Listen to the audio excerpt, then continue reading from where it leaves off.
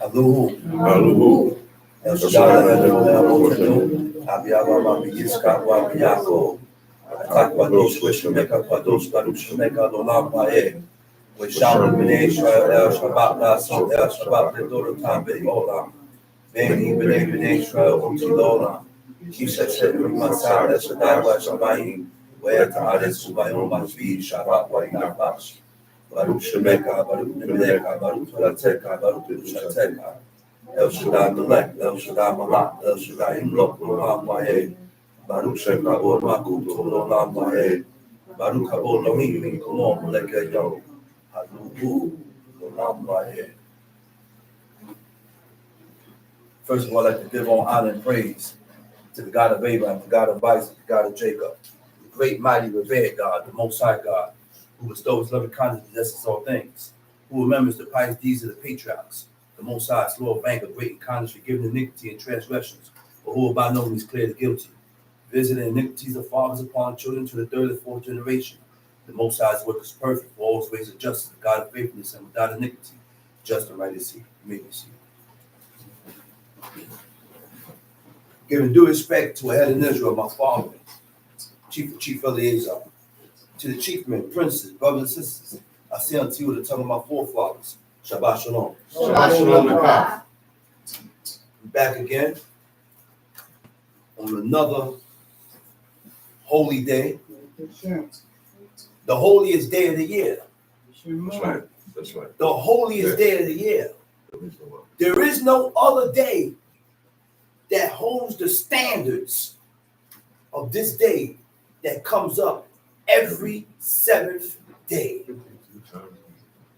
There's no other day that holds the grounds that this day holds with God. Why? Because during the creation, see, this is the only book that gives you a record of how all these things, how everything started.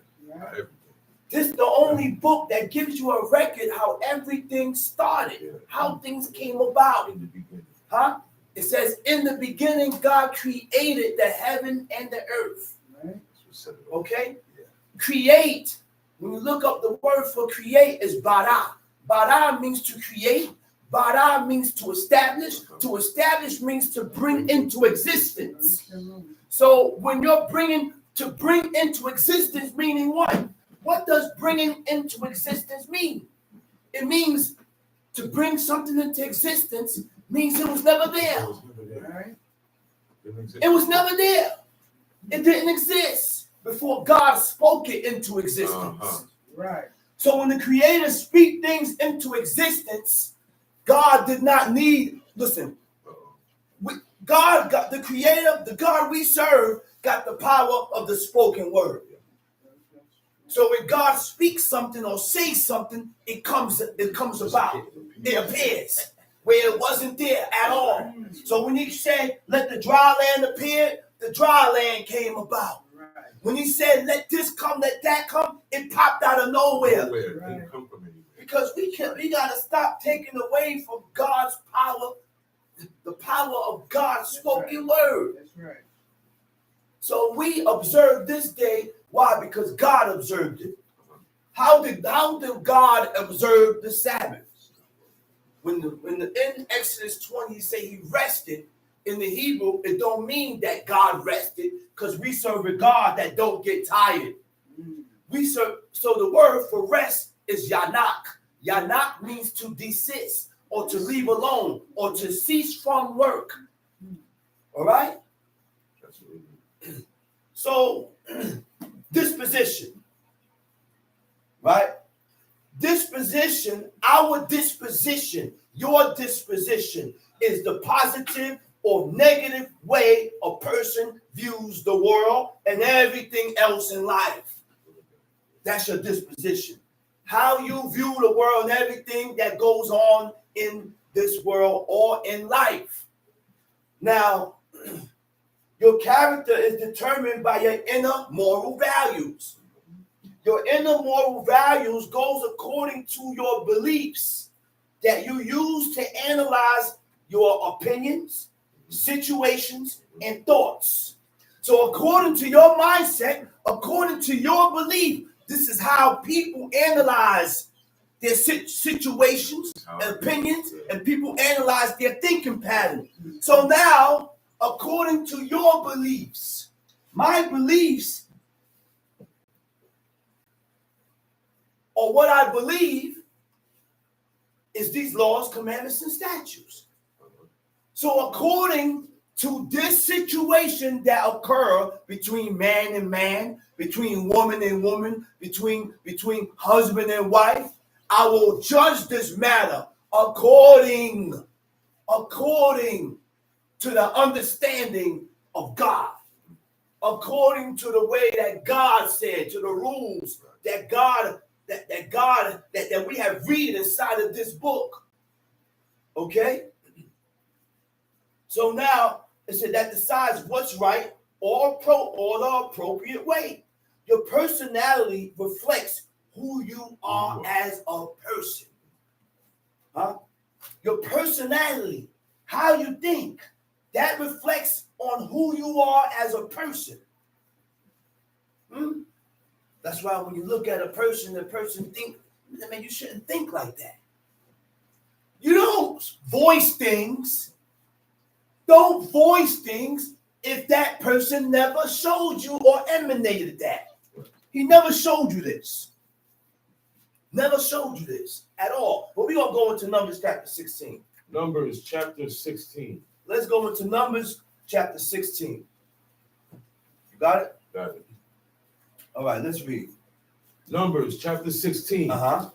Now Korach, the son of Korach, right? The Hebrew word for Korach is Korach. Korach means son. Korach is or was or is the son of Ishar, grandson of Kohath. He was a Kohathite. Now Lewi had three sons: Gershon, Kohath, and Merari. And each and every one of those sons had different jobs. They had different duties. One didn't leave out of his job to go into their job. This one didn't leave from their job to go into this person's job, which means it was a set protocol. There was order, and nobody jumped in and out of the order that was set by God. You can't get out of order. This is why parents and fathers and mothers was able to instruct their kids and say, yeah, man, you run this, you run that, you run the other, you run this. The one that I told to run the army, that was the youngest. So the firstborn, he stepped in line because that wasn't my duty to run the army. He didn't say, oh, I'm the older brother, so no, they didn't run like that. We got to stay in our place. And who set the place? Who set the standards? The Father. The Father set those standards and set those rules. You may be good at a certain thing that this one ain't good at. There have been many times that I asked my father, let me go pay the bills for you. You don't have to call Mikael all the time. He just wasn't comfortable with me paying the bills. He want Mick to pay it. I said, okay. That's how parents do. That's how parents do. He don't want nobody else going to pay that rent. The first thing he do is call me. Hey, I got the rent. When you going to pay the rent? He asked nobody else. And nobody in their right frame of mind is supposed to ever think and say, well, why you keep calling me? You have 7 other sons to call. You know why? Because how do we honor our parents? We honor our parents by word and deed. By word and deed. Okay? So that means in order to honor your parents by word and deed, guess what? You have to be around. Now, it's a little different with the woman. You know why I say that? You know why I say that? Because when she become married, she become your family. Just like when Laban took his daughter Rebecca and she said, be thou a mother of thousands. Be thou a mother of millions. And she gave her daughter away. And guess what? Her daughter never been back to Laban. Why? Because now she's not a part of my family no more. She has become his family. So her duty is according to her husband's family. I'm not saying you can't go back and visit your parents. I'm not saying that. Make it clear. Don't put words in my mouth. I'm not saying that you can't go back and visit your parents. But when you get married off, you become a part of his family. Okay? Now, go ahead, Tom Sheik. No, hold up. So Izhar, Korah, the son of Izhar, son of Izhar, grandson of Kohath, great-grandson of Levi, and leader of the rebellion of the Israelites against Moses and Aaron while in the wilderness. Ain't that something? Dating, Korah, and Abiram. All those guys rebelled against God. They revolted against God. Go ahead, Tom Sheik. Now Korah, the son of Izhar, the son of Kohath, the son of Levi, and Dathan and Abiram, the sons of Eliab and On, the son of Peleth, sons of Reuben, took men, and they rose up before Moses with certain of the children of Israel, 250 princes. 250 princes of the assembly. Of the assembly. Famous in the congregation. Look, you know what the word for famous means? It says queri'u, queri'e, kuf, resh, aleph, yod, queri'e.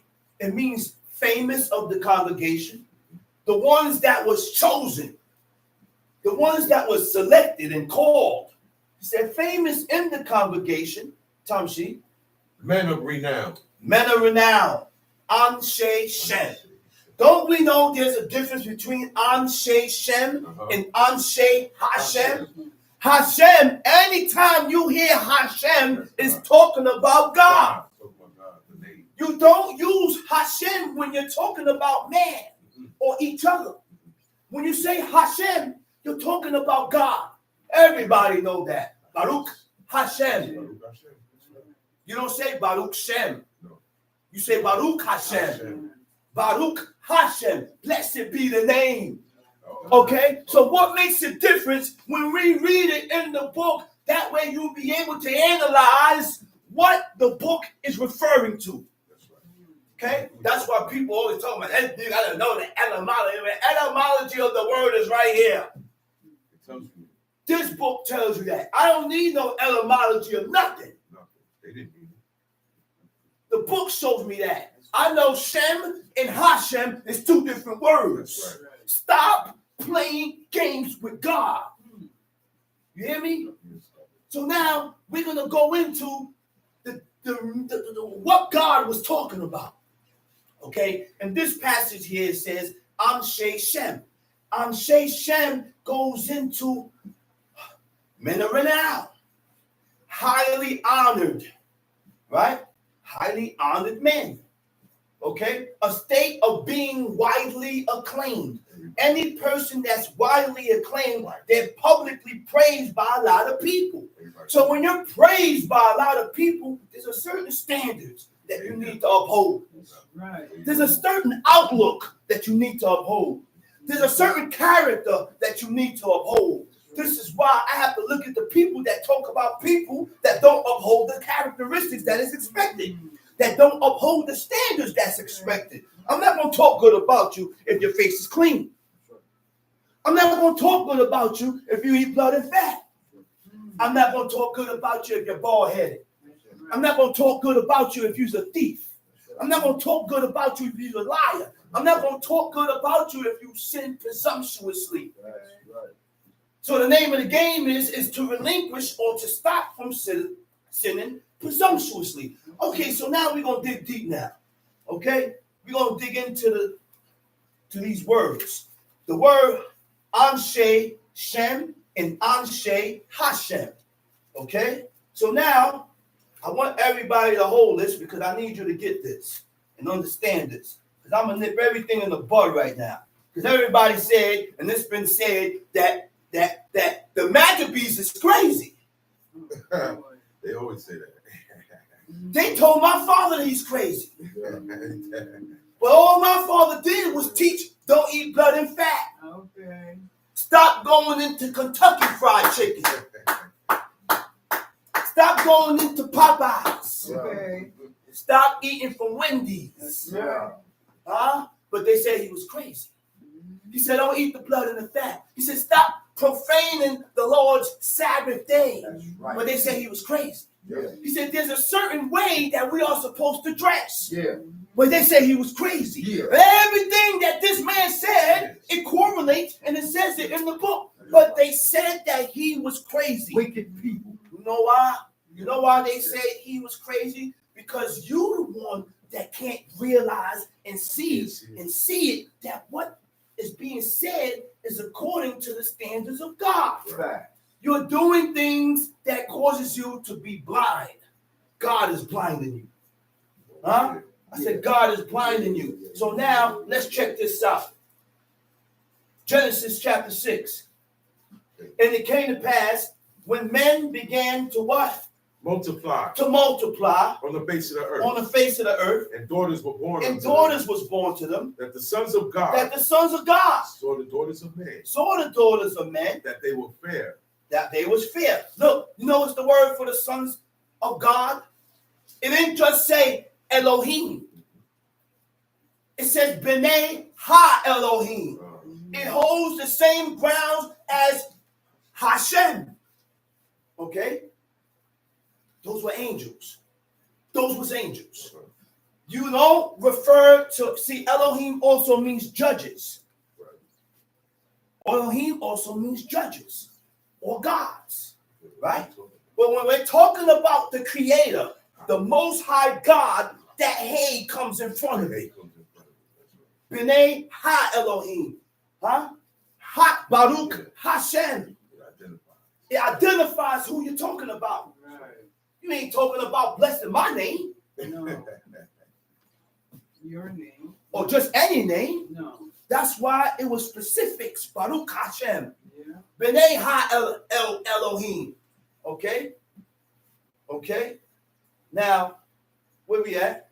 The sons of God saw the daughters of men that they were fair. That they were fair. They took them wives of all which they chose. They took the wives of all which they chose.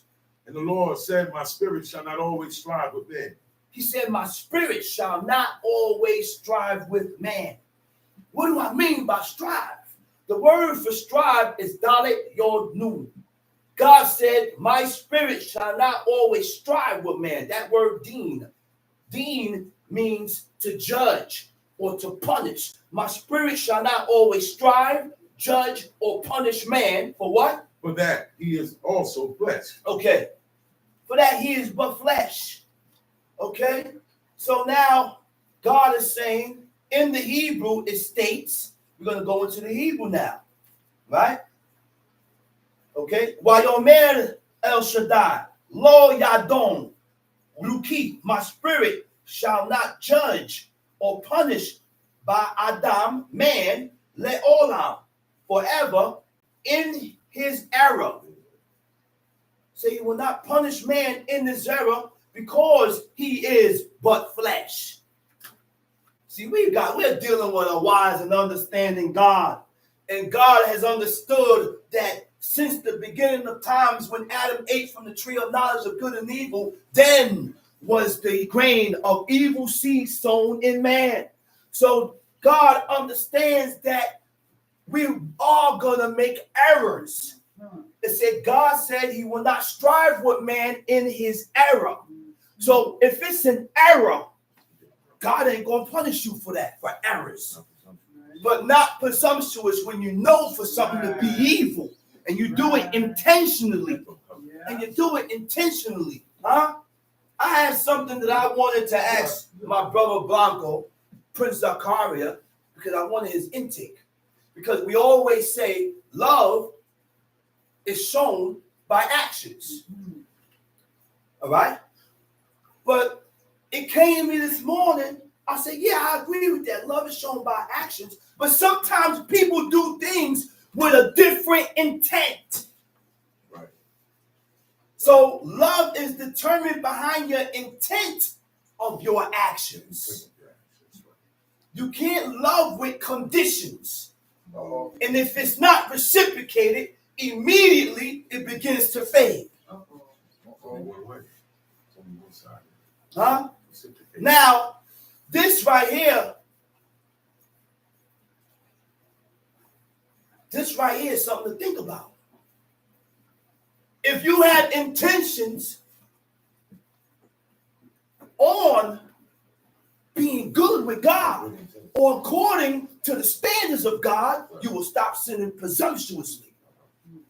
Your intentions was never right. Oh, I'm doing this. Your intentions is still not right. Because if my intentions is to correct my ways with God, 100%, I won't sin presumptuously. I'm just doing it here for a little while. And this is the reason why people go and come with God. Woo! This is why we go and come with God. Today I'm good. Next week, I ain't walking the same way I was last week. Because my intentions wasn't right. So before we begin to correct ourselves with God, correct your intentions. Make your mind up. Make your mind up to serve God. Then after you make your mind up to serve God, now I won't dip back and forth. Now I won't go in and out with God. Because my intentions is to correct myself with God. So now, I'm sad to say that all of our intentions is not corrected. It's not right. Because we all go in and out with God. Limbo. We're in limbo. We're in the sieve. We keep going in and out. I wanted to ask my brother that this morning, but he was sleeping. I called him. He was knocked out. Lord God, I said, man, get up. Like Abba used to tell him. Abba used to call him, and he sleeps. He said, man, what are you doing sleep, man? Get up.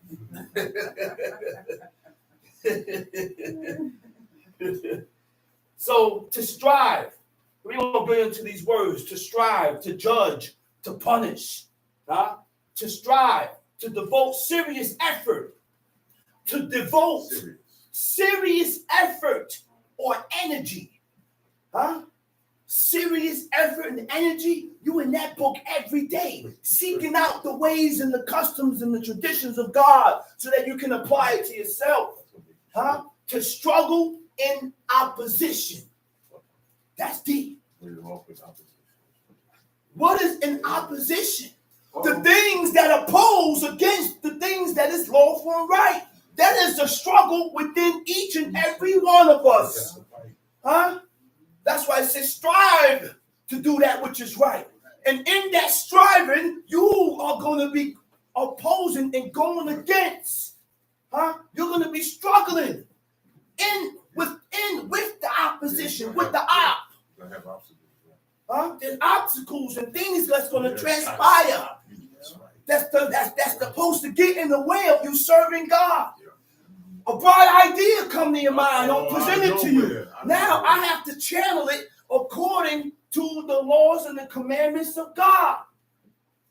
To punish means what? To impose a penalty on for fault, offense, or violation. So go ahead, Tom Shee, read. Genesis 6, right? Same thing, Genesis 6. I ain't finished yet. The Lord said, my spirit shall not always strive with man, but that he also he will not judge or punish man, but that he is also flesh. Yet his days shall be 120 years. They were giants. 120 years. The lifespan of man has been cut down. He said, let Olam Beshagam in his era, right? A wrong action or statement, a mistake. Our forefathers never voiced that. It was a mistake. Our forefathers never voiced that. It was an error. So, right? So what would they say? What would they say? I have sinned. Acknowledgement. We got to learn to acknowledge our fault with God so that we can become better with God. We got to acknowledge our fault with each other and know and understand Where did this soar begin at? How did it start? What set it off? What set it off? Look at that. Okay? Acknowledging their fault is what made them better. That's what made us better with God. That's what made us able to excel. That's what made us, when God was able to exalt us. Go ahead, Tom Shee. There were giants in the earth those days. There were giants in the earth those days. The word for giants is Nephilim. The root word for Nephilim is Naphal. Naphal means the fallen ones. These angels that came down from heaven came in the form of men and went into the daughters of men. And they had giants. Right? Go ahead. Go ahead. And also after that, when the sons of God came in unto the daughters of man. And also after that, when the sons of God went into the daughters of man. And they bare children to them. And they bare children to them. The same became mighty men, which were of old men of renown. Okay, wait a minute. Wait a minute. Again, when the sons of God, read that again. When the sons of God came in unto the daughters of men. The same word occurs. B'nai ha Elohim. Again, B'nai ha Elohim holds the same standards and ground as Baruch Hashem. They're talking about God. And when it says the Son of God, it's talking about angels. Okay? B'nai ha Elohim. Go ahead, read it, keep going. And God saw that the wickedness of man was great in the earth, and that every imagination of the thoughts of his heart. You're staying for, right? Children. No, staying for. But the sons of God came into the daughters of men, and they bare children to them. The same became mighty men. The same became mighty men, which are of old. Which are of old. Men of renown. Men of renown. You know what's the word for men of renown in the Hebrew? Anshe Hashem. Okay, so tell me, Hebrew scholars, what is the difference between number 16 and Deuteronomy and number 16 in Genesis 6? When it says men of renown in number 6, it says Anshe Shem. When it says men of renown in Genesis 6, it says Anshe Hashem. What is the difference? Hashem makes a difference. That's God. Say that again, brother. That's God. But you know why people can't see this? Because there is something that we are doing in our lifestyle that's causing us to get blocked. That's right. There was something that we're doing in our lifestyle that God is clouding your vision to where you can't see and understand the clearness of the laws and the commandments of God. Go ahead. And that every imagination of the thoughts of his heart, of the purpose, right? Thoughts, purpose, imaginations, your intent, right? The purpose is what? The reason for which something is done. Why did you do this? What was your purpose and the reason why you did it? Because people like to say, oh no, I just said it. I didn't mean that to him. Yes, you did. Your intention was to stir his anger up. Your intentions was offensive. You wanted to be offensive in what you said and did. But you portraying to me like you ain't did nothing. Don't deceive yourself. And don't allow your spirit to dwell, you gotta fight that. We're deceitful naturally. And when we succumb to these deceitful ways, guess what? You strengthen the deceit in you. Okay. Realize and understand, and you got to learn the ways of God. And I learned the ways of God by watching my father. You know why I say I learned the ways of God by watching my father? Because he didn't straighten the deceit that was in him. You know how he did it? Because he said, it was my intentions to do this. He even went according to his intentions and what he said in his head. That's right. So because my intentions was to move this way, I got to continue to move that way, even though I didn't voice it. This is how you get rid of deceit and lies. So it came a point in time in his life after years and years of doing that. Now it came a point in time when he could say, I don't lie. That's right. Time sheet. And God saw that the wickedness of man was great in the earth, and that every imagination of the thoughts of his heart was only evil continually. What verse you at? I'm at 6 now. Go ahead. And it repented the Lord that he had made man. And it repented the Lord that he had made man. The word for repent is nakam. Nakam means to regret. To regret. When you regret something, you begin to feel grief, an emotion of disappointment. God was disappointed in us, man, because he created man, but man sorted out many inventions. And we started to do things contrary to what God says. Go ahead, read. That he had made man on the earth, and it grieved him at his heart. Grieved him at his heart. Read. Verse 7. Verse The 7. Lord said, I will destroy man. He said, I'm going to destroy man. Whom I have created from the face of the earth. Both man and beast, and the creeping thing, and the fowls of the air. For it repented me that I have made them. But Noah found grace in the eyes of the Lord. Wait a minute. That is the characteristic of God. Okay? What does grace mean?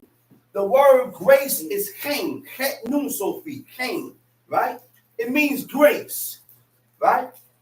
Undeserved, unmerited divine assistance given to man for his regeneration or sanctification.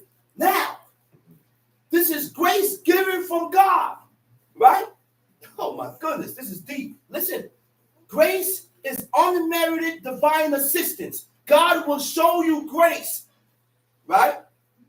So that only for your regeneration and for sanctification. Let's go into those two words. Regeneration is what? To regenerate. To regenerate means what? To form or create again. Okay. That's why God showed us grace and grace and grace and mercy, so that hoping that you will take heed. Take heed and correct yourself and save yourself. Isn't that deep? Yes. Huh? Yeah. God showed us grace so that we can correct ourselves and be holy like unto God. Right. Hoping that we change. Go ahead, Tom Sheet. But Noah found grace in the eyes of the Lord. Verse 9. These are the generations of Noah. Noah was a just man and perfect in his generation. Wait a minute. Noah was a just man and perfect in his generation. We can be perfect and just in this generation. Why? Because it ain't hard. Everybody is going astray and doing their own wanton ways. Right? So just is what? Is being upright, honest, conscientious, scrupulous. Right? What does scrupulous means? An ethical consideration or principle that inhibits actions. Okay? What is ethical consideration?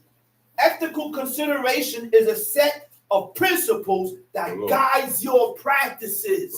A set of principles that guides your thoughts. A set of principles that guides your actions. A set of principles that guides the things that you say out of your mouth. Ethical principle is honesty, fairness, leadership, integrity, compassion, respect, responsibility, loyalty. Go ahead, Tom Sheet. He said he was just in what? Noah was a just man and perfect in his generation. The word for perfect is tamim. Tamim means wholehearted, complete. Now, what you mean by whole? Whole is a person in his full nature. In his full nature includes ways of thinking, ways of feelings, and ways of actions. So be careful of those emotions that get stirred up within us, that you cannot There's no answer to what's being stirred up within you. There's no answer to what stirs up inside of you.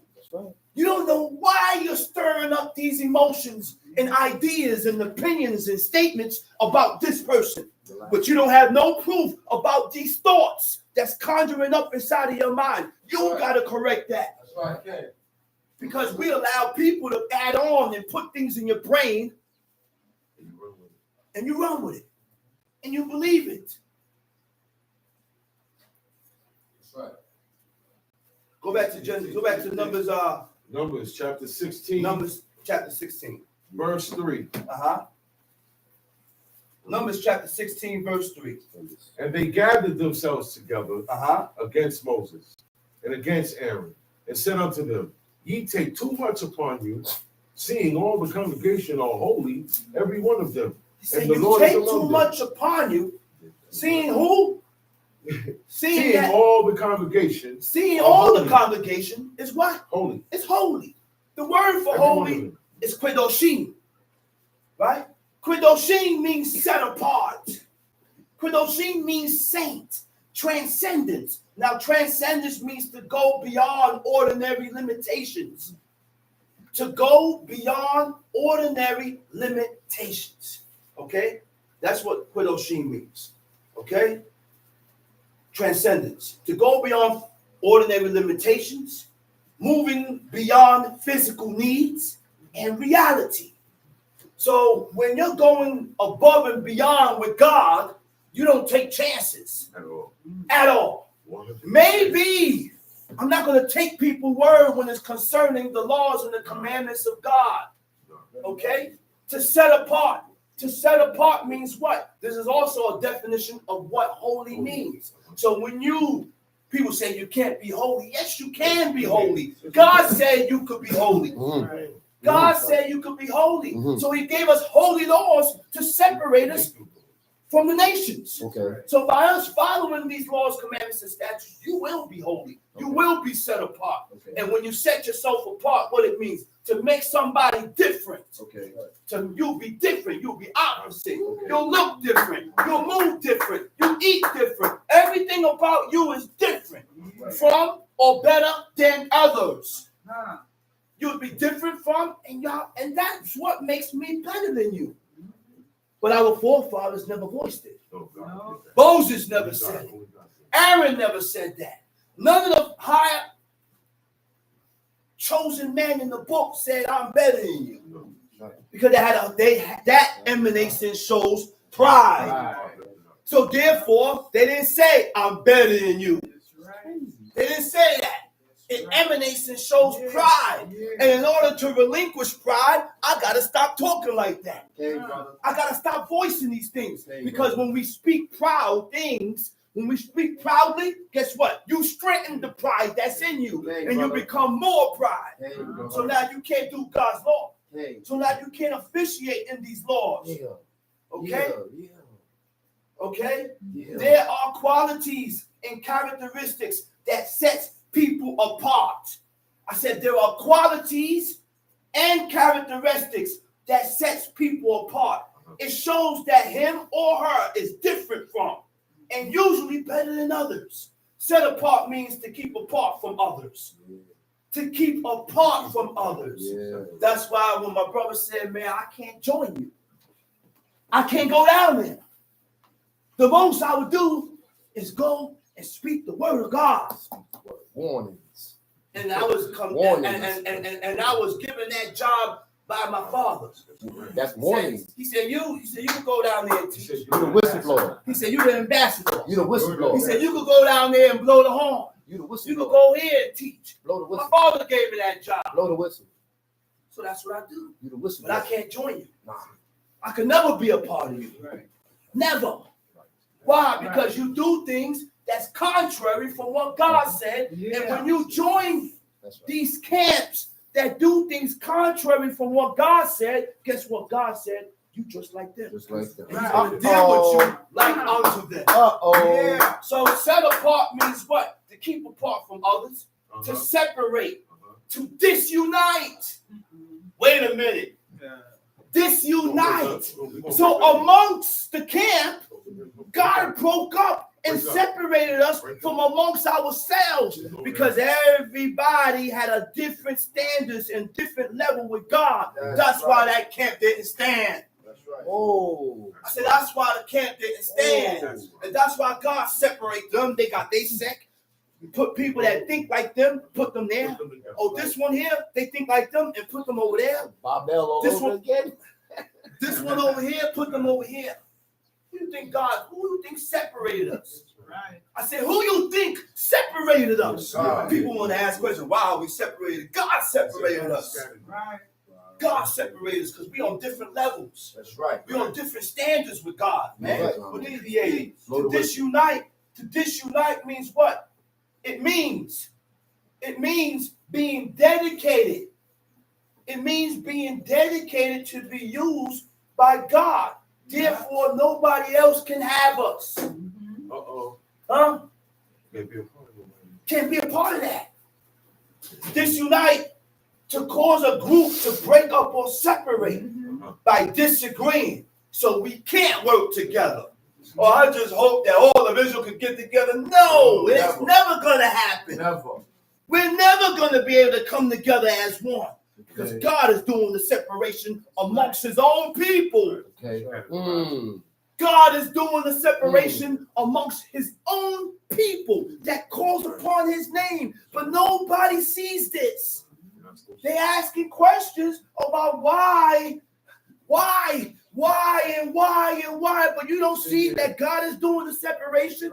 Some God want amongst his own people. Some God don't want amongst his own people. So I just had to correct somebody. My people, lo ami. Not my people. Lo ami. You know why I said not my people? Because my people, God said, my people shall hear my voice. That's right. He said, a stranger will not follow. That's right. Huh? But I also consider the fact that we call it the same God. Right. Yeah. So I Also consider the fact that we call it upon the same God. I shall not sin against you. Exactly. But I must separate. I should have pity. You still have pity. Right. I can still have pity. Time sheet. That's right. Now, Numbers chapter 16, go ahead. verse 3. And they gathered themselves together against Moses and against Aaron and said unto them. They gathered themselves against who? Moses against Moses and Aaron. These people got some nerve. They are gathering and pressing Moses and Aaron. Okay, go ahead. Ye take too much upon you, seeing all the congregation. You take too much upon you, seeing all the congregation are holy. Huh? That's what they trying to prove something to Moses. They said, listen, man, there's no big eyes or little U's, Moses. Everybody is holy. We on the same level as you. No, I could do this, you could do this. No. This one could, no. That's what they said. That's what they say. Moses instead of God. Go ahead. Tom Sheik. Seeing all the congregation are holy, every one of them, and the Lord is among them. Wherefore then lift up yourselves above the congregation of the Lord. What verse you at? Verse 4 now. Go ahead, Tom Sheik. And when Moses heard it, he fell upon his face. When Moses heard it, he fell upon his face. Okay? Why did Moses fall upon his face? That was a question asked. The reason why Moses fell upon his face, number one, shows humility and humbleness. So he turned towards God, towards the tabernacle, and because problems about to stir up. These people was pressing Moses and Aaron, and they're getting violent. They getting rough. So the first thing Moses did, he didn't answer them with violence. Okay. He didn't answer them with violence, and God realized the state and the mentality of these people, that they are just coming out of Egypt. So God put a man that has patience, and he could take a lot, and he could absorb a lot without breaking to handle these people. Not a person with a quick temper. He's not a person with a quick temper. Joshua would have killed him. See, the Creator acknowledged the state in the position that the people was in. This is a merciful God. So Moses prostrated himself before the tabernacle, before God. Go ahead. See, let me show you something. We had postures that we use, positions that we use only when we're praying. There are only two postures that were used. We prostrated when we were about to pray, or the book said we can spread forth our hands towards heaven on your knees or standing up. There's no other posture that we should be using while we're praying. You have brothers that get on one knee. You have brothers that while prayers is going on and they're walking around, talking to this one. What are you doing? We are trying to communicate with God and you're walking around. Right now, at this point in time, there should be no action. Nothing should be going on. Right. And if the east is this way, I shouldn't be facing this way. If the tabernacle and the temple was built that way, I should not be facing opposite of that temple. Shouldn't be facing opposite. Because that shouldn't. Where we at? Verse 5. And he spake unto Korach. Go ahead. To all his company, saying, even tomorrow the Lord will show who are his. And who is holy. And who is holy. And will cause him to come near unto him. And will cause him to what? To come near unto him. Wait a minute. Whom he had chosen will he cause to come near. Whoever God has selected or chosen will he cause to come near, to approach unto him. So when God is causing you to draw, when God is drawing you close to him, you're going to start picking it up in the laws. Because when you pick it up in the laws and the commandments of God, that's what draws his attention towards you. So now once God's attention is drawn towards you, you have very little space of violations. You can't violate because of very little slip. God's going to visit you. All right? So how would the Creator cause you to come near to him so that you can be one of God's chosen one? The number one way is having a conscience. One of the ways is having a conscience. If you have a conscience, you're going to start making amends with God and the people you have offended. It's a feeling of obligations to make right that which was done wrong. These godly feelings will begin to stir up within you to correct your wrong and correct your fault with God and man. You have a feeling now to correct. Certain things I can't just leave alone. Because I realized that I was at fault. I realized that I was wrong. So therefore I'm going to correct it. Okay? Now it said come near. You know what come near means? Come near, quadab means to come near or to approach. Tamshi.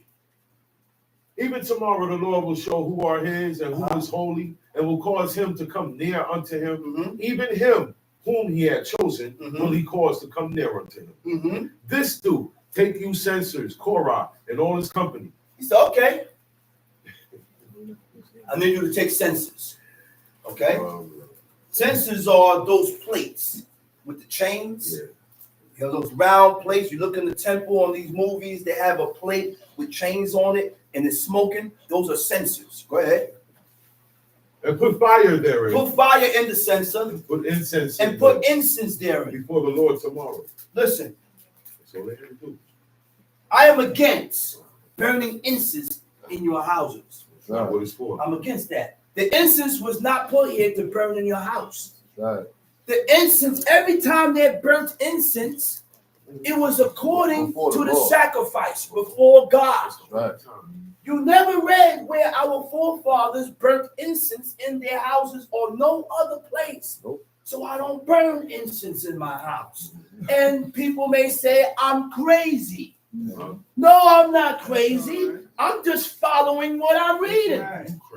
I have realized that as I am reading that God said And God, the purpose of incense and burning frankincense and incense was for the purpose of sacrifice. When you read Leviticus 17, he said, burn the fat. It says quitid or quitid, meaning incense. Burn the incense with the fat to create that smell that appease God's anger. You see the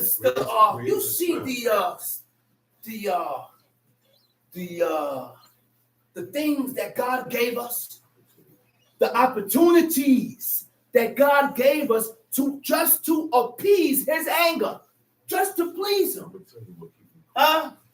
Just to please him. So those incense was only burnt during sacrifices. That's why I don't burn incense. If I need to blow and it's got a frowsy smell within the house, I go and buy some Febreze. And I spray the air, plug it in. Something that's going to take this smell out of the house. Open the windows, open the doors, let's spray. Aerosol, Lysol, kills a lot of stench. Kills a lot. Go ahead.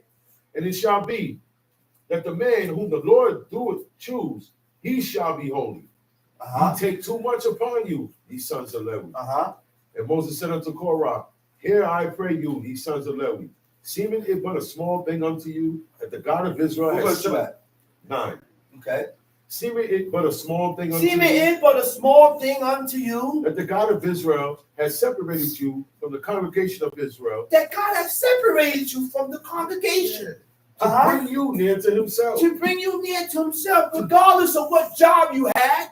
You're close to God because you had a job to do with the utensils. Yeah, that's your job. Those are holy things. You had a job that dealt with the curtains and this. Those are anything that has to do with the tabernacle, with that temple, with the holy things. God had to separate you to do that. I wish I had a job to handle anything that's in that temple. I'm good. Like Samuel. His job was to open the curtains. That's all he had to do. You got a job. You got a job inside the tabernacle, in the temple. You're close. You're close. And you are not on the same level as everybody else. What came over? Tom C. To bring you near to himself. To bring you near to himself. To do the service to of do the tabernacle of the tabernacle of God. And to stand before the congregation to minister unto them. Wait a minute. To do the service of the congregation. Wait. To do the service of the tabernacle of the Lord. And to stand before the congregation to minister unto them. Who were ministers? The ministers were the teachers. The ministers was the ones that explained the law. When are we going to understand that everybody can't be teachers? Okay, got you. When are we going to understand and see and understand the fact that everybody cannot be put on this beamer? Okay. And the teachers and the ones that explained the law were the Levites. The teachers and the ones that explained the law was only the Levites. And they wasn't bald. There wasn't bald, there wasn't shade face. We didn't have Reuben jumping up to teach the teacher, to minister before God. We didn't have Gad and Asher jumping up to preach and teach and minister before. No. Okay. It surely wasn't a woman. This was a Levitical order. And it wasn't woman or child. Okay? Go ahead. So now, you ain't gonna never see me call my little son up here. Never. He got to prove himself. He got to be qualified.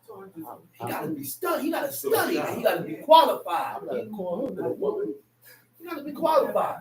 I'm not calling him up here. I'm not calling him up here to do none of that. That's a joke. Time sheet. And he had brought thee near to him. He had brought thee near unto him. And all thy brethren, the sons of Levi with thee. And seek ye the priesthood also? Where we at? Verse 11. Time sheet. For which cause both thou and all thy company are gathered together against the Lord. And what is Aaron that ye murmur against him? Wait a minute. You know what murmur is? Murmur are negative complaints. Anytime the people murmur, it's your negative complaints. It's not against Aaron. but against God. Yeah, what he did? We complain against. Okay, listen to this now. We teach the law, the commandments, and the statutes of God, and you have people in the congregation that complain against the teacher. Yeah, when your complaints is not against the teacher because he's only speaking the word of God. Your complaints is really against God. God said, "Thou shalt not." You abruptly just say, "I don't agree with it." So your complaint and your disagreements is with God. Okay. He told Samuel that. This is what. That's right. Lying. That's right. Against me. So your complaints is with God. So when we speak against the law, we're speaking against God. First and foremost. First and foremost, Tamshi. And Moses sent to call Dathan and Abiram, the sons of Eliab, which said, "We will not come up." We will not come up. Is it a small thing that thou hast brought us up out of a land that floweth with milk and honey to kill us in the wilderness? You hear what these guys say? He said, "Man, it's a small thing that you done brought us out of the land of milk and honey to kill us in this wilderness." You hear this? Now, these are the same people that cried and cried. It was a bitter cry that came out of Egypt. Wasn't talking like that to the Egyptians. So now, once they started crying out to God, God remembered his covenant with Abraham. That's it. And because he remembered his covenant with Abraham, he remembered his people. He said, "Now it's time." See, that tells you right there, there's a set time for everything. It was a set time when God had set where this people is going to come out.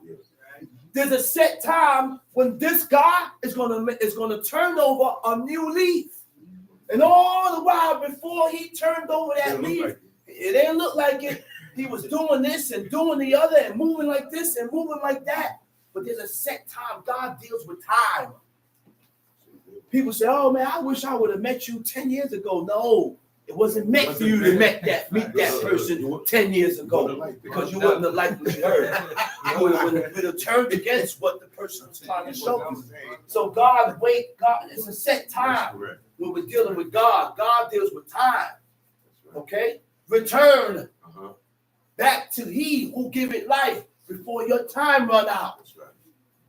Go ahead, read. 13. Is it a small thing that thou hast brought us up out of a land that floweth with milk and honey and killed us in the wilderness? He says, a small thing that you took us out the land of milk and honey to kill us in the wilderness? But again, God used the wilderness to prove the nation. You don't think God knew that there was no food in there? You don't think God knew that there was no bread and no vegetation there? But God tried you according to your senses. God tries us according to our senses, which means your taste buds, your appetite, the things that you want, the things that you see, the things that you hear. Sounds good. But is it right? It's not right. Sounds good. Looks good. But is it right? Tastes good. But is it right? Feels good. But is it right? That's what you got to ask yourself. This is what we need to ask ourselves. So God tests us according to that. Guess what else? The adversary, Satan, the one who opposed God, tests us and comes at us because of that. That's why he's alive. Who do you think increased? Who do you think increased Eve's desire? I said, who do you think increased the desire of Eve to really look at this tree? Because the adversary gave her a different outlook. She'd been walking around this garden, and she'd been seeing this tree that was in the midst of the garden. But by her talking with this adversary, by her talking to the serpent was able. He got her. See, he got her just with words. Just with words. He got her. This is why, woman. This is why, woman, be careful with who you hold conversations with. I said, be careful with who you hold conversations with. Because when you hold conversations with people that don't serve God, that don't fear God, they may say something that strike an interest or a nerve in you. Then you start moving according from what he or she said to you. What that guy said. You gotta be like I got you. you gotta be like this. Excuse me. Excuse me, miss. Keep it You don't pushing. hear nothing.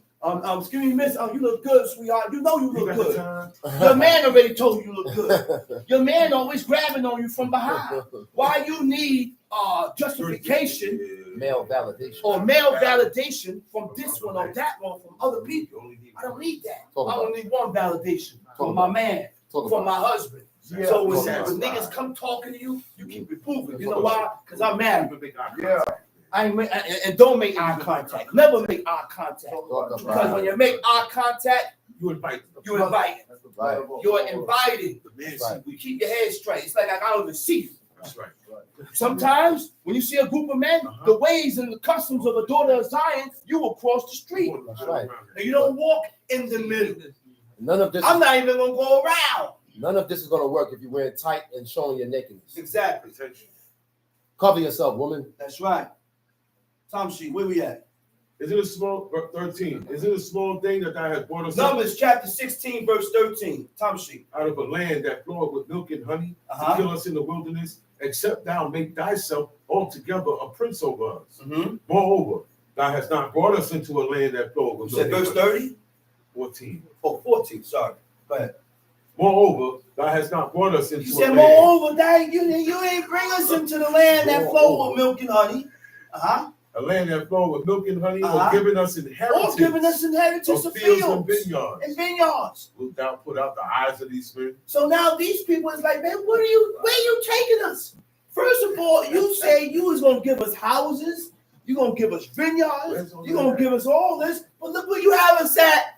This ain't it. He said, you about to kill us. He said, why you got us here in this Sinai Peninsula? Why you have us here? But the people, see, realize They something. beyond that. They were supposed to trust in God. After everything they seen and they envisioned, they perceived and seen the vision of God, the power of God in Egypt. They witnessed it. They witnessed all those plagues. And all that time, they were safe. So just from that alone, was supposed to strike some type of belief in these people. Why do you think God brought these people to this specific mountain? God brought these people to a specific mountain. Moses said it. In Exodus 20. Okay? To this specific mountain in the presence of God. And he brought them there to prove you that you sin not and that you fear. God's fear may be before your faces. To instill fear in you. So there are certain actions that people need to do to instill fear in people. That's right. Put me in jail. That's the reason why, listen here, as a child, my mother had 6 boys and 3 girls. And my mother used to let us go crazy in the house. We used to build tents. I don't know how we did it, but we built tents with crates and blankets, and it's like huts. And we used to build tunnels in this room. That's how big the room was. Man, and we'll make a tunnel going up, down, going all around.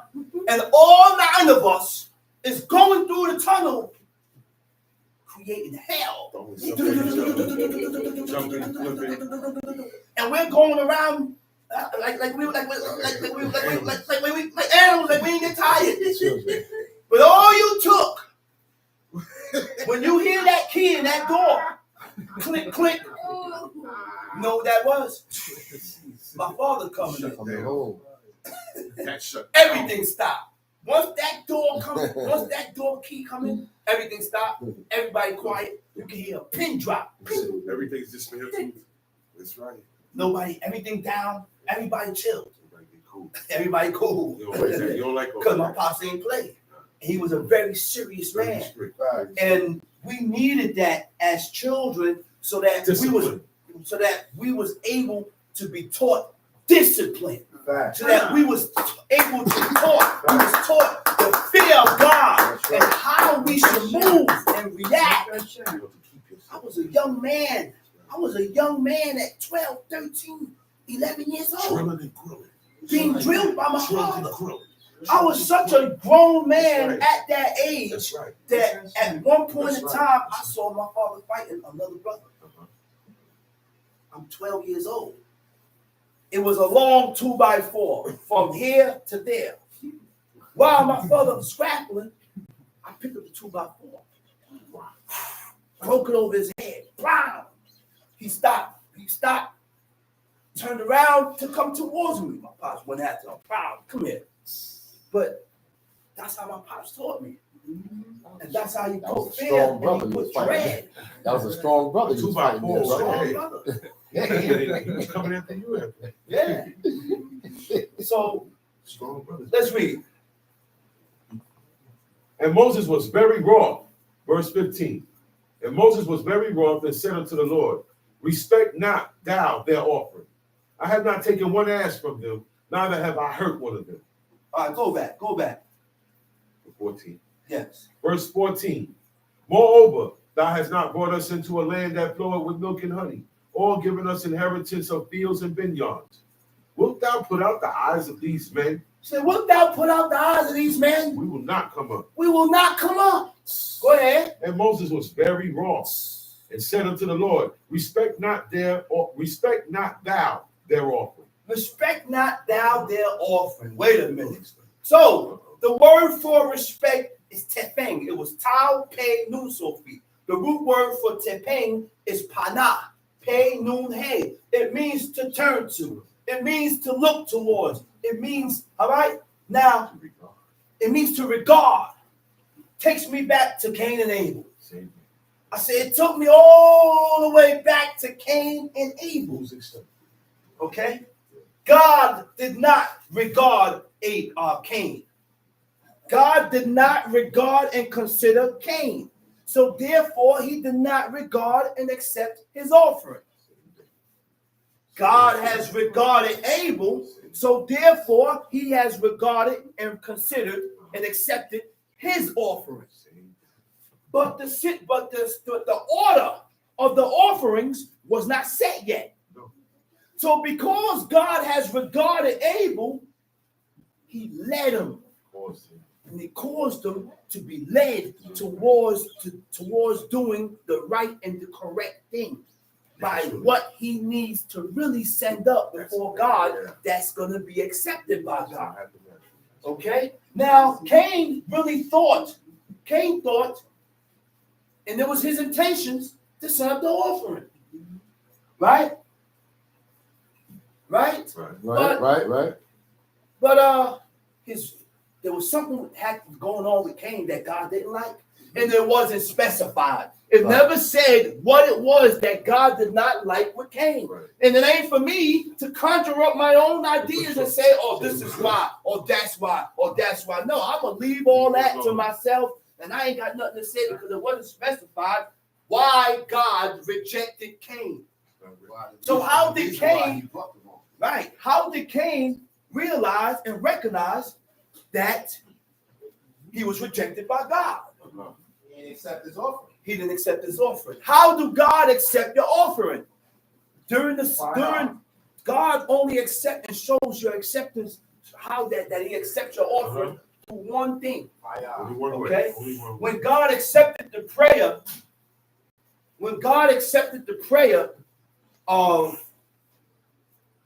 of King Solomon, what happened after the prayer?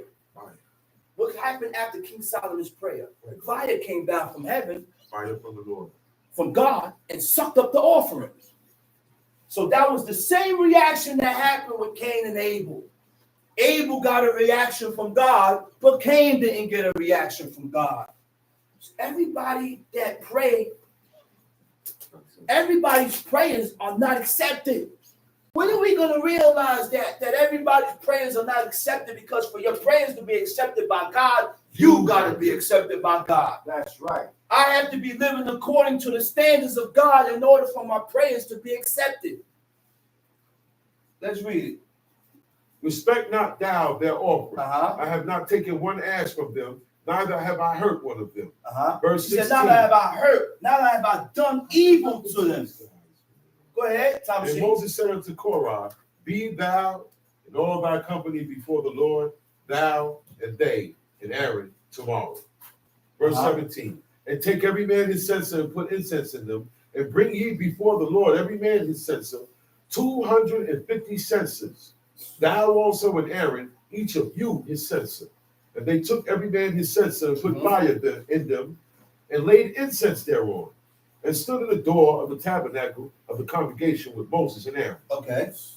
And Korach gathered all the congregation against him. Verse 19. Verse 19. Time sheet. And Korach gathered all the congregation against the door of the tabernacle of the congregation. And the glory of the Lord and the glory of God appeared unto all the congregation. Oh God. Does that sound like he was in the physical form? No. But this is why God said, he said, I am that I am. I will be that I will be. I will appear anyhow. That's why the Creator was able to appear in front of that tabernacle, and his glory is in that cloud. This is why God commanded the high priest that before you come into the holies of holies, create a smoke. Create a smoke within the holies of holies, because if you come into the holies of holies without creating that smoke and you see me, I'm gonna kill you. He said, I sit upon the mercy seat. So God could come to, God appeared in whatever form he decided to appear. Only that's right, Tom Sheep. And the Lord spake unto Moses and Aaron, saying, separate yourselves from among this congregation, that I may consume them in a moment. Separate yourselves from among this congregation, that I may consume them in a minute. Read. And they fell upon their faces and said, O God, the God of the spirits of all flesh. Wait a minute. He said, oh God. I said, the God of the spirits of all flesh. What other deity got their hand on it? There is no other deity or idol with that type of handle. God, he said, I'm the God of the spirits of all flesh. Go ahead. The Lord of spirits. Shall one man sin? Shall one man sin? And wilt thou be wroth with all the congregation? Wait a minute. That's not the ways of God. That's not how God moves. So he says, shall one man sin? Shall one man violate? And you're going to be mad with everybody? No. That's not how God moves. I can't get angry at you and then take it out on everybody else. Okay. I can't. One person can't violate and then I'm looking at everybody else. All right. That's not the ways of God. And we learn the ways of God by reading the book. People have had problems with other people and they stopped going to the camp. Because of that. But you only have problems with one person. So if you have problems with one person, that don't mean to stop congregating and going against the laws and the commandments of God because of one person. Teach, brother. So now you put everybody in this whole scenario. Teach, brother. This one moved this way, that one moved this way. Next thing, the words that come out of a person's mouth is y'all. That's right. I ain't never did it. I didn't never move this way. I didn't never showed you this. Why are you including me in this scenario? Because you don't have the ways of God in you. If we read this book to learn the ways of God, then certain things we will not be doing. Certain things we won't do. Why? Because God don't move that way. That's right. I said, God don't move that way. That's right. Tom Sheep. The Lord spake unto Moses, saying, speak unto the congregation, saying, get you up from about the tabernacle of Korach, Dathan, and Abiram. And Moses rose up and went unto Dathan and Abiram, and the elders of Israel followed him. And he spake unto the congregation, saying, depart, I pray you, from the tents of these wicked men, and touch nothing of theirs. Wait a minute. He said, depart from the tents of these wicked men, and what? And touch nothing. Don't touch nothing that belongs to them. Okay? I have heard, and it has been said, that Eve's a liar. Oh, wow. Whoa. Your wife was a liar. People are going around the nation of Israel calling Eve a liar. So how can we call Eve a liar when Eve didn't know what lying was? She was in her innocent state when she voiced that and when she said that. She said I was beguiled. Okay. And God didn't call her a liar. Okay. Not bugging. God never called her a liar. Bugging, bro. And the only thing that she was wrong with was eating and consuming that tree that was in the midst of the garden. So if God never called her a liar, who is you to be calling this woman a liar? You're a liar. It's crazy, man. Realize that the commandment was given to Adam. It's crazy. Right. Realize. And then the commandment from Adam was passed down to Eve. That's how Right. it goes. So if God didn't tell Eve that, who you Who think are you? told Eve that? No. Who you No. think Oh. told Eve that? Adam. Adam. Oh, so not the Lord. Yeah. What? Adam El told her. Shaddai's They word. just took Right. part. He Right. just Right. referred and Right. told. Right.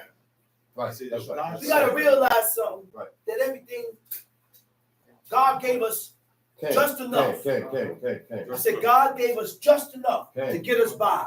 Okay. Everything that we read is not explained to us. That's right. This is why we need to acquire this trait called blind allegiance. Yeah. You know what blind allegiance is? Blind allegiance, number one, to have blind allegiance, I gotta first of all believe that there's only one God. That's right. I gotta believe my God in order to believe what I read. That's right. But because I don't believe God, I'm not going to believe everything that I read in that book. I'm going to question it. I'm going to have opinions. I'm going to have statements. I'm going to have a lot of things that I say about this, and I'm going to question you. I saw certain movies where you say, listen, babe, I don't understand why you're telling me this. You know, the next thing she said? She said, but baby, I trust you. I feel like that. She said, but baby, I trust you. That's speaking volumes. You know why? She said, I don't know why you're telling me.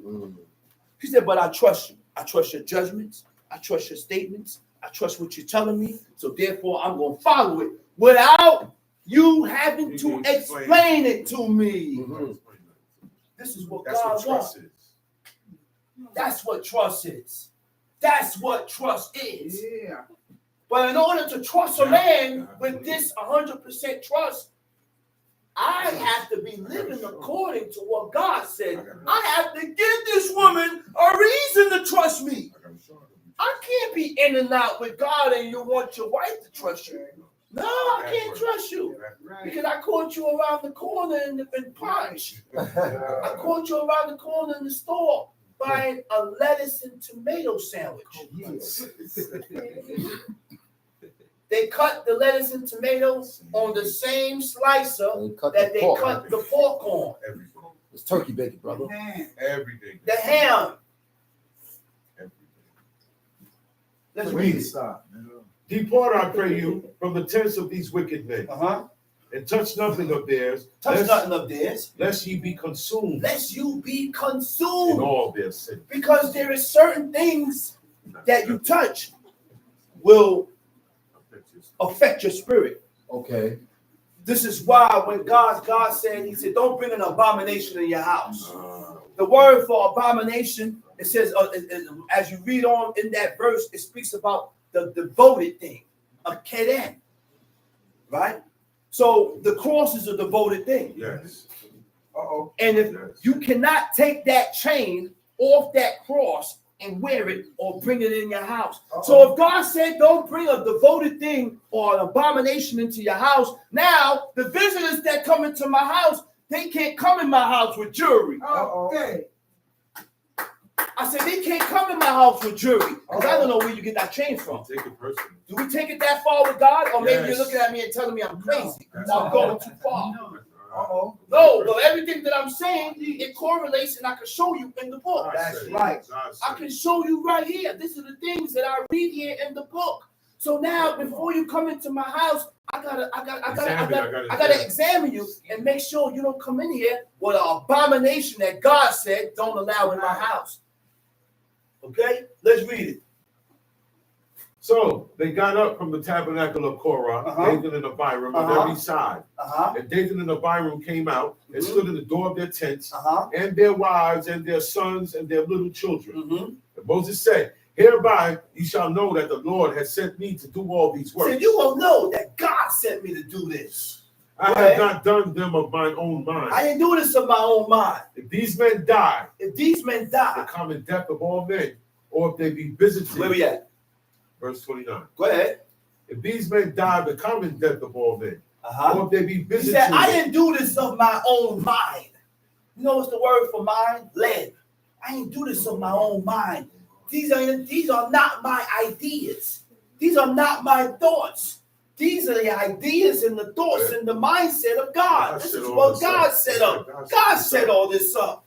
Go ahead, read. If these men die the common death of all men. If these men die the common death of all men. Or if they be visited after the visitation of all men. Then the Lord had not sent. Then the Lord had not sent. But if the Lord make a new thing. But if the Lord make a new thing. And the earth open her mouth. And the earth opened her mouth. And swallowed them up. And swallowed them up. With all that appertain unto them. That wasn't no earthquake. No. No. That wasn't an earthquake. That's different. They was, look, God opened up the earth. They went down, swallowed up everything, swallowed up all their belongings, the children, the wife, the babies. Everything. That shows and proves that the Father, whatever the Father does, can reflect and affect the family. Hey, I said, whatever the Father does can affect the family, can affect his wife. Whatever the husband does, whatever the father does, can affect his wife. Whatever the father does, can affect his children. Whatever the father does, can affect his kids. Why? Because God said, I will command, I will remember the sins of the fathers upon the children. He said, remembering the sins of the fathers upon the children, unto the third and fourth generation of them that hate me. A generation, which means my father's sins can ride my grandson. Talk about it. If we don't become the repairers of the breach. Talk about it. And that was the topic today. Stop. So what do I mean by being the repairers of the breach? Okay, talk about it. How do you repair the breach? Okay, how? You don't follow in the same order, okay, the same tradition, the same pattern that your parents before lived. That was not acceptable by God. The parents celebrate Christmas and Xmas and they recognize JC as God. Now they have had a son or a daughter that God saw good in to reveal to you and show himself to you. Yeah, you got good in you. So we can't be sitting here like we some local yokels. Everybody in here have a certain amount of good in you, or else you won't be sitting here. You won't even be here. You won't be here. But we have to learn to strengthen the good that is in us by not sinning presumptuously. Depending on what you have to, depending on what you do. You have time. I'm not gonna sit here and tell you that, oh y'all are evil. You're evil and you're this. Yeah, we're evil, but you also got good in you. You can turn it around. You can be better. I can be godly. I can be holy.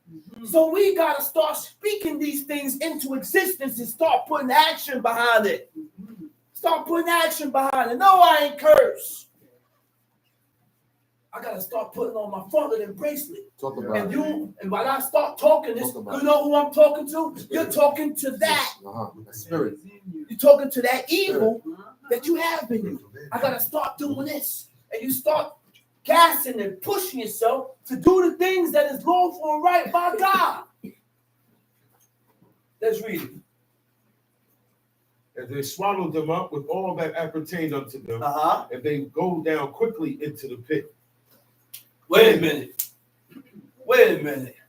What is that word? What does that mean? What verse you at? The middle of 30. Middle of 30. He said, you go down, swallow up with all that appertain unto them, and they go down quickly into the pit. You mean to tell me if they had a pit then, you don't think you got a pit now? Okay. You don't think that if you don't correct yourself with God, that's where you're going? Right. Right. He was, you don't know where you're going. I know one thing. Okay. If you don't correct yourself with God, that's where you're going. That's a fact. To the pit. That's a fact. Oh, I don't know where the righteous goes. And God never showed me that. But he always said and showed me one thing in this book, that the wicked goes down into Sheol, which is the pit. I don't want to go to the pit. That's And I don't right. want God to condemn my soul into the pit because of my unrighteous dealings with God. Yes, right. Talk about it, right? Read the prayer of Manasseh. You talked about it. Tom, see? You talked about it. If they go down quickly into the pit, Uh-huh. then you shall understand that these men have provoked the Lord. Then ye shall understand that these men have provoked God. The word for provoke is na'at. Nun aleph zadeh. Na'at means to despise. Na'at also means to contempt. Contempt of God is violation of the laws and the commandments of God. It's the feeling that God is beneath consideration. You don't consider God. How do I tell that you don't consider God? Because I sin presumptuously. And when we sin presumptuously, you don't consider God. Despising God. To despise means what? When you despise God, his laws are unimportant and treat it like it's not a big deal. Right. It ain't nothing. Like It's lightly. I treat the laws of God very light.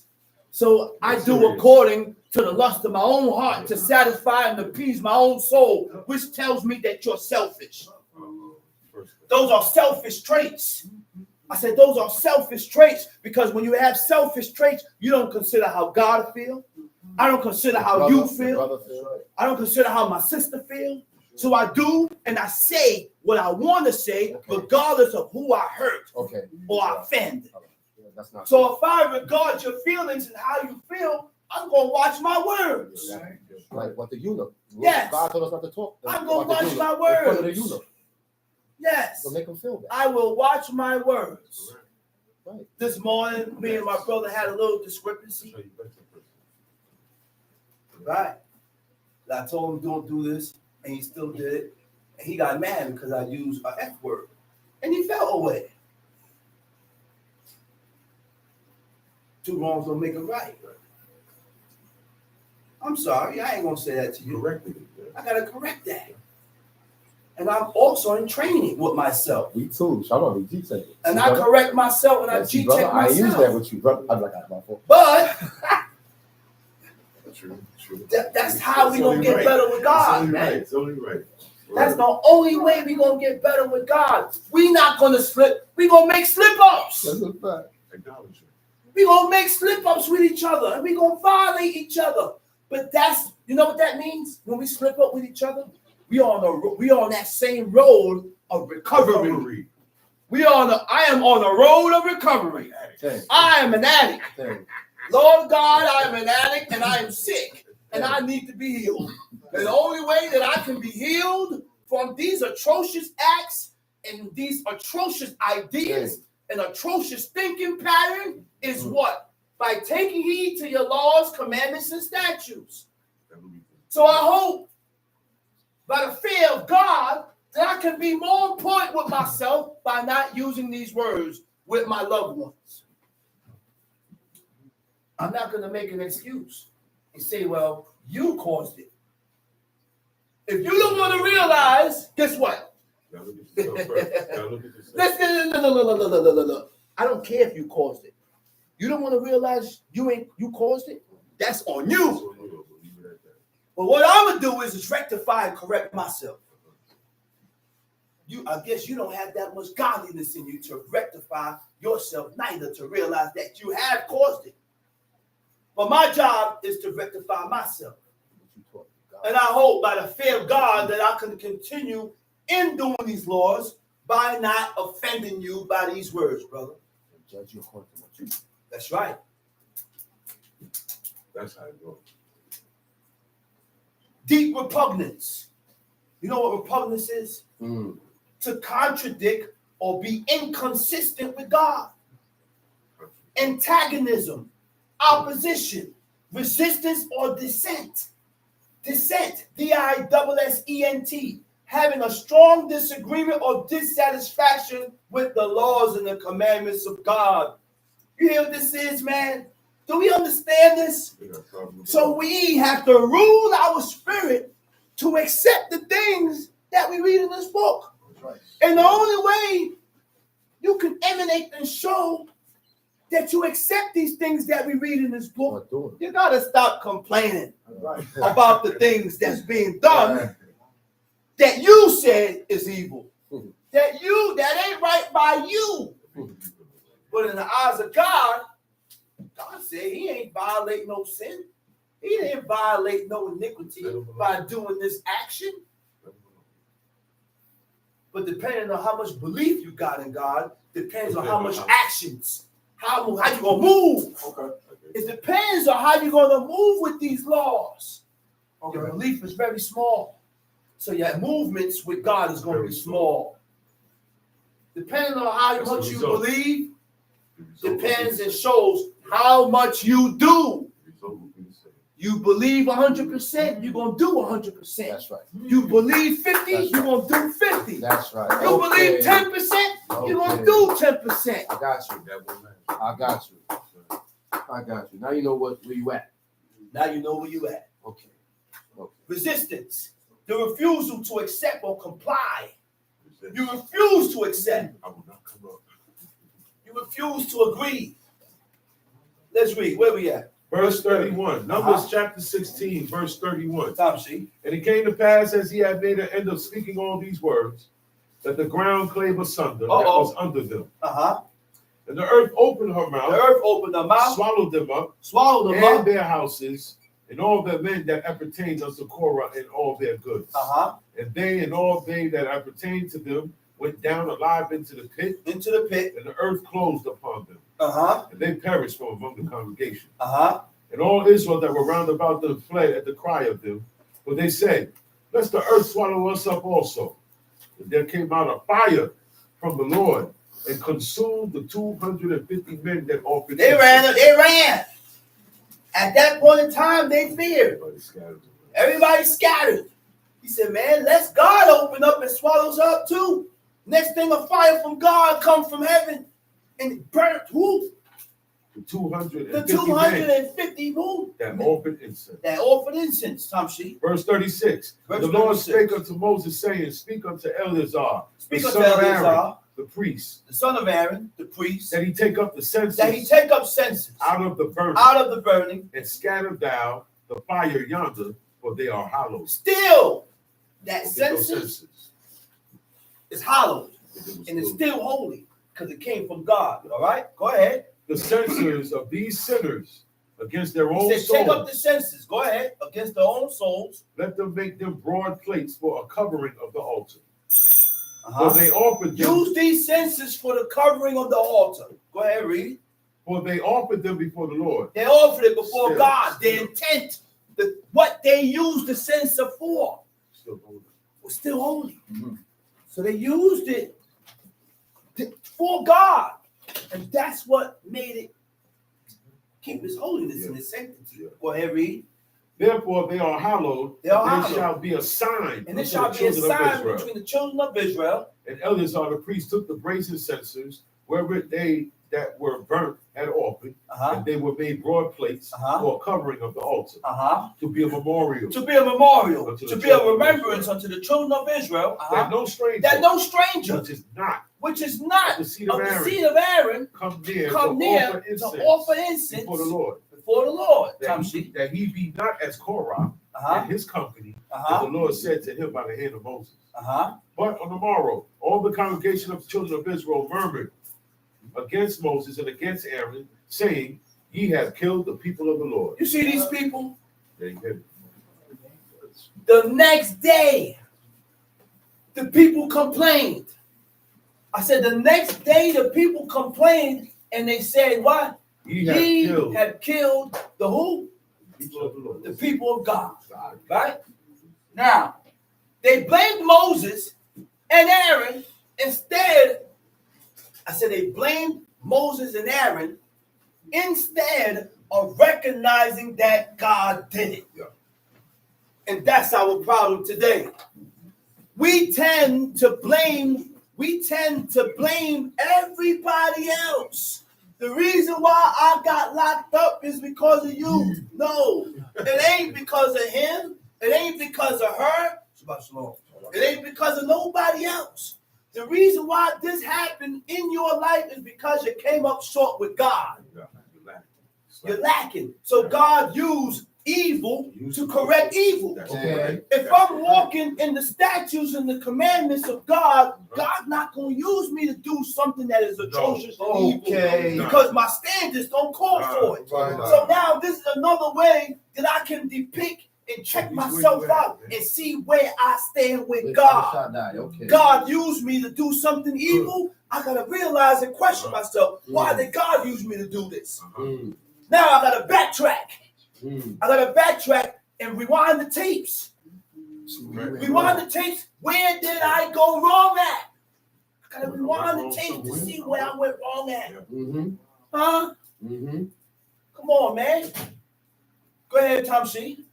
Verse 42. Numbers chapter 16. Verse 42. And it came to pass when the congregation was gathered against Moses. And it came to pass when the congregation was gathered against Moses. And against Aaron. That they looked toward the tabernacle of the congregation. They looked toward the tabernacle of the congregation. And behold, the cloud covered it. The cloud covered it. The presence and the glory of God came down in the cloud. Again, this is why God said, Moses said, oh Lord God. He said, when I go before Moses, he said, what name I'm going to tell him? He said, I am that I am. Which means I am that I am. I will be that which I will be. I will appear to you. However I want to appear to you. However. I'll pop up in your trees. Go ahead, read. That's right. And Moses and Aaron came before the tabernacle of the congregation. And the Lord spake unto Moses, saying, get you up from among this congregation. He said, get up from among these people. That I may consume them. I'm gonna wipe them out. As in the moment. And they as in the one shot. It's going to happen real quick. It's going to happen one shot. Go ahead. And that I may consume them as in the moment. That I may consume them in a moment. And they fell upon their faces. They fell upon their faces. And Moses said unto Aaron, take a censer. Put fire therein. Take a censer. So now the plague has begun. Why? Because these people, what did these people do? They rose up against Moses and Aaron. They blamed Moses and Aaron without recognizing that this came from God. So anytime we don't recognize that this comes from God, God gets angry at you. And the only reason why nothing ain't happened to you is because you're distant. You ain't close. This is why punishment and judgment and chastisement don't happen so quick. Talk about it. Because we are not close to God. So now what took place now? Go ahead, read that again. I like that. Moses said unto Aaron, take a censer and put fire therein. Take a censer, put fire therein. Moses ain't do it. Why? Because he knows this is not my job. Not his job. Stay in your place. This is not my job. This does not concern me. Stay in your place. Know your place. Listen, man. Go ahead, read. And put fire therein from off the altar and put on incense. And go quickly into the congregation and make an atonement for them. He said, Now, he said, read that again. This is why listen. Can anybody show me and tell me where they ever burnt incense in your houses? The only time they burnt incense was where? Before the Lord. Before God, during offerings and sacrifices. In the tent. So see, people look at me and say I'm crazy. Oh, you're crazy, man. The sons of Ophrah is crazy. Yeah, we are. Don't go down there by the Maccabees. They crazy, man. They got a different terminology about what the law is. But everything that I tell you and show you, I can show you in the book. That's right. I can open the book and show you. You can't show and it. this is what the book said. You can't show it. And because I go according to what the book said and not according to my own mindset, I'm crazy. No, then you're calling God crazy. Yeah. Because God said these incense was only burnt during sacrifices. Said you burn it anywhere else, you burn it. You burn it anywhere else. What it said, you're burning it to devils. That's right. So why do we continue to burn incense in our houses? Talk about it, John. Frankincense in our houses. Talk about it. We go to the camel. This is the temple of God. There's only one temple, fool. Yeah. It's only one temple. And that temple ain't there no more. The place that we gather at are just gatherings and camps. Camps. That's it. Talk about it, bro. No, the camp ain't holy. Talk about it, The bro. only thing that makes it holy is our conversation. Say it again. Ain't nothing in there holy. What's You know why? Because number one, if you are unclean by the dead, anything that you touch becomes unclean. That's right. So why are you telling me that the camp is holy when you have unclean things in there? Talk about it. Because people say, oh, when a woman is on her uncleanness, when she sits on the chair, it don't remain unclean. But nobody in the book says that. It says it shall be to her for her separation, for her uncleanness. That's why when a woman was unclean, guess what happened? They had a separated house. Yeah. It was separate quarters. Right. Because whatever she sit on becomes unclean. That's right. Because whatever she lie on becomes unclean. Everybody And if I come in contact with that bed, I become unclean, and I gotta wash, and I gotta wash my clothes. That's right. To be unclean to the evening. And be unclean unto the evening. Talk. We want to play games with God and put our own opinions because you don't want to give away and throw out that brand new couch that you bought. Throw it away. My father just bought, man, listen, this is dedication. My father just bought a bed. My Ima could tell you. My father bought a new bed. Talk about About a week, 2 weeks later, it got unclean. You know what my father did? it. Dash. He took the bed Dash it. and tossed it out. Dash it. Bought a new one. What he did before he bought the new one? He stepped on cardboard.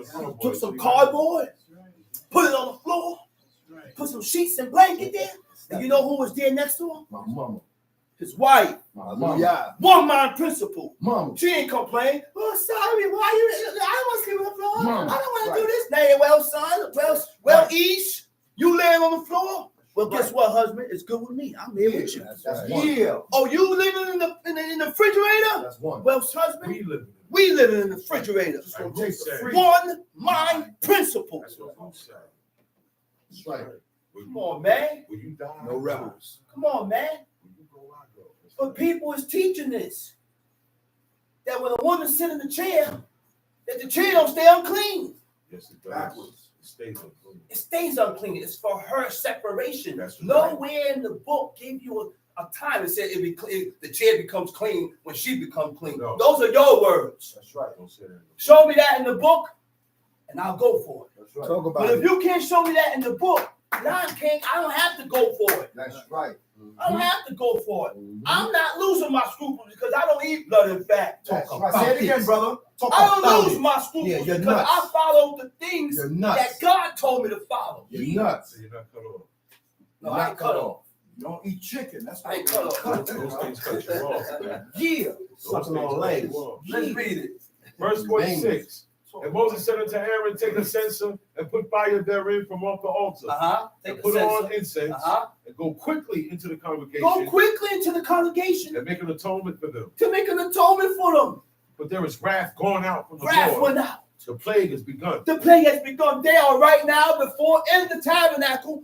Moses was able to perceive that the wrath of God is loose because they were so close. That's why Adam was able to perceive. He said, I heard your what? Your voice in the midst of the garden, walking in the garden. He said, and I went and hid myself because I was naked. God said, he said, who told you you was Who are you naked? supposed to know this? He said, hast thou eaten from the tree that I told you don't eat from? He said, man, the woman you gave me gave me of it, and I ate it. Tell the truth. Went to the woman, he said, what did you do? Trick me, He said, man, this guy over here tricked me, man. He beguiled me. He tricked me into eating That was it. valid. She did get tricked, man. He tricked her. Go hard on Eve. Go hard on your mother. Again, Get out of here, man. I said, there are men that's calling Eve a liar. The mother's a liar. Watch your mouth. Eve didn't know what lying was. No. That's why he's in. Come on. Come on. Come on. Come on. I said, Eve didn't know what lying No, was. she was innocent. She was following Adam. She was following. She was innocent. So why do we continue to call Eve a liar Because they when cursed. she didn't know what lie? You could call me a liar, Call me a liar. and I could call you a liar. because we both know what lying is. That's right. And we have evil in us. That's right. But at that point in time, See. Genesis chapter 3, See. before she ate from the tree of knowledge See. of good and evil, See. she was innocent. See. She didn't know what lying was, She man. didn't know about being tricked. She didn't know about none of that. And that's why she was able to be tricked and beguiled and bamboozled. Hoodwink. Hoodwinked. She was able, those things was able to get to her. And things like that was supposed to happen. Because she wasn't hip. No. She was not hip to the game. After she ate. Yeah. Go ahead. Now what happened now? The plague went out. Right? Aaron, go ahead, read. Make atonement for them. Verse 7. Verse 47. And Aaron took as Moses commanded and ran into the midst of the congregation. And behold, the plague was begun. The plague was begun among the people. among the people. And he put on incense. He put on incense. And made an atonement. And made atonement for the people. And he stood between the dead. And he stood between the dead and the living. And the plague was stayed. That's deep. Wisdom of Solomon. That's deep. Right? Mm-hmm. We're gonna explain that right there. And this is gonna Backs up. Confirm. backs up and confirm Uh-huh. what we just read. Okay. In the Wisdom of Solomon, chapter 18, it says, so he overcame the destroyer. That's deep. Aaron has overcame the destroyer. When it says the plague has become, it was the destroyer. It was the spirit. It was the spirit. It was that angel. Death is called the It was destroyer. called, that's right. They had different names, Yeah. with different activities and different jobs. jobs. They also have a lion. Say, who's gonna be a lion spirit? He said, I will. It was a bunch of them. I will. I help out with He that. said, I do that. I can get it done. I got that. Yeah. He's out convince all his prophets. He said, they all gonna be lies. All of them. They're gonna prophesy lies. I'm gonna make them all lies. He said, so he overcame the destroyer, not with strength of body, nor force of arms, but with a word subdued he him that punished, alleging the oath and covenants made with the fathers. For when the dead were now fallen down by heaps, one upon another, standing between, he stayed the wrath and parted the way to the living. He stopped that plague from moving. That's Aaron, right? For in long garments was the whole world, and in the 4 rows of the stones was the glory of the fathers graven, and thy majesty upon the diadem of his head.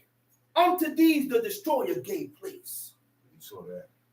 When he seen that, When you saw- when Aaron came and he seen them 4 rows and the breastplate and the holiness to the Lord, the plate of that thing stopped. He stopped. Why? Because this guy, who is the high priest, represents God. Why do you think God told the nation of Israel, get rid of your ornaments? Remember that time? He said, get rid of all your ornaments. Get rid of the things that I told you to wear that's going to make you look beautiful. Frontlet, bracelet, these things. So God said, he said, man, I can't do this to you. I can't do this to you by you emanating and showing this. Put these things on. He said, you got to get rid of this so I can know what I'm going to do to you. Go ahead, read. Numbers chapter 16, verse 49. Now they that died in the plague were 14,700. 14,700. Beside them that died about the matter of Korach. And Aaron returned unto Moses, unto the door of the tabernacle of the congregation, and the plague was stayed. Plague was stayed. Let's cut that. Let's go to Job chapter 8. Job chapter 8. Got it? Time sheet. Job chapter 8. Job chapter 8. Then answered Bildad the Shuhite. Then answered Bildad the Shuhite. But now we're going to realize something. Notice that God got angry with Job's friends. You know why? Not because of what they did They said, or didn't do, He got angry with them because of what they were saying. Because of the things that they voiced out of their mouth. This is why we have to be careful with the words that come out of our mouths. Because the things that I may say out of my mouth would be offensive to God. And they're talking about Job. But Job was a man that eschewed evil. And to eschew evil in the Hebrew just means to depart from evil. To turn away from evil. Okay, go ahead. How long wilt thou speak these things? How long are you going to continue to speak these things? And how long shall the words of thy mouth be like a strong wind? A strong wind, a mighty spirit. Doth God pervert judgment? Or doth the Almighty pervert justice? If thy children have sinned against him, and he said, doth God pervert judgment? Yeah. Huh? Yeah. No, he said, shall the word of thy mouth be like a strong wind, a mighty spirit.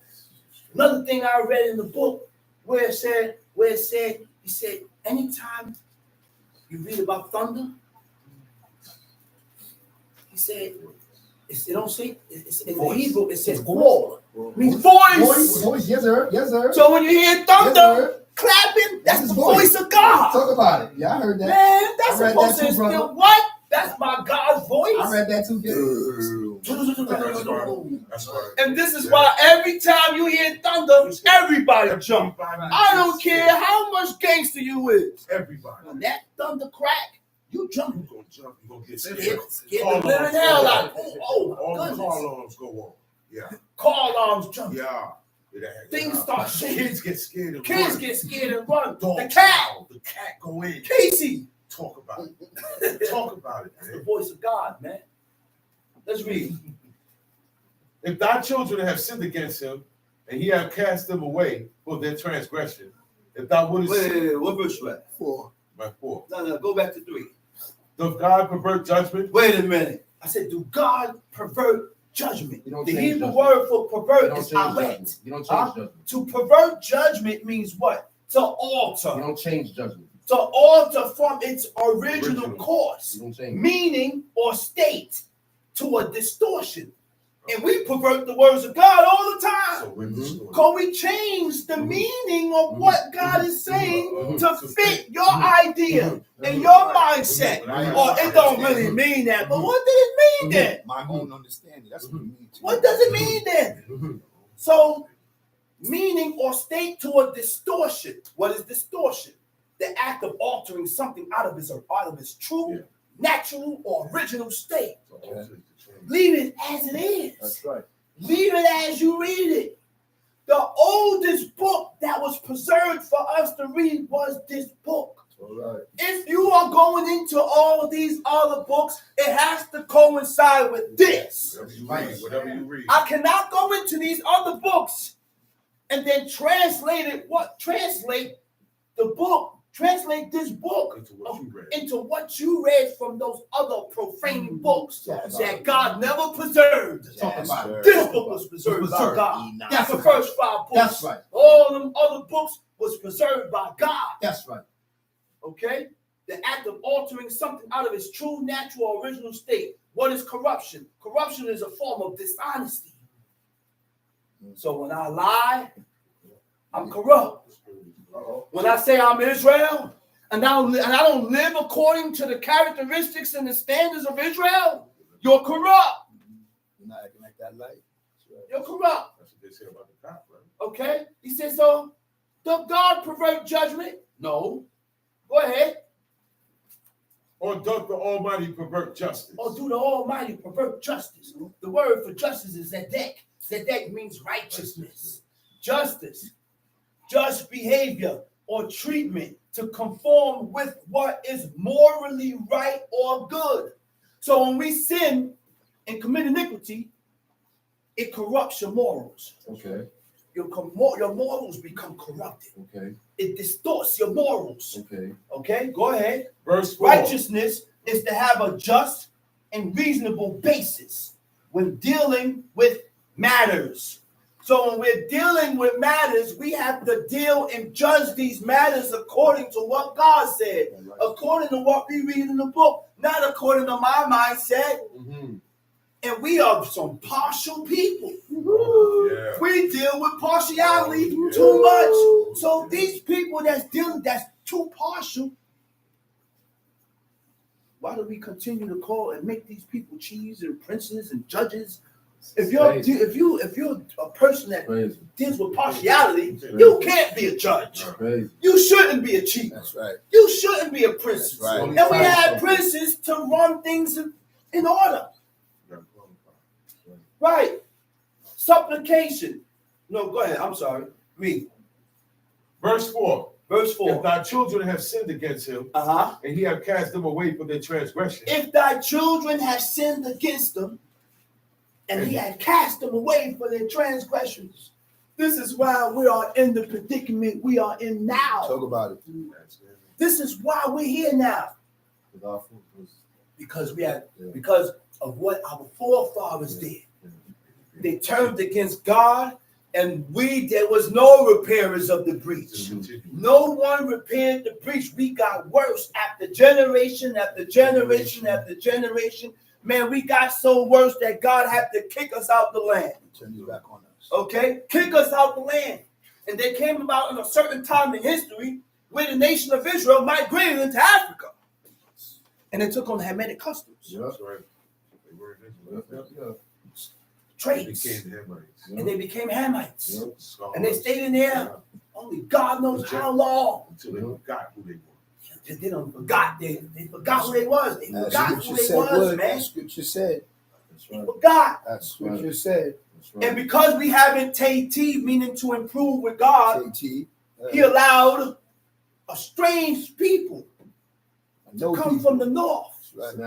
Snatch us up out of there. Put us in ships. And take us into the world. Mixed us with the whole world. Look, man, these spots was ports. Jamaica, ports. Trinidad, all these Puerto things Rico. was ports. Right. Stops. The last stop was the Americas. Yeah. This was the last stop. But I refuse to call people my people if you don't follow what God said. He said, my people shall hear my voice. A stranger will not follow. God shows us how to detect good. He said, Jeroboam's son got good in him.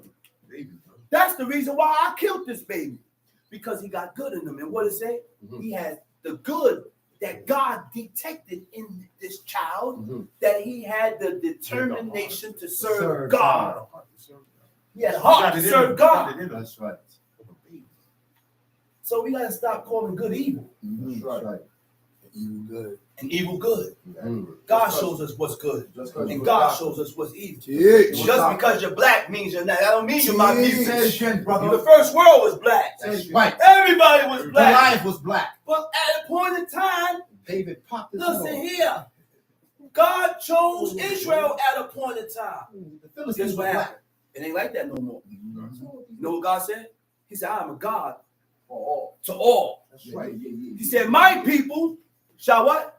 Hear my voice. That's right. So you could be a Chinese. Right. You could be Japanese. Right. And if you follow God, God look at you and say, you my people. You my brother. You could be Puerto Rican. You my brother. And if you're Puerto Rican and you follow God, you could be my brother.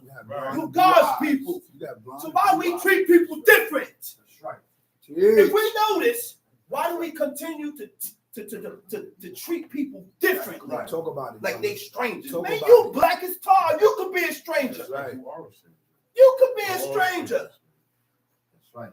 Not because you're black means you're Israel, because guess what? This is a bloodline. All it means bloodline. This is a bloodline. Talk about it. It just means you're a Negro. Talk about it. Let's read it. That's right. Verse 5. Verse 5. Right. If thou wouldest seek unto God be times. If thou wouldest seek unto God be times. You know what's the word for be times? When I read it in the Hebrew, I'm listening. it says, well, I gotta read this information here. The diaspora started in the days of Sennacherib, king of Assyria, and that's 100% correct. That's correct. He right. That's when it started. You know what the diaspora is? Diaspora. The spreading, Disperse. the disperse, the scattering of the nation, man. It's Israel. sad, man. Israel. It's sad, the scattering of the nation of Israel. Not all black. That was not all black people. We went through that. Israelites, Hebrews went through that. Because we refused to accept God, man. Respect him. That's right. Why we don't feel a way, man? I'm getting goose pimples. We don't feel that way. Make yourself feel that way. Make yourself start getting these and stirring up these feelings, man. So that you can be better. What you say, man? That zone. That's right. It's a zone. It's a zone you gotta put yourself into. That's right. That's what my young people, Paul used to say that shit, man. He said, I'm not in that zone, but I put myself in that zone.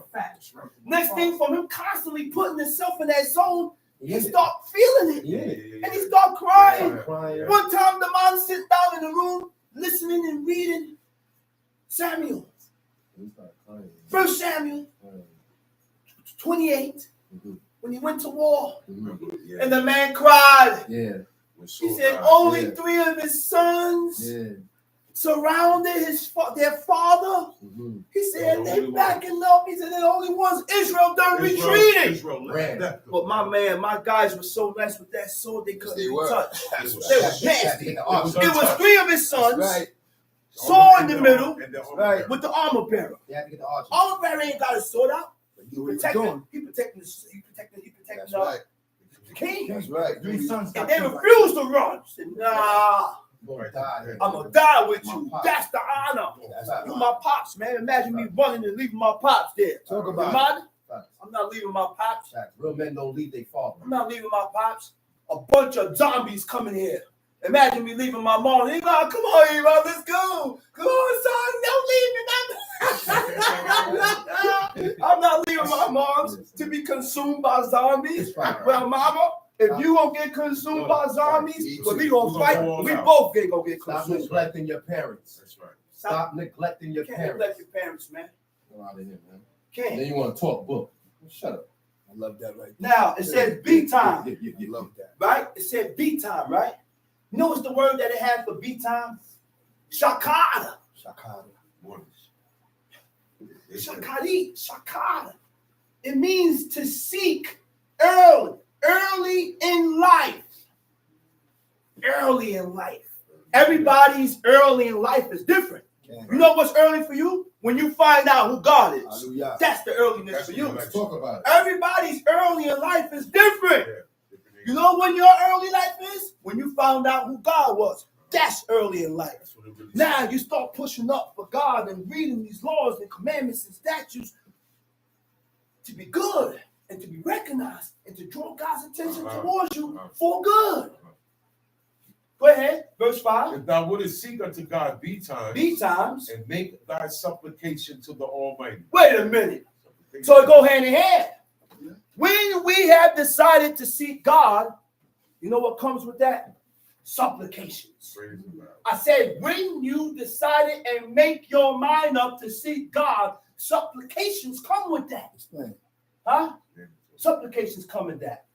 What is the word for supplication? Tit kanan, right? Tikana. Right, tit kanan. It means to implore favor, to entreat. All right, to implore means to ask someone to do or not to do something in a very sincere, emotional way. So you're seeking, you supplicate, you're giving up supplications to God, asking God to have mercy on me, please. Have compassion and pity on me, please. Have favor. Huh? What is favor? An act of kindness beyond what is due. You don't deserve it. Beyond what is due. Right? To entreat means to plead with, especially in order to persuade. Change your mind. Isn't that what Moses did with God? He changed God's mind from wiping out this nation because the people have decided that, hey, Moses is taking long from coming down with the mountain. He said, so therefore, we don't know what's come of this Moses. We're going to make a golden calf. And we're going to appoint a captain, and we're going back to Egypt. I'm grateful. We're going back into Egypt. Which means, when you come to serve God, we have to learn to denounce our past. Uh-oh. Because if we don't denounce our past, the slightest slip up in your life, you will revert. You will go back. You'll go back in the church. I said you'll be back into serving Jake, the snake. I like that. The dude on the cross. You'll be back serving him. So we have to denounce our past in order for you to go back, so that you don't go back. And when you come to serve God, come to God with a clear mind. Come to God with a clear mind, denouncing your past, so that you don't compare. So that you don't compare with what you're being taught from what you was told before. Right. Because a lot of us, Who's going to split the city? They have to go back, but who's going to split the city? What's wrong with the niggas? okay, where verse we at? 6, right? Verse 6. Time sheet. If they were pure and upright, Uh-oh. surely now he would await for thee. If they was pure and upright. Huh? If they was pure and upright. So now, you stay where you at. I'm going to read something quick fast. I always like to use the book to back up what I say. If you can't back up what you say by using the book, then it ain't stand. It has no ground. All right? Truly, God is good to Israel, even to such as are of a clean heart. Wait a minute. Huh? So God is only good to people that have a clean heart. What do you mean by a clean heart? Talk to them. I don't formulate things in my brain that I have no proof. So if I formulate in my mind things about you, I don't have a clean heart. First of all, I gotta clean my thoughts. This is why things happen to us in life. That's why. Because number one, it starts from you not having a clean heart with God. And because you don't have a clean heart with God, you may say, well, man, I'm doing everything I know. I do this, I do that. I don't do this no more. I don't do that. But you forgot, you thought up something in your mind, in your heart about your brother. You thought up something in your mind and you keep moving like this. We think it's just this that we could do. I got you, bro. No.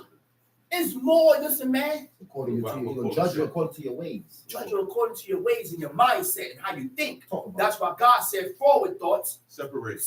from God. Talk about it. When you conjure up thoughts and ideas in your mind, and it's contrary from what God says, it separates you and it builds a wedge between you and God. Everybody's prayer is not accepted. That's Say it right. again, bro. God don't accept everybody's prayer. So I don't need you to pray for me. Oh, down. Especially if you 4 years old, Okay. brother. I got it. I got I'm you. not having bro. your 4-year-old pray for I got me you. neither. So now, he said, but as for me, my feet were almost gone. My steps well nigh slipped. Okay, a clean heart. What is a clean heart?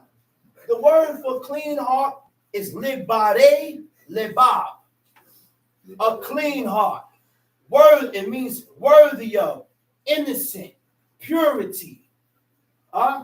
Okay, so now, where am I? Okay. Go back to Job 8. Job 8, Read that verse over. verse 6. Uh-huh. If thou were pure and If you was upright, pure and upright. surely now he... What does pure and upright? What do you mean by pure and upright? So when I looked up the definition of pure, because this is what we need to do. This is what you got to do.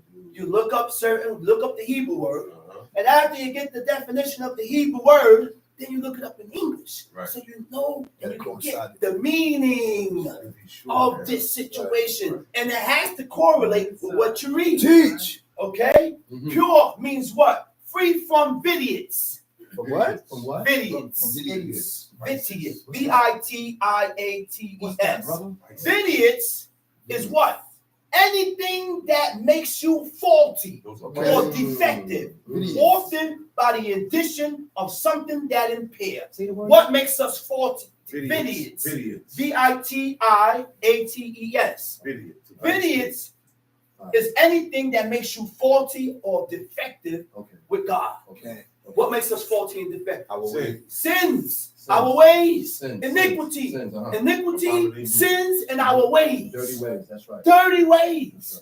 Okay? free from idiots, weakens, or pollutes. What does weaken mean? Not able to resist external forces or withstand the attack. Not firmly decided. What do I mean by withstanding the attack? Not firmly decided. What do I mean by withstanding the attack? It's not a physical attack. No, spiritual. This is a spiritual attack. Right. These spiritual attacks are things that I cannot see. And I need the strength of God to fight these attacks. Right. These are attacks that continues to detour me away from God. Right. Our thoughts. Okay? That's right. Our thoughts. Some thoughts that be coming in. And when you're weak, you're not firmly decided. Okay? Okay. Okay? Or pollutes, free from moral faults or guilt. Right? Vacillating. Vacillating means wavering between different opinions or actions. Fluctuate, moving back and forth, to waver in the mind, will, or feelings. Undecided. You're undecided. Do you know that's when a person is in the sift? That's the sift. When you have these things and you're doing these things, you are being sifted. People don't know. Sifted means to fluctuate and shift back and forth. 1 minute I'm doing the law, next minute I back up from it. I'm in and out with God. So yes, you are in the sift. These are things that people are not being taught. You know what they're being taught? What? The 400 years is up, brother, and we going back.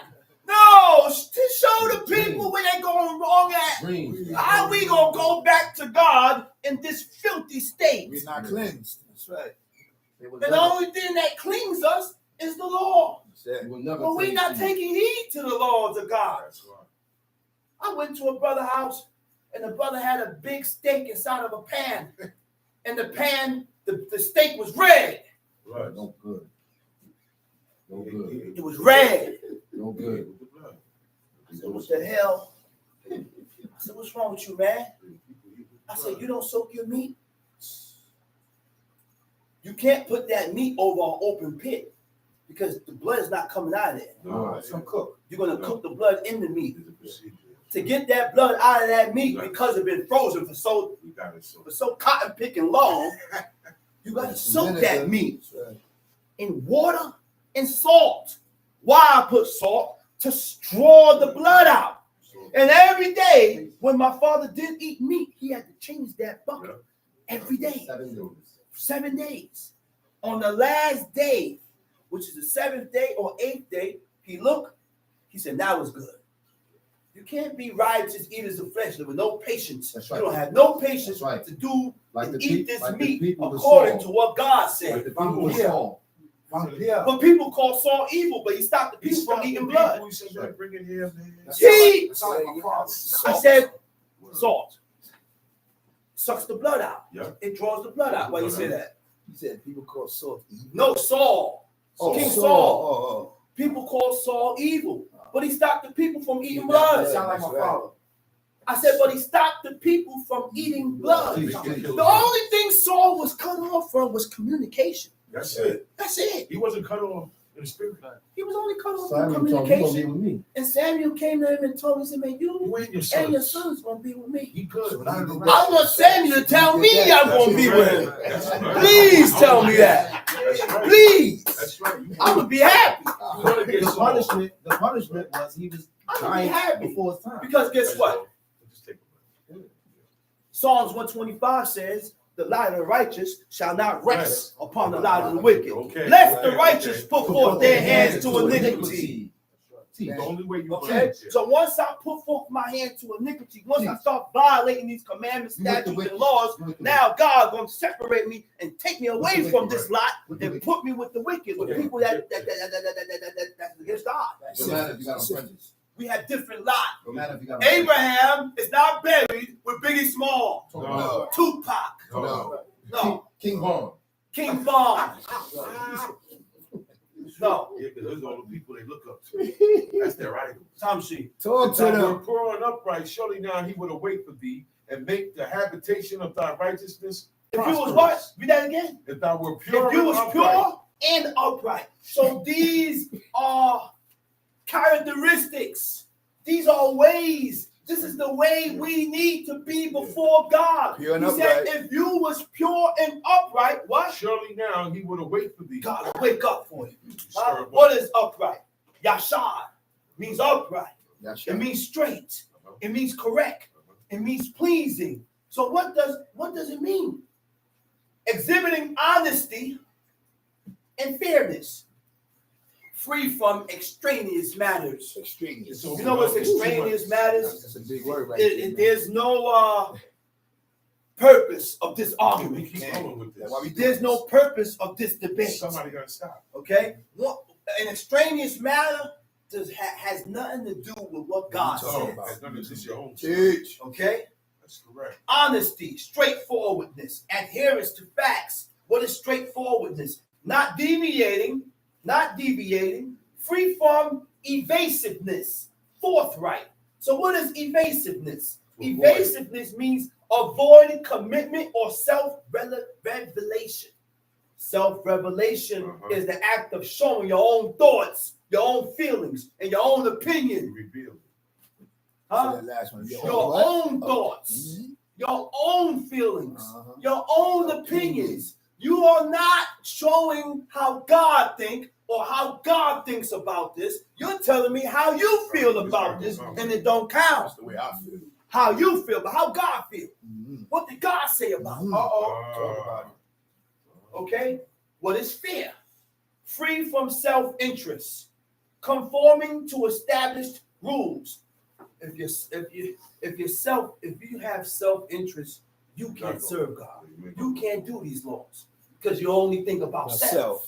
You're only thinking about me, but I'm not thinking about others and the people. It ain't for me. Look, let's read. Let's read. Verse 7. Though thy beginning was small, Though your beginning was small, yet thy latter end should greatly increase. yet your latter end shall greatly increase. Come see. For inquire, I pray thee, of the former age, and prepare thyself to the search of their fathers. He's saying, inquire, I Go back. pray thee, of the former age. Generation before. Go speak to your great-great-grandmother. Yeah. Go speak to your great-great-great-great-grandmother. They'll tell you. And they will tell you how things used to be compared to how things is today. As time go on, everything has gotten worse. It has gotten worse. Everything. Nothing is getting better, people. No. I said nothing is getting better. Right. We are not getting better as we said we're the nation of Israel. You said we're Israel, we're Hebrews, but we ain't getting better. We're God. Yeah. Be truthful with yourself and go in that mirror and ask yourself, am I improving with God? Yeah, let's talk about it. Am I? Talk about it. No, you're not. You're not. You're not. You're not. You're not. You're not. Go ahead, read. For I inquire, I pray thee, of the former age, and prepare thyself to the search of their fathers. For we are but of yesterday, and know nothing. Because our days upon earth are a shadow. Shall not they teach thee and tell thee and utter words out of their heart? Can the rush grow up without mire? Can the rush grow without mire? Can the flag grow without water? Can the flag grow without water? Read. While it is yet in its greenness, not cut down, it withereth before any other herb. So are the paths of all that forget God. Wait a minute. You heard that?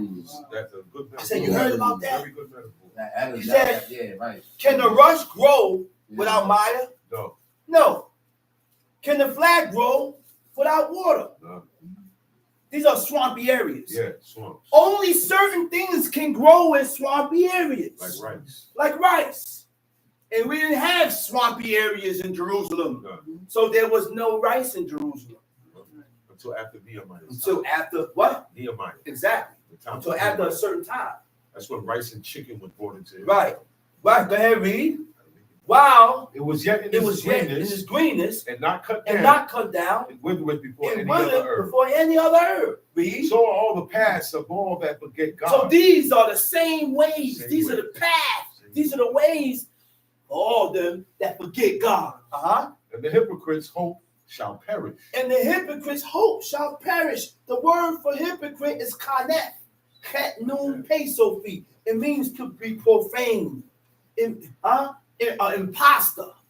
Go ahead. Whose hope shall be cut off, and whose trust shall be a spider's web.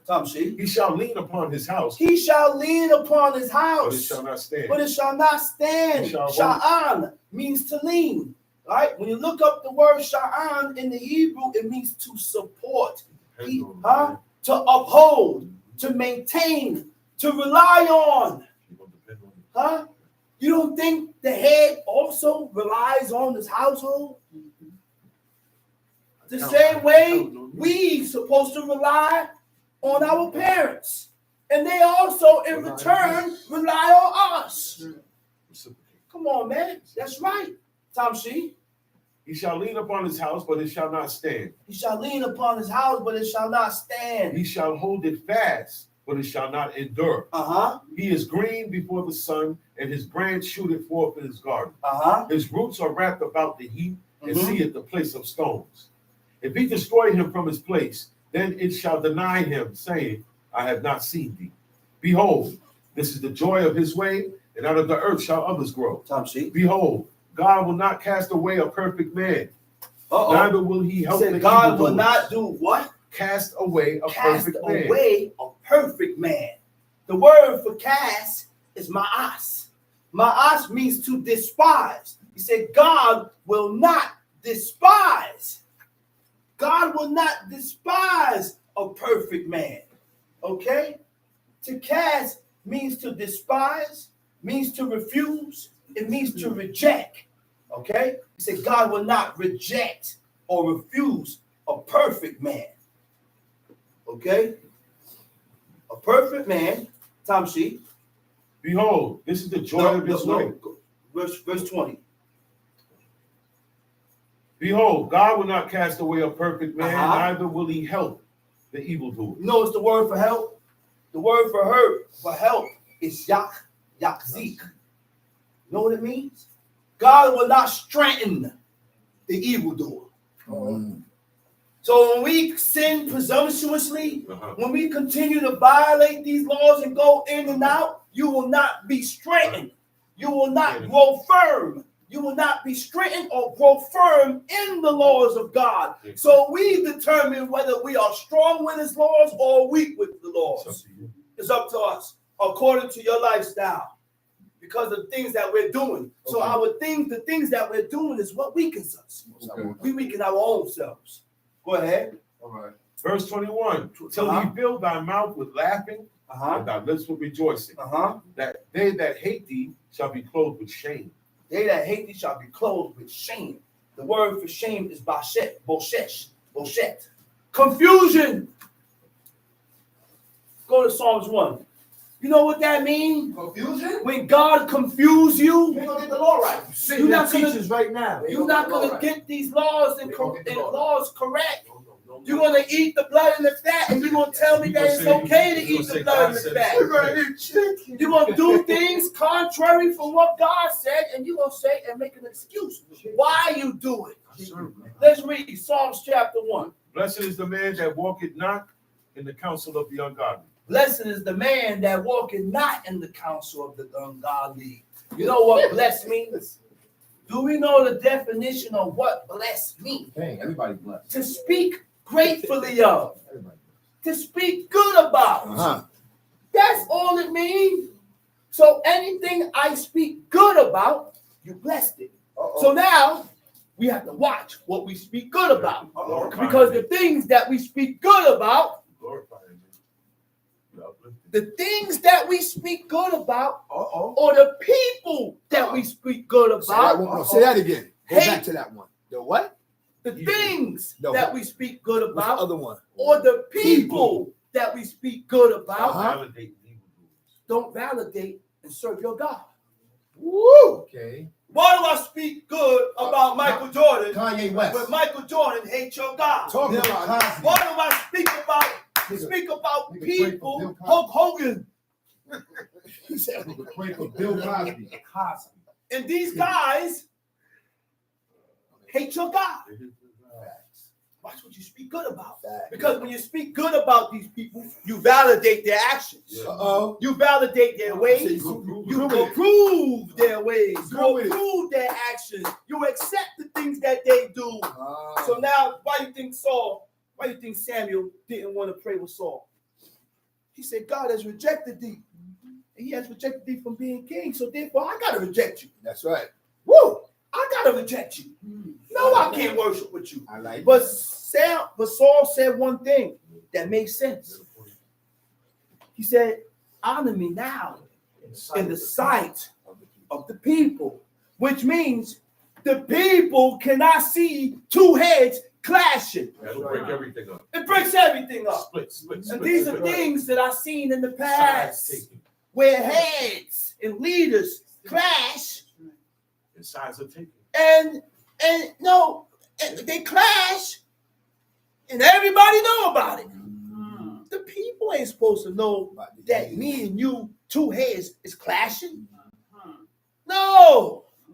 We got to take this behind this wall. Close that door. We got to take this behind the door. Saul told Samuel, He said, honor me before the people, Samuel man. agreed with it.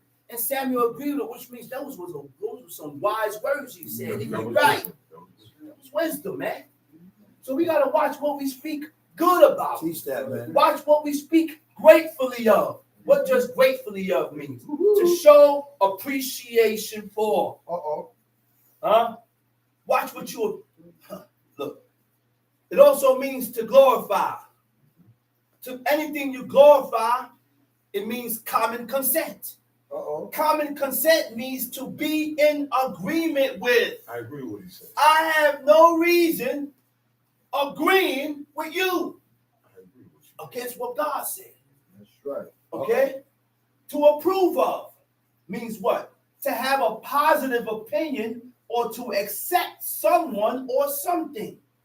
So when you agree together, your opinions, feelings, and purpose is the same. Your views, how you look at it, I can't agree with you in this instance because God is against this. I can't agree with you with that over here because God is against this. That's right. Okay, let's read.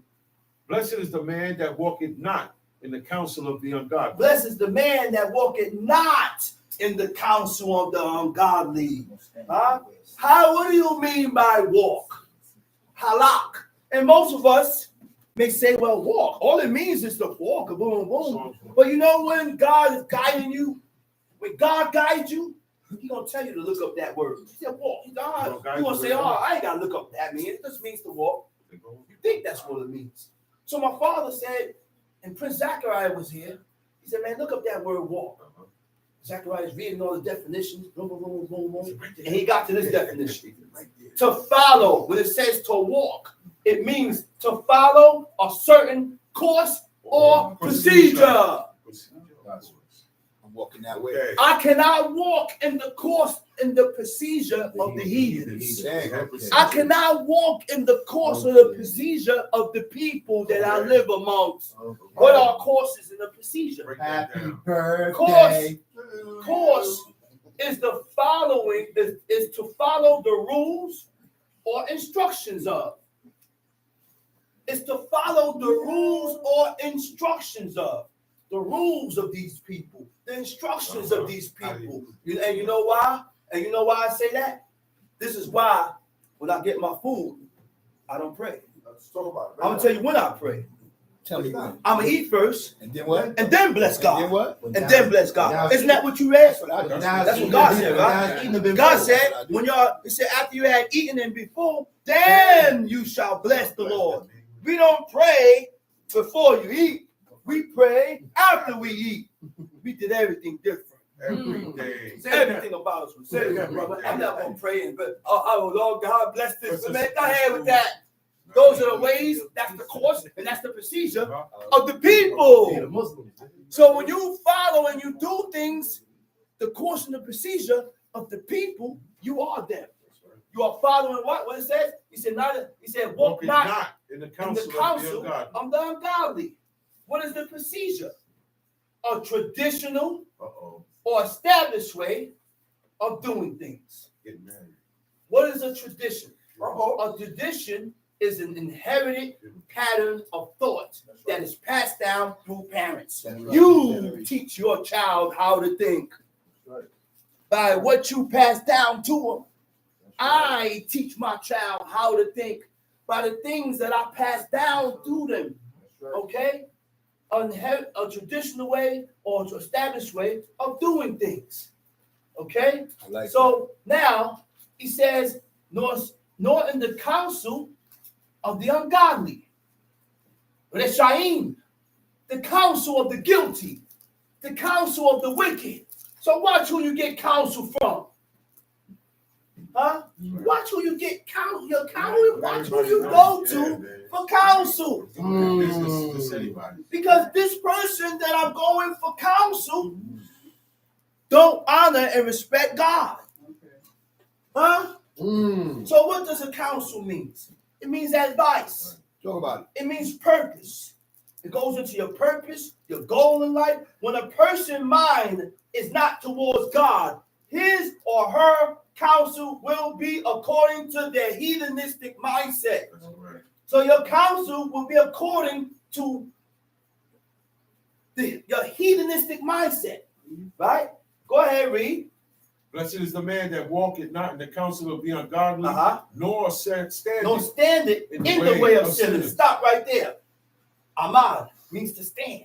What do you mean by stand in the way of sinners? When you stand in the way of sinners, you agree with them. All right. When you stand in the way of sinners, you participate with them. When you stand in the way of sinners, it also means to submit to be the same, to be similar, to act like, to look like, to move like, to eat like. So my father wanted to make a difference between himself and the people.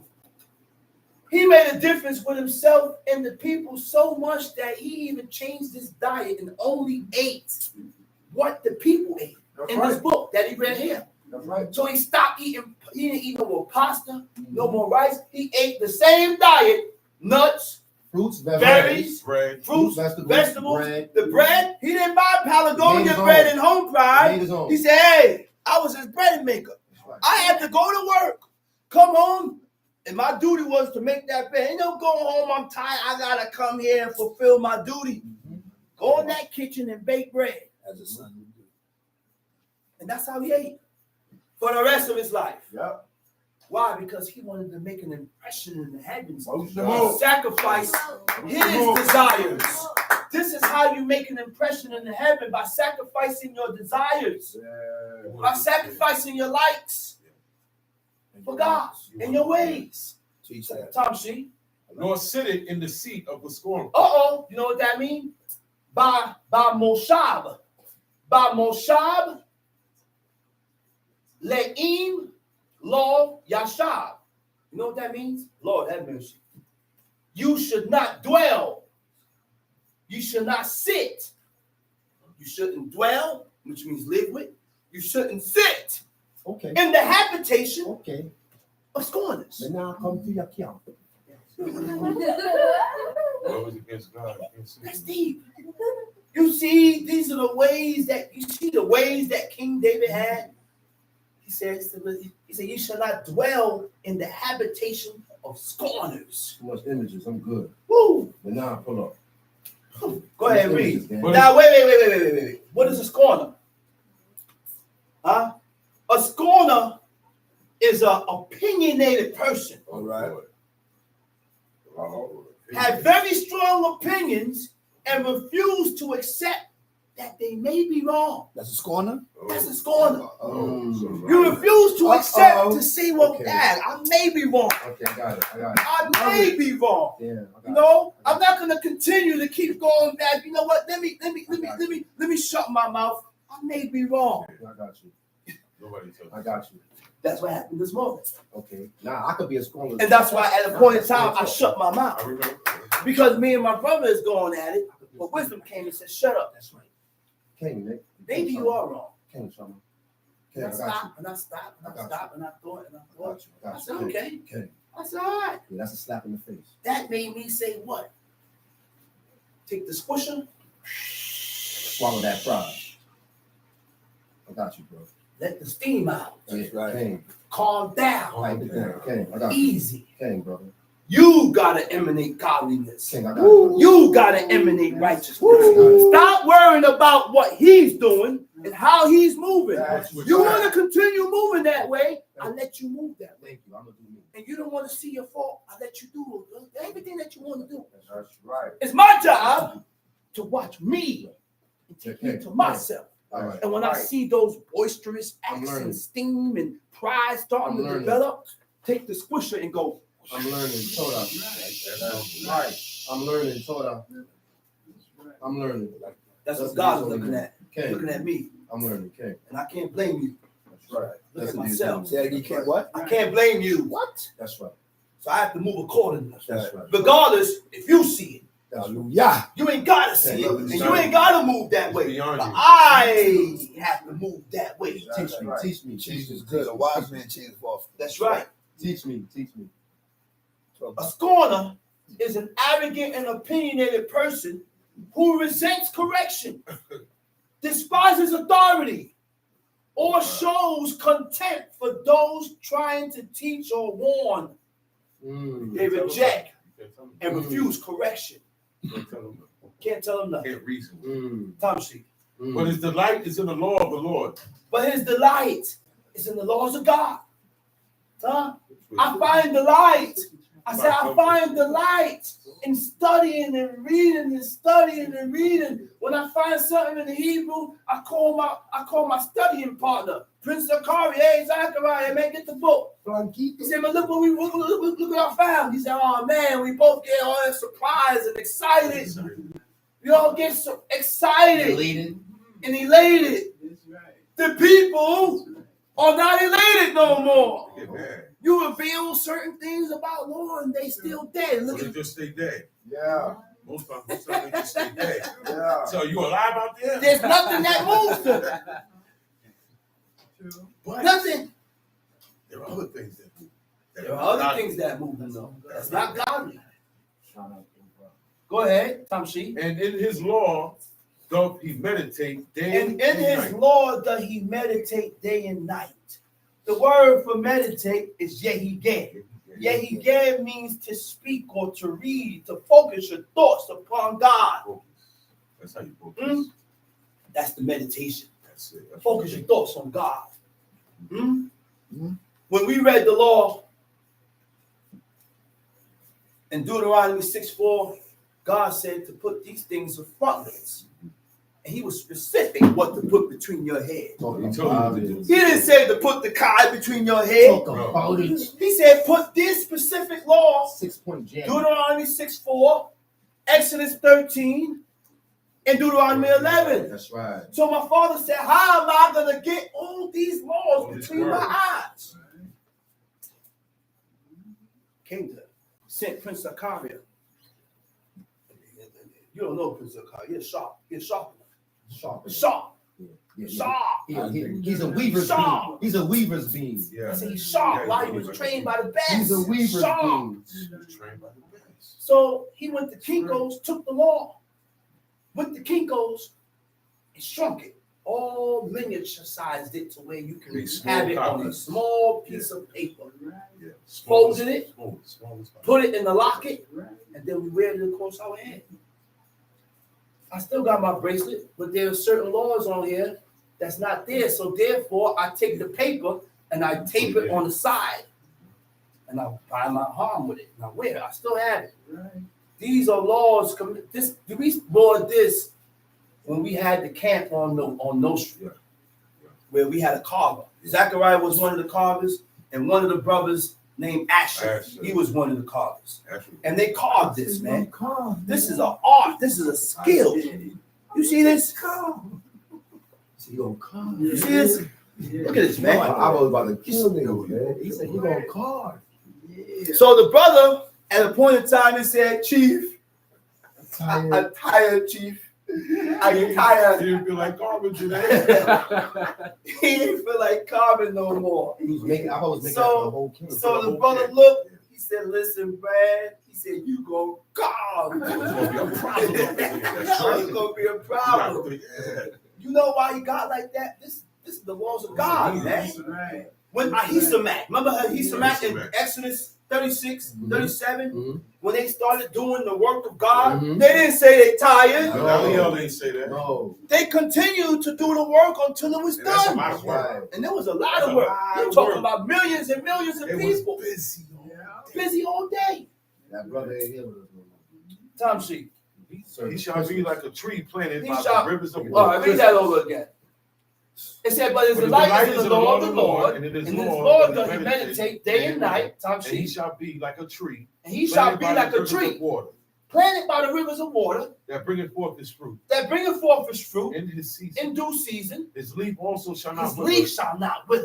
and whatsoever he doeth Whatsoever he doeth shall shall prosper. prosper. That's a metaphor. It ain't actually talking about trees. You know what the metaphor is? The children. Your children. The father shall be so grounded that the water that you can't rock me. And whatever comes from the father, because of the righteousness of the father, which is the fruit or the leaves, he's gonna make sure that you're gonna have children, that some of them gonna hold strong. He's gonna make sure that some of them hold strong. But God only do that with the godly. You have to emanate and show righteousness before God in order for God to keep your children strong within these laws, commandments, and statutes, so that they don't wither and go off. All right. Right? Yeah. He said, whatsoever he doeth shall prosper. Tom Sheet. The ungodly are not so. The ungodly are not so. Wait a minute. You know what it says in the Hebrew? Lo King Hadishaim. The ungodly is not honest. It says the ungodly is not honest. So guess what? That's a trait of ungodly. I have to train myself to be honest. Right. Because when I'm not honest, then I'm ungodly. Right. That's what the book says. how you So when I call you ungodly, don't get angry. change it. You say, Cain, brother, I am ungodly. And recognize that you are ungodly because you are not honest. And being honest just don't mean that you don't lie. There are a lot of dishonesty that you don't have to lie about. Actions speak louder than Actions. words. Right. How you live your life. That's right. You say you're Israel, but you're not living in the ways or according to the ways of an Israelite. Not set You're apart. not honesty. Go ahead, read. But I like the chaff which the wind You driveth don't like away. the shaft which the wind drive it away. Tom Sheep. Therefore the ungodly shall not stand in the judgment, Uh-huh. nor sinners in the congregation of the righteous. The ungodly shall not stand in judgment. Uh-huh. Nor sinners in the congregation of the Nor righteous. sinners in the congregation of the righteous. For the Lord knoweth the way of the righteous, For the Lord knoweth the way of the righteous. but the way of the ungodly shall perish. The way of the ungodly shall perish. Now, let's go to Job chapter 1. As a matter of fact, let's go to Ezekiel 18. That's my chapter. Ezekiel 18. Right? Shit. Now, one thing we need to realize, man, that the human race is flawed. I said the human race has been flawed. You know why I say that? Again, it's faulty. From the very same day that Adam ate from the tree of knowledge of good and evil. In some way. In other words, blemish. When we commit iniquity, it weakens your spirit, which blocks you. Right? Which blocks you from God. And because we are flawed, it brings about a weak character. Because we are flawed, it brings about a weak personality. And it depletes your courage. It makes you weak. It weakens you. It weakens your willpower to serve God. Huh? That's your strength. That's when people have difficulties understanding their values, beliefs, and desires, which leads to confusion about their purpose in life. About their purpose in life. Let's read it. Ezekiel chapter 18. Yeah, 18. Ezekiel chapter 18. And the word of the Lord came unto me again, saying, Uh-huh. What mean ye that ye use this proverb concerning the land of Israel, saying, The fathers have eaten sour grapes, and the children's teeth are set on He edge? said, why are you using this proverb talking about the fathers had eaten the sour grapes and the children is being affected by it? That did it to us. Huh? And that's what killed it. That did it for us. Right now, we I said, that's what did it. be straight. Okay, go ahead. As I live, say the Because Lord we God. saying that fathers have eaten the grapes, the fathers have did evil, and the children is paying for it. Mm-hmm. The children is paying for what you did. Go ahead, read. As I live, say the Lord God, you shall not have occasion anymore to use this proverb. Now, in you know what it Israel. says in the Hebrew for edge or set on edge?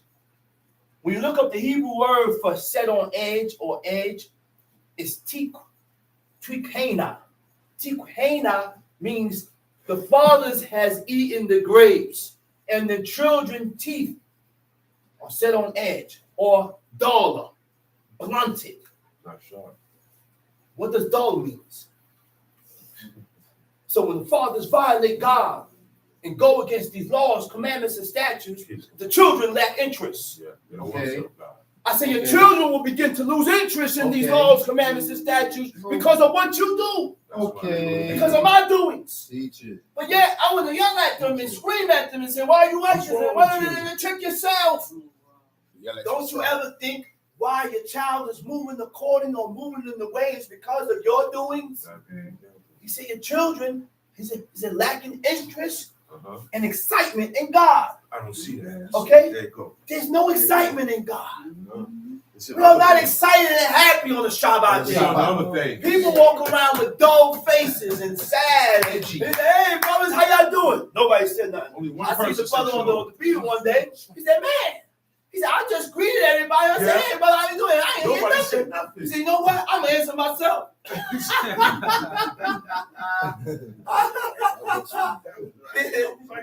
Yo, I had to laugh. I said, man, this brother crazy. Go ahead, read. Behold, all souls are mine. As the soul of the Father, so He said, behold, all souls are mine. That's right. Everything belongs to God. That's right. Okay. All souls belong to me. He said, what? As the soul As of the the soul Father, of the Father, so also the soul so of the also Son the is soul mine. of the Son is mine. The soul that sinneth, it shall die. So you mean to tell me nobody can die for your sin? What? No. There is nobody that can die for what you did. No. What? Okay. Go down. Huh? Nobody can die for your iniquities, man. I ain't gotta die. I die for my You're own. responsible for your own. I'm responsible for my own. Yeah. No one can die for my iniquities. What? Especially No, that was the greatest story. Greatest That was lie. greatest lie that was ever told on the face of the earth, where a man was able to die for your sins. Come on, man. Let's read. The soul that sinneth, it shall die. The soul that sinneth, it shall die. Read. But if a man be just, Uh-oh. Now we're going to go through the categories in the ways of a just man. But if a man be just, and do right? that, What is just? Just means according to what is morally right and fair by God. Not what is morally right and fair by what you think is right. Morally right and fair by what God said is right. Right? Go ahead. but if a man be just, If a man and be do just. with that which is lawful and right, and hath not eaten up upon the mountain, Have not eaten upon the mountains. Okay. Okay? And when they ate upon the mountains, you know what took place? Idolatrous worship was generally performed on mountains and hills. Offered sacrifices. They feasted and held communions with idols. oh boy. Okay? Go ahead. Neither hath lift up his eyes to the idols of the house of Israel. Watch what you lift up your eyes to. Okay. Watch what you look up to. Even Israel the idols. Watch what you look up to, Tamshi. Neither hath defiled his neighbor's wife, Neither had defiled his neighbor's wife. You got a wife. And this dude is creeping around your wife. Then some type of sexual cohabitation goes on. That's how you defile. That's the way the defile comes in at. That's called what? Adultery. So now, according to what we read now, adultery for a woman is when she had sex with any man besides her husband. That's right. Okay. That's adultery. That's Torah. Okay. In Judges 18, when the man's concubine left and went to her father's house, what did it say? She played the whore. The book says she played the whore. And we all think that maybe she had sex with somebody. No, there are other ways to play the whore. All she did was leave her husband's side and went to her father's house. And the book says she played the whore. She went off that route, that direction. She went off from her husband. And they said about Samuel. Okay, that's right. Where we at? Ezekiel 18, verse 6. Verse 6. Go ahead. And had not eaten upon the mountains. Had not eaten upon the mountains. Neither had lifted up his eyes to the idols of the Neither had lifted up his eyes unto the eyes of Israel. Neither had defiled his neighbor's wife. Neither had defiled his neighbor's wife. Neither had come near to a menstruous woman. Wait a minute. Neither had come near to a menstruous woman. Talk about What is a menstruous woman? A woman Nidata. on her nidata. A woman that's on her period, on her menstruation. Our forefathers did not approach or mingle or get close with their wives during menstruation. Right. So there was a separation when she had her uncleanness. There was a separation. They separated, Tamshi. And had not oppressed any. And had not oppressed any. But had restored to the debtor. Okay, what does oppress and what does it mean to oppress? The word for oppress is yoneh. It means to oppress. It means to suppress. So when you oppress someone, right? When you oppress someone is when you cause someone to feel distress. When you cause someone to feel anxious, uncomfortable by unjust exercise of authority. Okay. So guess what that tells me? That's a treatment. The way you treat me. The way you treat people. Right. I have to watch and be careful with the way I treat people. Talk about I have to be careful and watch with the words that I use because I don't need you to feel no type of way. And I have to consider those things. That's right. So I can't come up here and just voice things and say things, not considering the people and how they feel.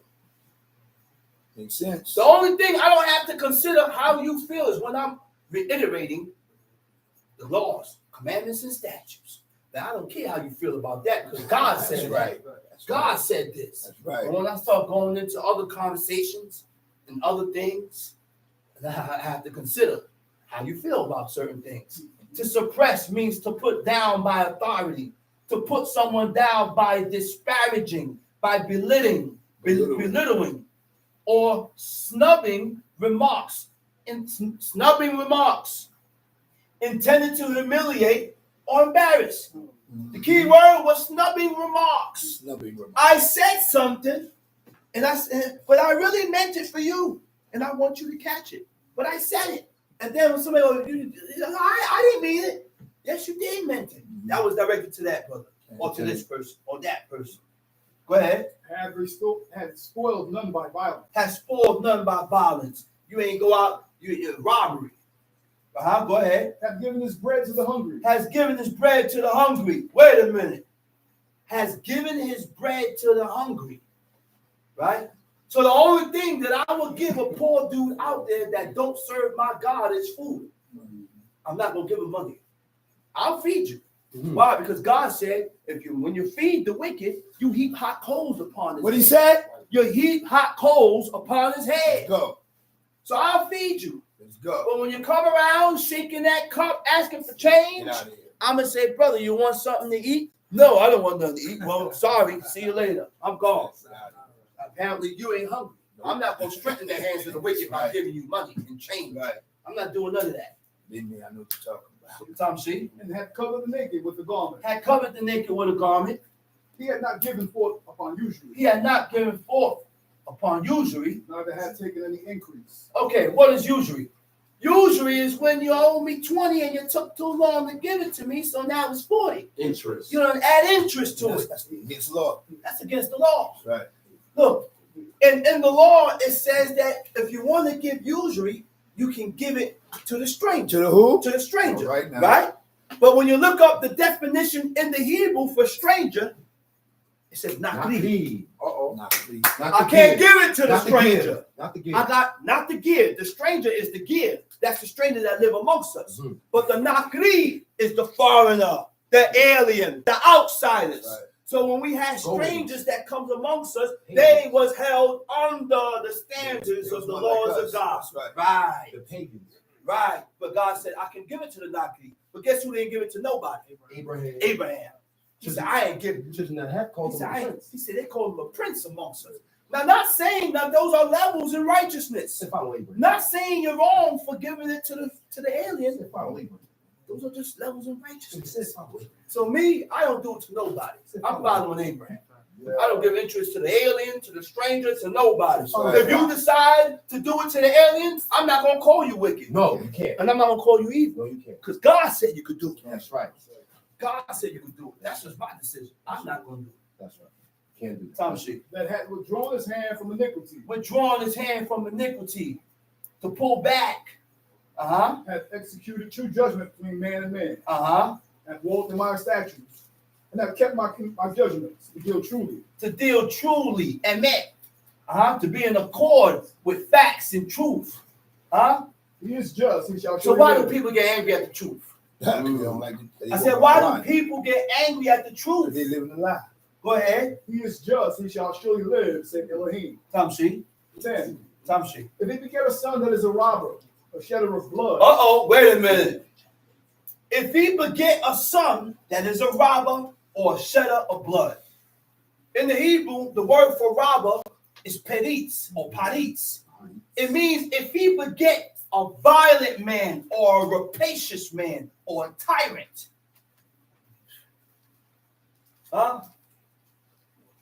What is rapacious? Inordinately greedy.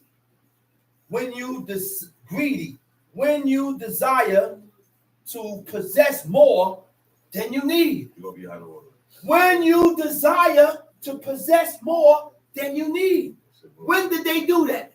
In the wilderness. When God told them only take a omer. That's right. They went and took double the omer. And whatever was left back, bread worms.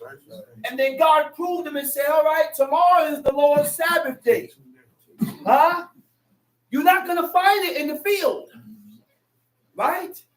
When the man got killed for gathering sticks, people said, he got killed because his intentions was to kindle fire. No. That's God don't kill you for your intentions. You know why God killed him? Because he worked. Because of the action. The word for gather is laquat. It means to gather, which means when you gather on God's holy day, you profane it and you work. The book shows you what works. When it says serve our work, look it up in the Hebrew and look what it says. Meleket aboda, melaka abad. Abad means to serve. God has commanded the maid service and the men's service to rest, right? And what was the men's service and the maid service job? To serve their master. So why do I serve you? Shabbat. On Shabbat. Why do I get a pitcher of lemonade while the sweat is dripping down? You're learning. And I give you lemonade and in the cup and I give it to you and I allow you to do that to me. Brother, you're going too far. No, I ain't going too far. That's what the book says. Right. That was the job of a maid servant or a men's servant. So don't serve me. Don't give me nothing. I will get it myself on Shabbat.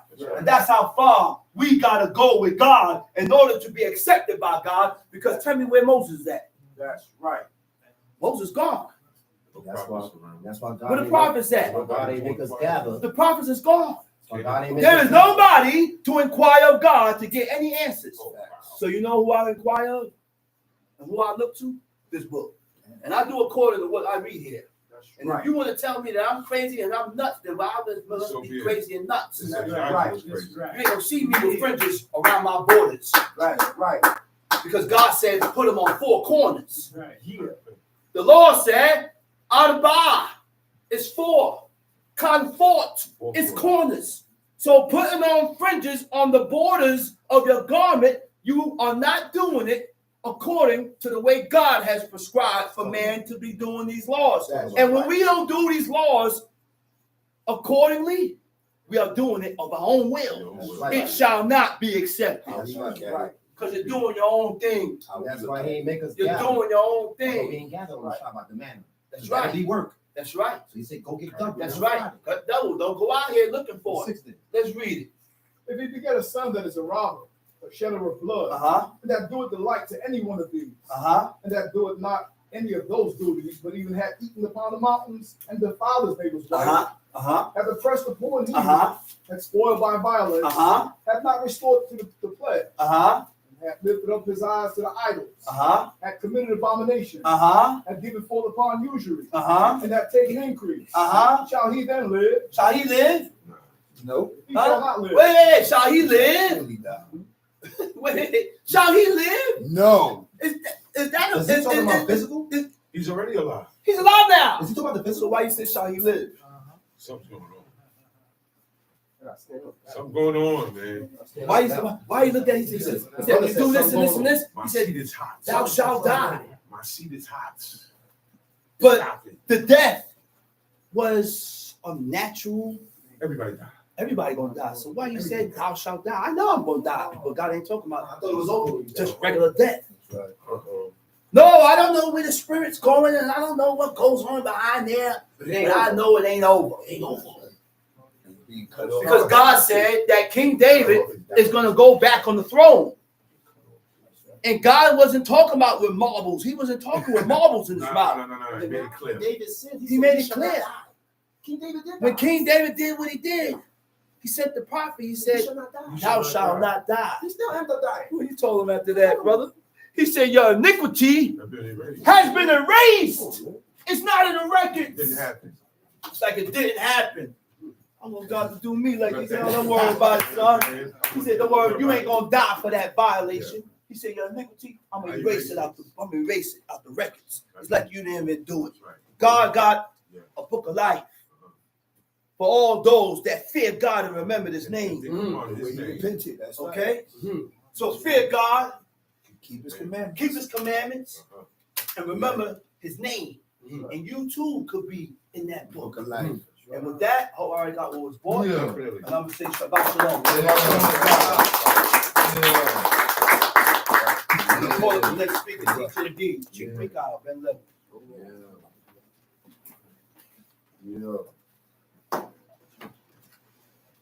Giving all praises to the God of Abraham, the God of Isaac, and the God of Jacob. Giving all due respect to my father, my teacher, my leader, Chief Eleazar, Ben Dodo, the tribe of Levi. I bid you out of the tongue of my forefathers, Shabbat Shalom. Shabbat Shalom. At this point, I would like everybody to rise and repeat after me. Exodus chapter 20. And God spake all these words, saying, And God spake all these words, saying, I am the Lord thy God, I am the Lord thy God, which I brought thee out of the land of Egypt, which hath brought thee out of the land of Egypt, out of the house of bondage. out of the house of bondage. Thou shalt have no other gods before me. Thou shalt have no other gods before Thou me. shalt not make unto thee any graven image, Thou shalt not make unto thee any image, or any likeness of anything or the likeness of anything that is in heaven above, that is in heaven above, that is in the earth beneath, that's in the earth beneath, that is in the water under the earth. that is in the waters under the earth. Thou shalt not bow down thyself to them, Thou shalt not bow thyself to them, nor serve them. nor serve them. For I, the Lord thy God, am a jealous God, For I, the Lord thy God, is a jealous God, visiting the iniquity of the fathers visiting the iniquity of the fathers upon the children, upon the children, unto the third and fourth generation of them that hate me, unto the third and fourth generation of them that hate me, and showing mercy showing mercy unto thousands of them that love me, unto thousands of them that love me, and keep my commandments. and keep my commandments. Thou shalt not take the name of the Lord thy God in vain. Thou shalt not take the name of God in vain. For the Lord will not hold him guiltless that taketh his name in vain. For the Lord will not hold guiltless to take his name in vain. Remember the Sabbath day, Remember the Sabbath day, to keep it holy. to keep it holy. 6 days shalt thou labor, 6 days shalt thou labor, and do all thy work. do all thy work. But the seventh day The seventh day is the Sabbath of the Lord thy God. is the Sabbath of the Lord thy God. In it In it thou shalt not do any work. thou shalt not do any work. Thou, Thou, nor thy thy son, nor thy son, nor thy daughter, nor thy daughter, nor thy manservant, nor thy maidservant, nor thy maidservant, nor thy maidservant, nor thy cattle, nor thy cattle, nor thy stranger that is within thy gates. nor thy stranger within thy gates. For in 6 days the Lord made heaven and earth, For in 6 days the Lord made heaven and earth, the sea and all that in the midst, the sea that's all in the midst, and rested the 7th day. and rested the 7th day. Wherefore the Lord blessed the Sabbath day, Wherefore the Lord blessed the Sabbath day, and hallowed it. and hallowed it. Honor thy father and thy mother, Honor thy father and thy mother, that thy days may be long upon the land which the Lord thy God giveth thee. so that days may be long upon the land which the Lord thy God giveth thee. Thou shalt not murder. Thou shalt not murder. Thou shalt not commit adultery. Thou shalt not commit adultery. Thou shalt not steal. Thou shalt not steal. Thou shalt not bear false witness against thy neighbor. Thou shalt not bear false witness against thy neighbor. Thou shalt not covet thy neighbor's house. Thou shalt not covet thy neighbor's house. Thou shalt not covet thy neighbor's wife. Thou shalt not covet thy neighbor's wife, Nor his manservant. nor his manservant, Nor his maidservant. nor his maidservant, Nor his ox. nor his ox, Nor his ass. nor his ass, Nor anything that is thy neighbor. nor anything that is thy neighbor's. You may be seated. And all the people saw the thunderings and the lightnings and the noise of the trumpet and the mountain smoking. And when the people saw it, they removed and stood afar off. And they said unto Moses, speak thou with us, and we will hear. But let not God speak with us, lest we die. And Moses said unto the people, fear not, for God is come to prove you, and that his fear may be before your faces, that ye sin not. And the people stood afar off, and Moses drew near to the thick darkness where God was. And the Lord said unto Moses, thus thou shalt say unto the children of Israel, ye have seen that I have talked with you from heaven. Ye shall not make with me gods of gold. Ye shall not make with me gods of silver, neither shall you make unto you gods of gold. An altar of earth thou shalt make unto me, and shalt sacrifice thereon thy burnt offerings and thy peace offerings, thy sheep and thine oxen, in all places where I record my name. I will come unto thee, and I will bless thee. And if thou wilt make me an altar of stone, thou shalt not build it of hewn stone. For if thou lift up thy tool upon it, thou hast polluted it. Neither shalt thou go up by steps into mine altar, that thy nakedness be not discovered thereon. Moving straight along to Deuteronomy chapter 23. The way everybody just recited those commandments, the 10 commandments, was very strong. And there are times when it's not strong. That's how I know what to bring and not to bring, where we at. Those commandments, that's Exodus 20, right? In the camp of Ben Azaki, before the teaching started, that had to be presented first to set the tone. That's right. And every week we do this. That's right. To the point where I memorized the commandments. Right. Not in order either. I can tell you what the 6th commandment is. What's the second? Yeah, all that is what somebody took it. I can tell you what the 2nd commandment is. Then I can tell you the 3rd. Then I can tell you the 10th. Then I can jump it. You know why? Over and over. That's right. Doing this over and over. And over. Certain things my Over father and over. had us doing from children. And those things I was able to tap into and help strengthen me in serving God. That's right. For example, I get a thought I ain't supposed to have in my head. Yeah. I recite those commandments Right. to myself. You reciting them to me to try to change my mind is not going to work. You doing it to yourself. I start reciting those commandments in my head or out loud. That evil suggestion, that thought, or what that was not correct, it run away. It runs away. That's right. That just personally works for me. Whatever works for you to keep you in the way of serving God, whatever you know, whatever you read, and every time you read this part here in the Old Testament, you say, man, I like this chapter. Read that chapter when you're about to do something wrong. Mm-hmm. Go through it in your head. Because we need more than zitsies in front with and bracelet now. That's right. Back then, the zitsies, I see it on you, not on me. Right. You saw the zitsies on me, I saw it on you. So when I saw it on you, it reminded me. Mm-hmm. I can't see him while I'm wearing it. Right. And being that I wear a robe, I can't feel him. Because it's not on my sides. It's not attached to my pants slope either. Uh-huh. So I'm just saying there are certain things that people, my father called them boosters. Boosters. Boost what? Boost your spirit into getting yourself into delights there is an enjoyment of serving God. Right. There is a seriousness, but there's an enjoyment that comes with this. That's right. Okay, are you having fun today? You should. After a while of hearing all of this, if you ain't loosened up by now, something wrong with you, man. You need to fast for 2-3 days. Go as long as you can. And really, really bear down. You need boosters. You need everything that you can to keep you in the way. Let's go. And that's how I learned. So my father said, we be watching TV. Then he said, man, turn that TV off. I heard enough news. I know what's going on. They're repeating it. Because you know the news winds up repeating themselves.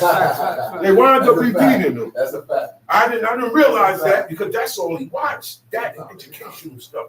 Other than that, we listened. These are his tapes. He couldn't see. So when there's nobody here to read for him, he played the tapes. Listen.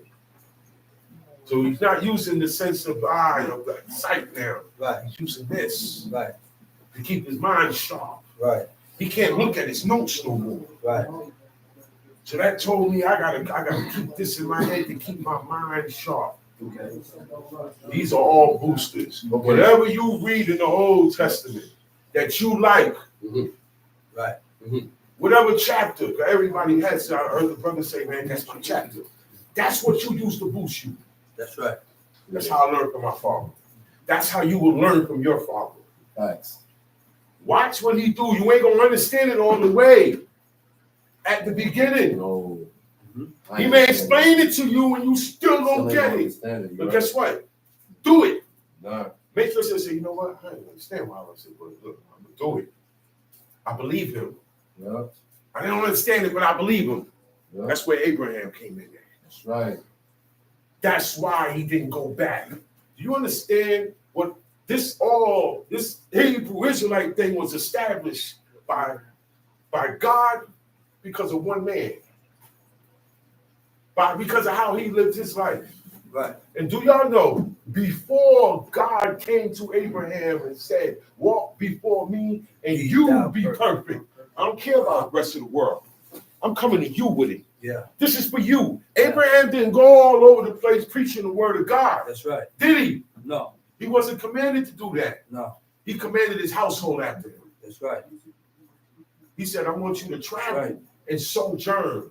Mean, go through this land of Canaan and live there. And everywhere he lived was on the outskirts of the city. He didn't even go into the city. Back then, the city, if the city worship idols, and you live in the city, you worship idols. Back then, in this book, any city that served another god, everybody within the gates of that city is subject to death. Okay? That's why we say, man, Samuel's coming. I said, oh, they got scared. Because if Samuel raised his hand over that city, okay? Like he had Balaam raise his hand toward Moab. You try to get me, Moab, to curse these people who God said have no iniquity in them. It got turned around. He looked towards Moab and he pronounced a curse on Moab. Right. And then it set him off where he started talking about the Greeks and how when they going to come. Right. Look, man, boost yourself. I can't do it for you. No. Now, look. That's right. Look. We can't boost ourselves if we on the same page. But we have the same agreement, same goal, right? You can do things to enthuse, to influence me. I said, oh yeah, because we're going for the same thing. And that what you did was right by God, I'm gonna do it too. I approve of it. Look, if I'm not doing it, I still approve of it. And I respect it. And I still gotta move as if I'm doing it. After time, you're gonna wind up doing it. You have to program yourself. I always say this.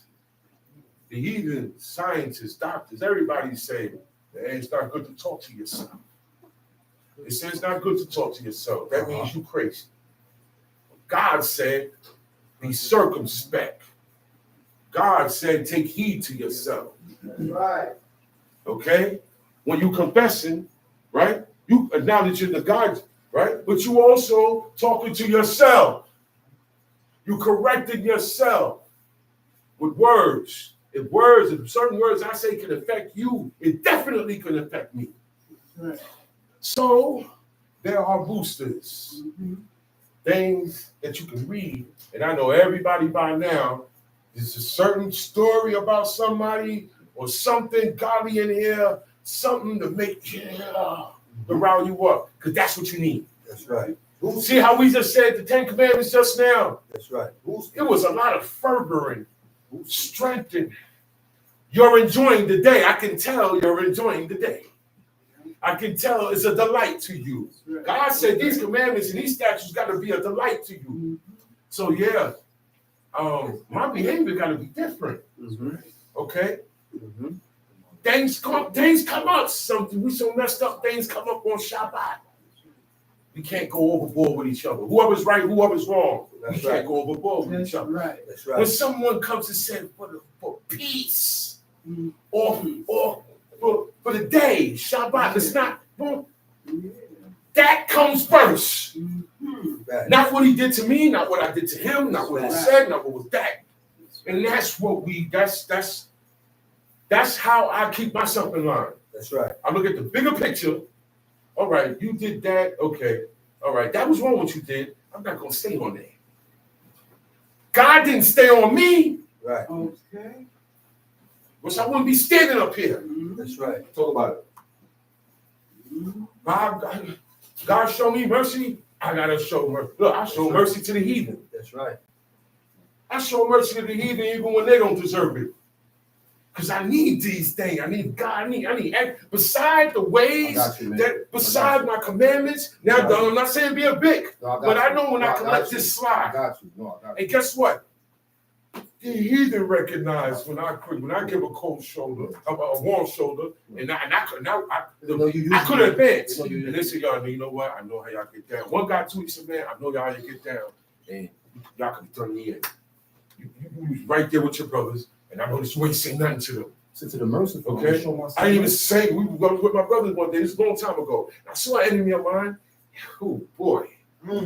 Oh boy. I had the right brothers with me too. Oh boy. He could have went down. He saw me, I saw him. He looked, he was talking about it. He looked. So I looked at him. It's not in my head, gave him a look. 5 minutes later, he left off. We ran into each other years later. He said, yo, man, I know you could have rocked me that day. You had your brothers with you. I could have did what y'all wanted to do. And where we was at, we could have did what we wanted to do. I'm not saying everybody and everything get mercy. Breaking of the law, you can't give you mercy. I can't give you mercy if you stole it. I gotta charge you with paying back. Right. Okay? But besides God's law, if it's something I can personally let go with no harm after that, let it go. Yeah. We need that. To the merciful, I will show myself merciful. God is so fair. Whoever got mercy, he gonna get that. If you are hard and you like violence, you gonna get that. He told one priest, and we don't know that certain actions that we have done in the past have cemented certain things to stick on us to the day of your death. Even though you're right before God. So he told King Asa, he said, yo, I can see that you got good in your heart. In that, you have proposed in your heart to serve God. That's what, when you have good in your heart, the first step of being good in your heart is that you have made your mind up to serve God. When you make your mind up, when you finally say, you know what? Okay, this is it. I'm going all the way in. Nothing. When your mind is made up, only God can stop you. You know that, right? That's right. No. I'm about to kill that dude. No, now listen, man. And people say it. No, only God can stop me. And I've seen people say that, and I've seen God stop them. I've seen God stop them, right. And I've seen God not stop them. That's right. No man can stop them. That's right. Tell the dude, yo, man, the police is coming. They're going to arrest you. Man, look, it's a certain look in the man's eyes. And he said, he looked at me and he said, I don't care. That's right. I said, you get out of here. Because he's in that mode. Right. Okay?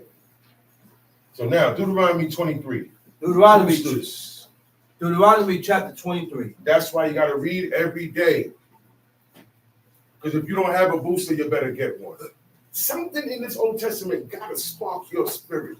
It got to make you want to do it. Okay? Tell you.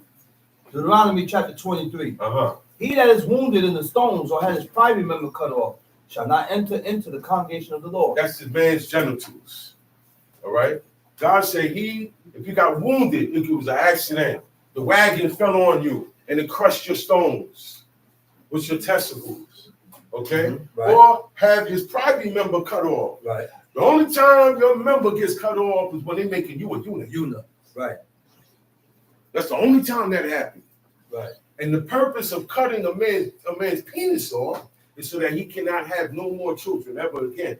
That's their way of stopping your line. That's it. Okay? That's it. Tamshi. A bastard shall not enter into the congregation. So now, first of all, okay, dude is in a shootout. Boom, boom, boom, boom, boom, boom. He got shot in his testicles. He only got one.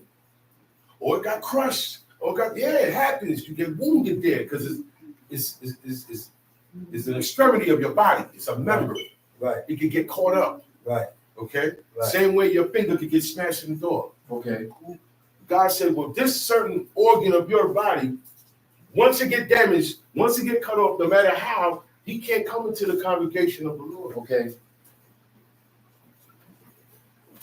Just because of that. Okay? Right. God said, look. And he didn't say why. He said, but when this do that, you can't come in here and serve. Touch you. That's it. You look, and you gotta leave it that way. Okay? You look. You got some dudes that still walking around here uncircumcised. Yeah. You know why? Because there's no inspection. In the time of Joshua, he had what they call a short arm inspection. And now you leave it up to everybody. You don't know. Okay? Touch you. Verse 2. A bastard shall not enter into the congregation of the Lord. What is the definition of a bastard? There's more than one situation that will make a person a bastard. Right.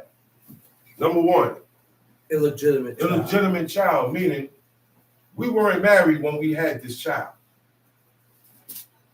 I'm baby daddy.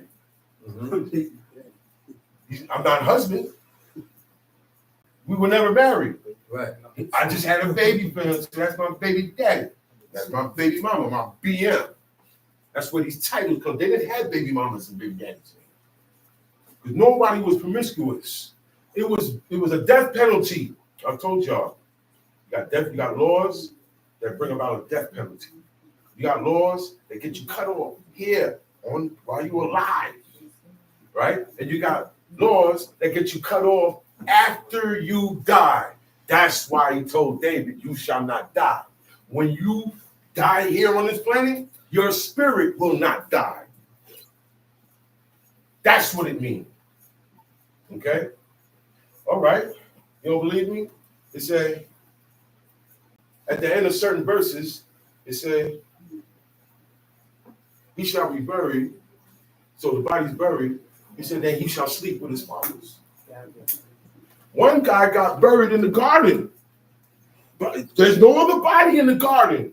So it didn't mean that when he said he went to sleep with his fathers or rest with his fathers or his people. So this happens when you die. Because it said the man, he died, he rested, and he was gathered up unto his people. So he died, he was buried, and after he died and buried, he was gathered unto his people. Explain that one. Explain that one. So some people before him served God and died, and God got them in a spot somewhere. That's what I get from here. Okay? It's not specifically detailed, but it said he shall be gathered unto his people. Okay? The wicked were not gathered unto their people. It just said he died, he got killed, and that was it. Okay. Found somebody better. Okay. All right? Okay. So look, how about that one? Explain that one. Because he's dead. And he didn't get buried with everybody else. And they didn't have cemeteries. Okay, read on. Oh, whoa. So that's one. You have a child, we're not married. Plain and simple. That's a bastard. When you have a child from incest, that's a bastard. When you have a child from rape, that's a bastard. Mm-hmm. Okay? Not sanctioned by law. Now, it's not sanctioned by law. There's a law that you have to fulfill as a man and require. She has to fulfill it as a woman and require in order to make this, for the marriage to be validated. Okay? That didn't happen. We just linked up, and before you know it, she got kids. With no intention of getting married. We're playing house. Yeah. Yeah, we're playing house. Meaningless sex. Okay? and then you got a nation of bastards. Right. This is why God killed that baby that David had with Bathsheba. Right. He said, there's no way I can let that child live. This is God said it. God can't let that child live. It's a bastard sitting on the king's throne. No bastard sat on those thrones. According to what God said, I can't let that. If I killed David's son because he was a bastard, he didn't allow no bastard. Nobody, everybody who sat on that throne had legitimate parents. Right.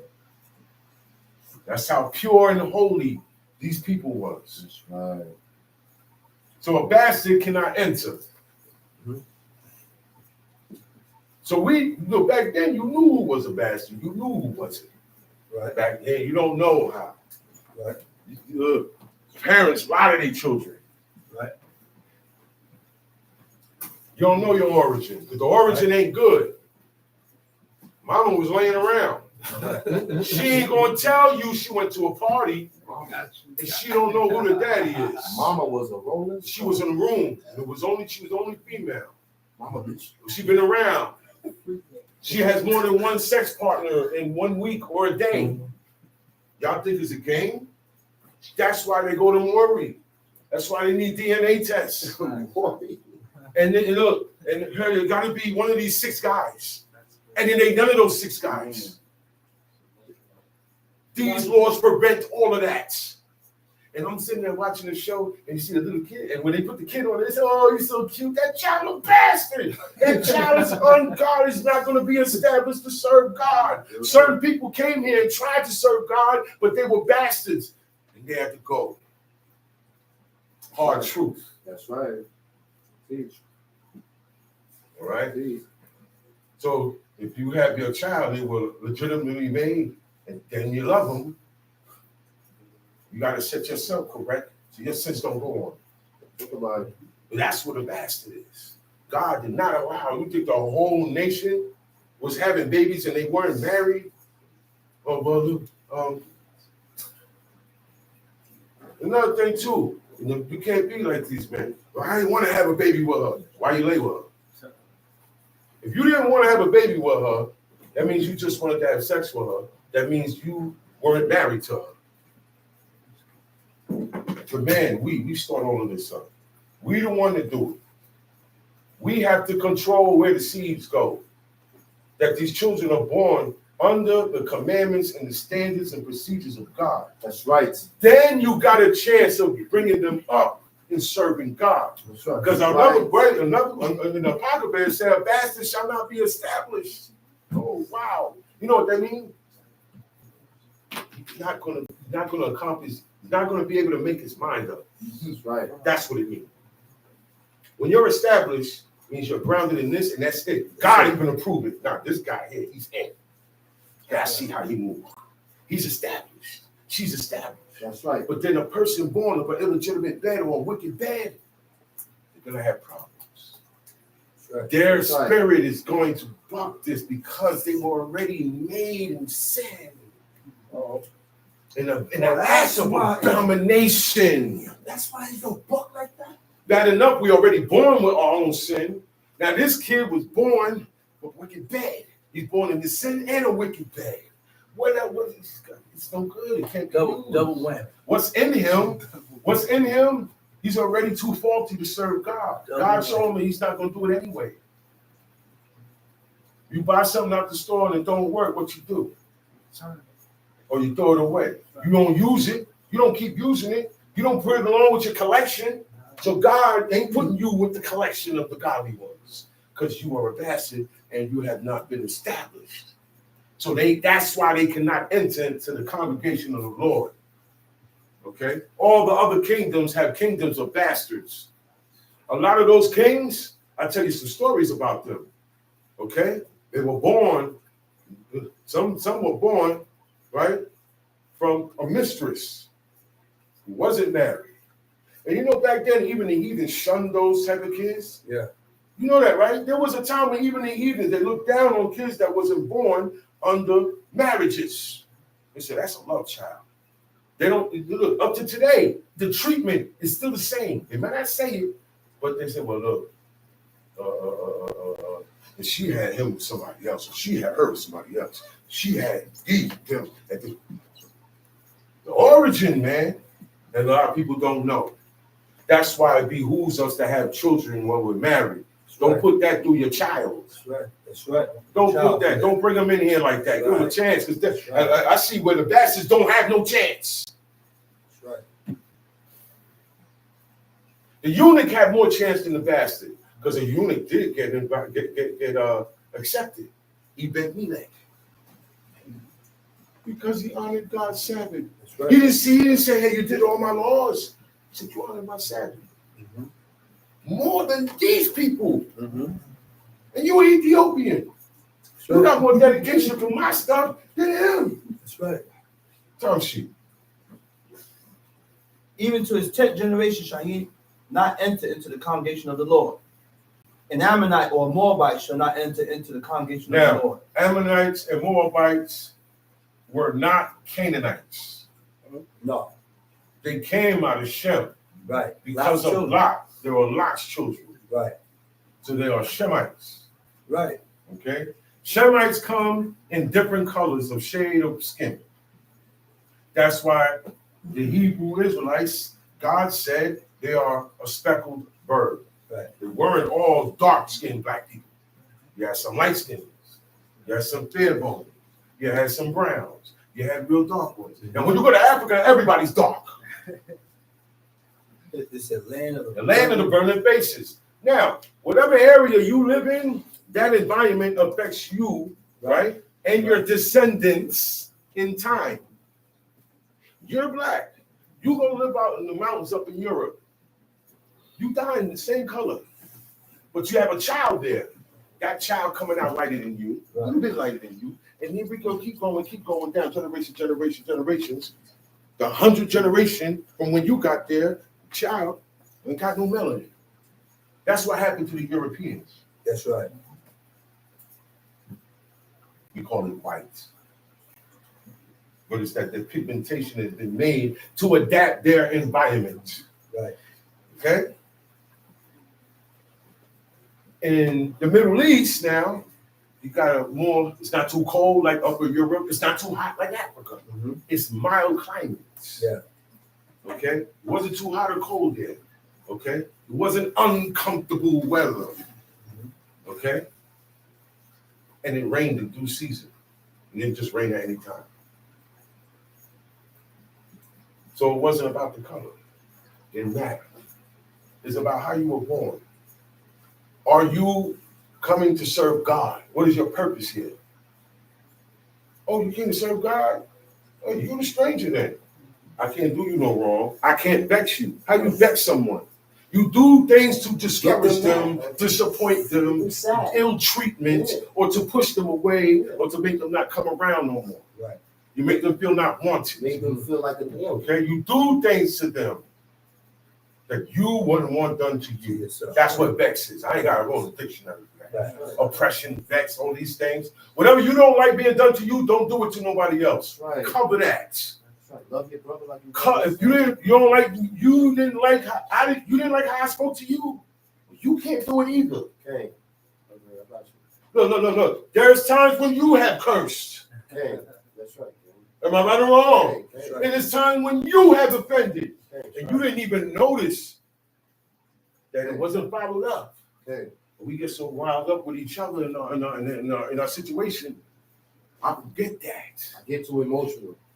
I get too emotional. I'm learning. Come on, man. I'm learning. We gotta ease up. Gang. You see how what I noticed when we was reading, they was talking tough to Moses. Yeah. The way I'm like, I said, wow. He said this, that. He said, moreover, I said, whoa, you ain't say that to the Egyptians. Pharaoh. Moses was the only one that stood up to the Egyptian. And y'all snitched him out and talked against him for that. Who made you a big of us? Nigga, you a slave. And now you talking about you let us out here. Did I tell you this was the land of flowing and milk and honey? Did I say, hey, Israel, we're here. This is the land flowing? I didn't tell you that. You assumed that. We're traveling. You don't see that we're traveling by night or day, by a cloud or a pillar of fire?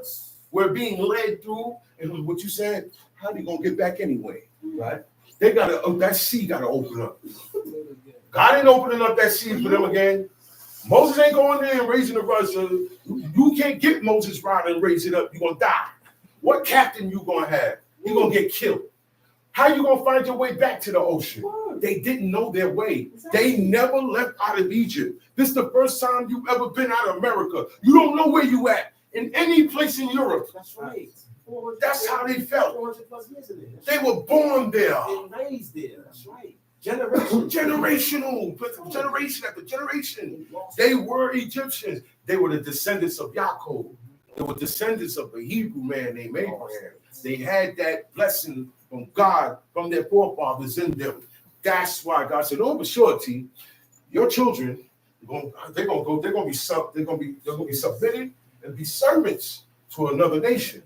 He said, "And when I visit that nation, I'm gonna bring them out with a great and mighty hand." That's right. God's visit ain't coming to eat cake and drink tea. Yeah. The only visit that's good is if you're locked up. VI. They call it the dance floor. That's the only time I got visit. You don't care who it is. Who is it? I don't know. Well, look, you hurry up and get dressed. It could be your homeboy. You don't know. You still shh. Could be more.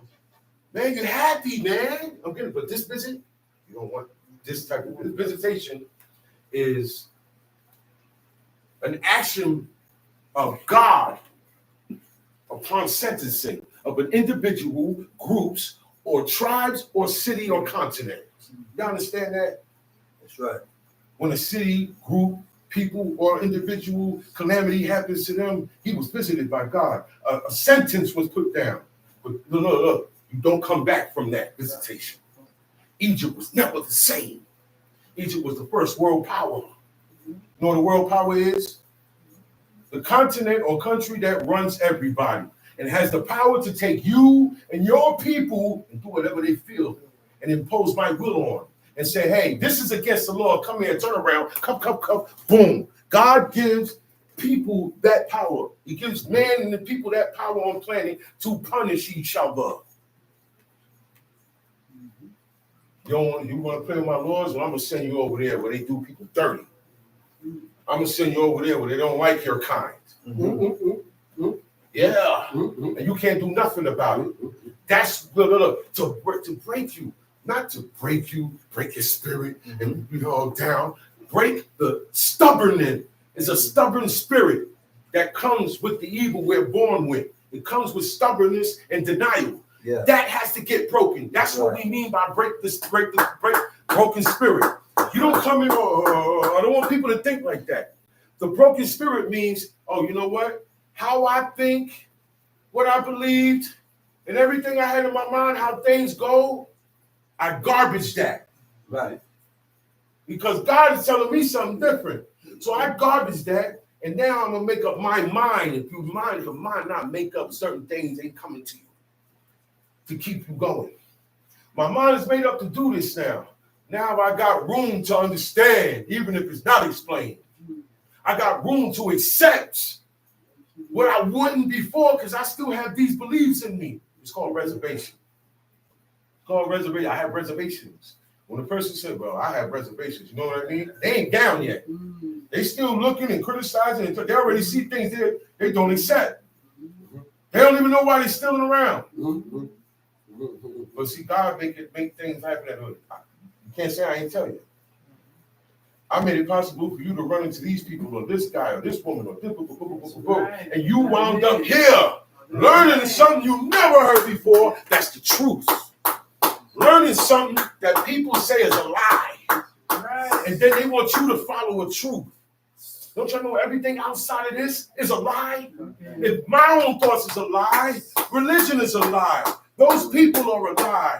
There people on the internet, all these people and all their opinions is lies. And we got to stop going by it. I see too much of that influence of the world and how my people think. Sometimes I feel sorry for some Israelites because I don't see, yeah, man, his mind is so way out. He think he doing something right. They think they doing something right. And they ain't doing nothing right. God has caused them to stay here thinking they doing something right. Yeah. So they can pile up. And then when you get rid of you, you're going to find a bright idea not to come around no more. Oh, hey, man, I got a problem with that, brother. So you don't go nowhere? What happened? Well, I got blamed for a brother who don't want to serve God no more. It's Nick's fault. I said, damn. I didn't know I had that much power. If I knew that, look. If I had that power like that, I'd have half the world listening to me when I talk about God. You ain't just want to say, yo, man, I'm using this as a reason because I'm not down. I want to do what I want on Saturdays. I want to eat what I want to eat. I want my Friday nights. I want my Friday nights back. I want my, they call that nigger night. Okay, I want these things back. Those were my enjoyments. Where's the days where we give gifts? I don't give gifts. Yeah. Shout out to Hey, there's no New Year. Nope. Shout out to October. Come on, man. It's not in here. Devil worship. They didn't celebrate a New Year. The two top days of devil worship, the number one is birthdays. The second one is New Year's. I don't even know what go on those days. On those days, all witches and warlocks come together. On all holidays of the heathen. Y'all know that? I'm gonna come and let it go. On all those days that y'all like celebrating, witches and warlocks gather, not just on Halloween. Y'all know that? They do human sacrifices on those days for those holidays. Okay? Pharaoh look, this is why he said, well, look, you're going to live, you're going to die. You ever wonder why this man was shown in his dream he's going to die? Yo, they were heathens and they saw their future and didn't even know. Joseph said, yo, man, Joseph walked around and said, look, boy, man, you in jail. You ain't supposed to be looking like this, man. You better stop crying. You better get up. Right? Get up. Somebody gonna come mess with you. You looking weak in here. He said, why's your countenance down? See? That Joseph, when it came to you and said, yo, bro, lift your spirit up. Get out that. That's what Joseph, yeah. You're not supposed to be, all right, you there, you gotta handle that. He said, yo, man, why you so down? He said, yo, man, I had a dream last night. I don't understand it, and it's troubling me. Okay? Now, I'll tell you about dreams. The only time your dream is valid is if you hear, thus saith the Lord. Okay? Leave dreams alone. They're a mirror. What it said is a mirror, right? Meaning a reflection of everything you soak up in life. Then you go to sleep and you dream. I had a crazy dream. I was falling. They didn't have dreams like that. When they had dreams, it meant something. Yeah.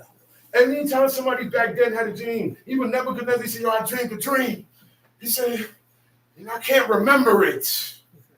We all have dreams. I said, damn, I know I was dreaming something. You can't remember. But sometimes you ain't thinking about it. And then it come to you and be like, oh, shoot, I just remembered I had a dream about this last night. Right? Right, y'all? Right. Okay. Nebuchadnezzar had a dream. And he said, I can't remember it. He said, and since you guys, you magicians, or all you guys deal with all this hocus pocus stuff, you gonna tell me what my dream was and cause me to remember. You know what they all said? No man can do that. Mm-hmm. But a man was able to do it. Yes, he was. Because God empowered him to do it. Yes, he was. You see what I'm saying? There's nothing impossible for God. So there's nothing impossible for a man of God. Talk about it. Stop the sun, stop the moon, split the Red Sea. Yeah. Defy gravity. Yeah.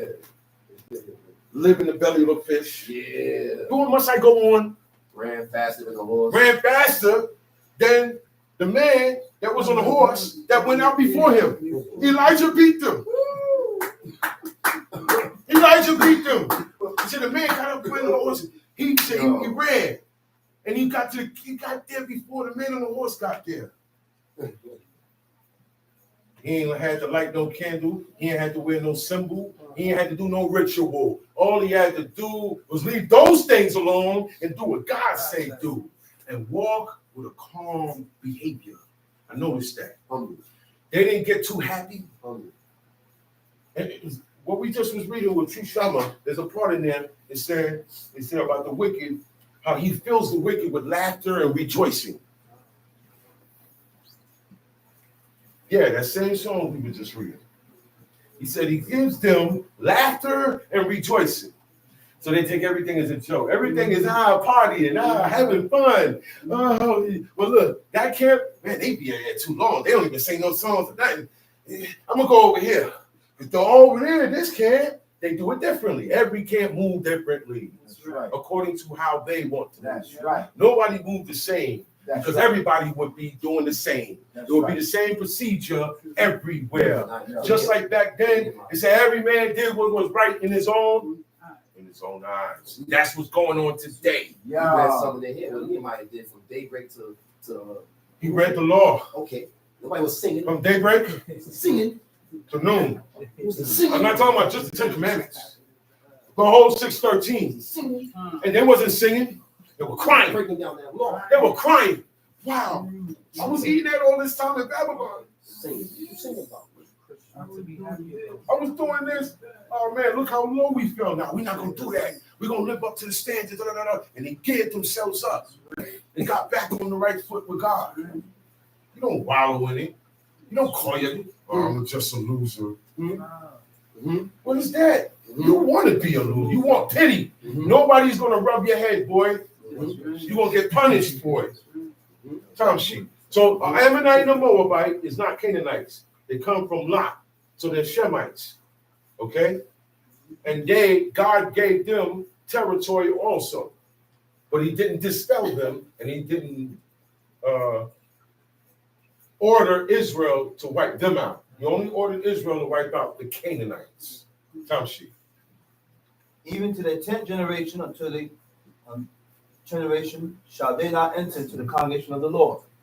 Because they met you not with bread and water. No. Certain people, God said, they can enter the congregation in their 10th generation. But most can't. He said, even to the 10th generation. 1,000 years later, they still gonna be no good. Let me tell y'all something about DNA. The reason why David came out with a heart like God is because from Abraham's time on down, we didn't have bastards. We didn't have whoredom. Pure seed. We had godly people making godly children. Some of these godly children gonna come out extraordinary different. That's where these special kids come out at. This guy no dreams. This guy's this. This guy's this. God gave him that. This is what righteousness breeds. It breeds you having real power with God. Yeah. Where you run the elements, or the elements run from you. That's the heights we were supposed to get to the point where, look, by now, everybody is a priest. He said, ye shall be a nation of priests. And that was to be down the line. By the time we got down 400,000 years after the beginning, we're supposed to still be having a king sitting on that throne. And we're supposed to still have a place where God chose to place his name there. Okay. What about that part? Okay. All the sacrifices go on. That ain't the place that God said to do it at. No. And you ain't the person God said to do it. That's right. And that animal is not dedicated to God. Right. That's right. Those animals got to be separated. Every man separated the first year without blemish. Because this is for the offering. Right. This is for eating. These are for offerings. So what are you offering? Okay. No, you're not buying nothing that was separated for offering. No, so you gotta stop the sacrifices. That's right. It's not sacrifices. It's Because- killing the no, lamb. it's rituals. It's rituals. Just killing the lamb. It's rituals. Yeah, Well, when I sacrifice. said that day, poor lamb. I looked at the guy, I said, poor lamb. The head's still hanging. It's still alive. And it's, man, kill it. Take it, behead it. So it could die instantly and you could get all the blood out. Because if they don't bleed out that animal, it's being shipped with the blood. You're buying it with the blood. Tell me I'm wrong, man. I've been hearing my father talk about this blood thing and that since before I was born. And I've been there to see dissent. Israelites get mad. Israelites used to get mad. There's something wrong with y'all, man. There's something wrong with it, man. God say don't do, you do. I know what it is. God say do, you don't do. I know what it is. God say he like it, you say you don't like it. I know what it is. You can't do this. Cut off. That's why Joshua said you are not able to serve God. the Lord. Yeah. He said, go serve the gods of the Go serve them. Go to Jake. Go to Boo Boo, Lulu, Ha Ha, and He. Go to all of them guys because you can wear a dress and still serve those idols and still call yourself a man. You could be in homosexuality and still serve those idols. It's accepted in those idols. Over here, the penalty is death. Go to the mosque. You can eat pork and shave. All Muslims are allowed to eat unclean. We call unclean. Okay? If they're about to die, they ain't got nothing else. Not us. We'd rather die than put that. I'd rather die than touch it. Certain things, us serving God, you can't eat it and you can't touch it either. That's why she said, we may not eat nor touch it. In order for me to eat of that fruit, I gotta touch it. Before anything I put in my mouth, I touched it first. Well, you eat like this, you jump up and catch the apple. See, when certain laws get you cut off, and you are not going to get this right. And you didn't go to school. Okay. Some people are just not that bright. Dang. Dropouts. That's right. That's right. You got 10 teachers telling you the same thing and you still don't get it. It ain't meant for you to get it. So don't quit your day job because you can't do this over here. Not everybody's can quit. But you can make yourself. It's a lot of work. And you got to make up your mind to go through it because you're going to sacrifice. You're going to miss out on what you like. You're going to have to give up what you like. Even if it's not against the law. But for me to advance, this got to go. That's part of the sacrifice. That's your sacrifice. This is sacrifices that are accepted by God today. Giving up the things you like to serve God. That's what you give up. Not killing the lamb. Not killing no lamb. You sacrifice the devils when you do that. Yeah. It automatically, the credit and praise go to the Satan devils, man. Yeah. It goes to that calf. That calf was a demon. Y'all know that, right? The goat head. They made it. They learned about that in Egypt. They came out and they did it at the foot of Mount Sinai.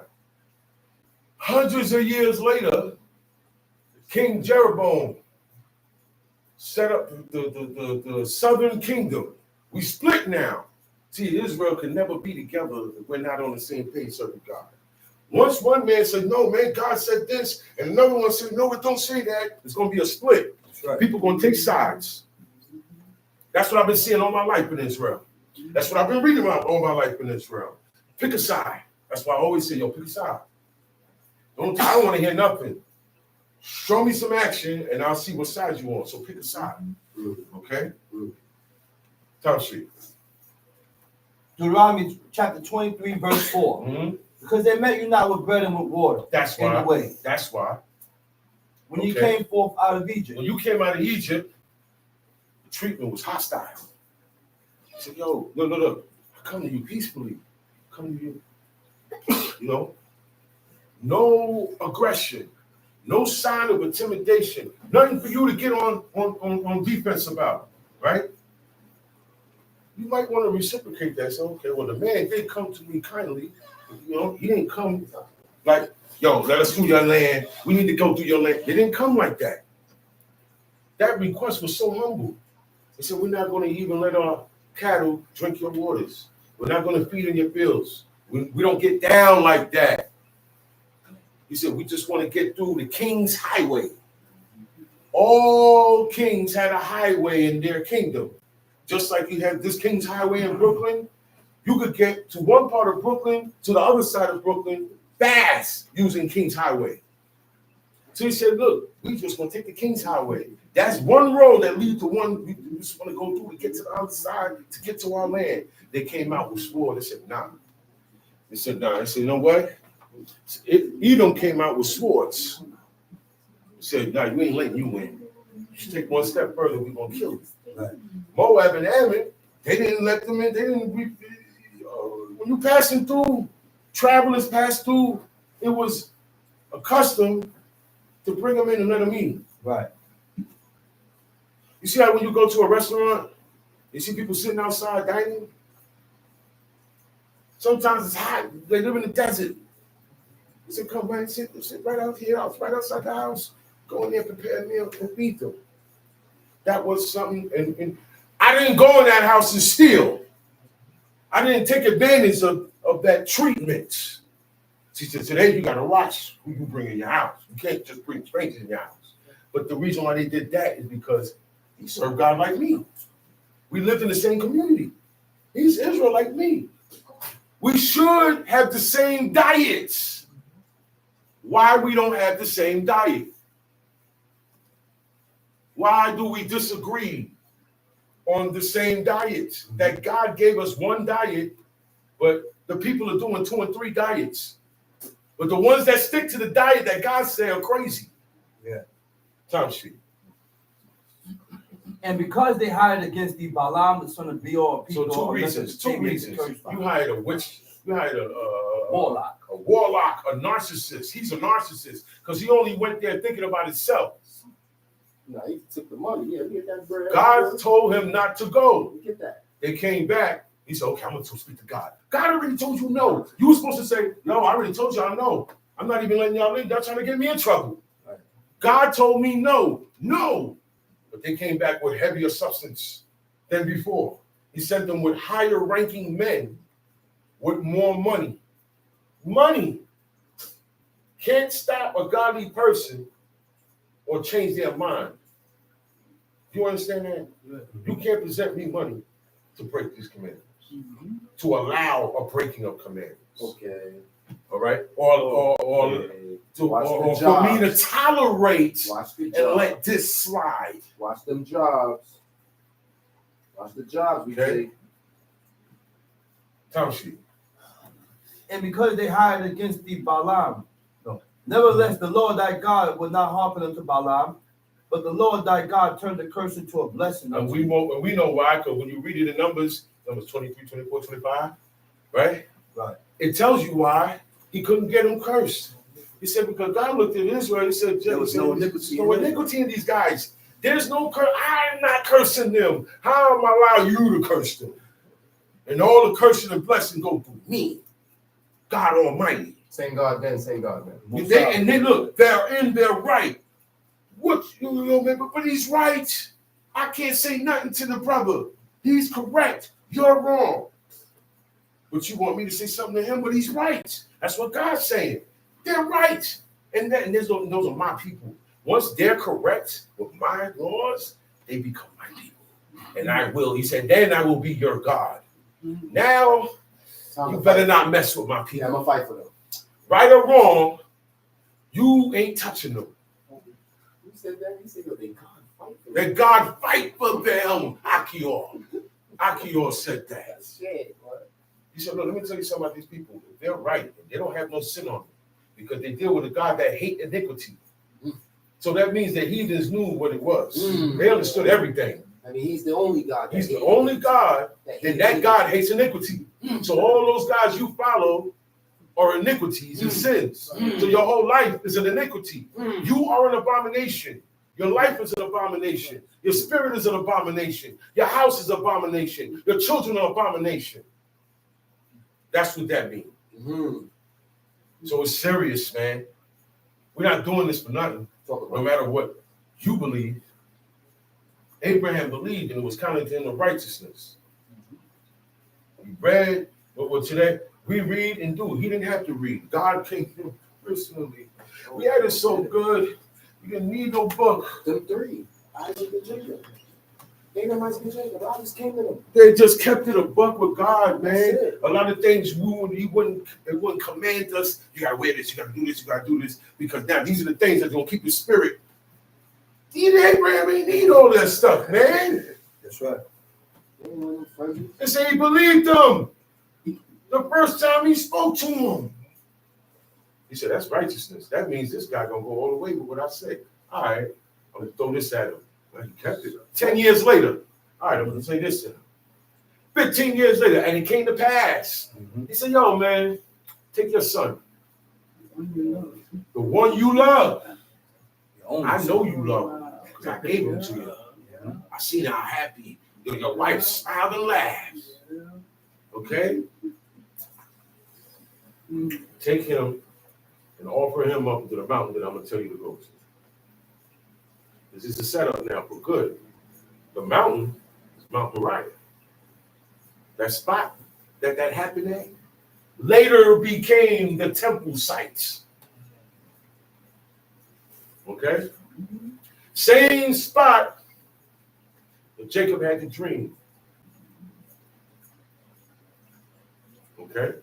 Where he saw gods going up and down the ladder. They even made a movie called Jacob's Ladder about a guy that has strange dreams that come true.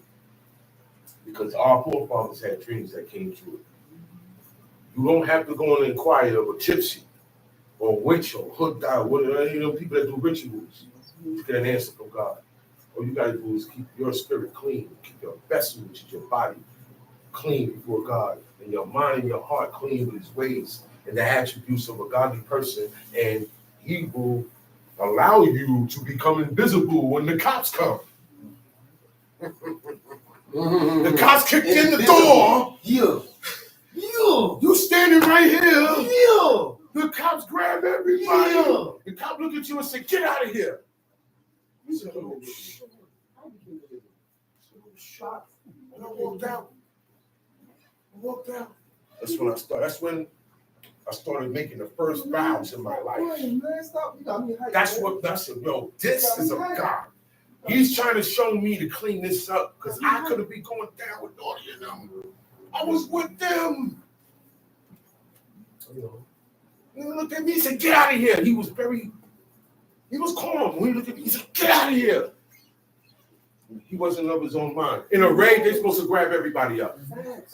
Good, bad, I don't care if you just came to visit, you came to deliver mail, you came from across the street to get sugar. When they come, you going in too. They'll release you later though. Oh, no, you was the day boy. Okay, no, he ain't got nothing to do with that. Man, things like that. I didn't have to do it because there are rituals that you can become invisible to somebody's eyes. These things do exist.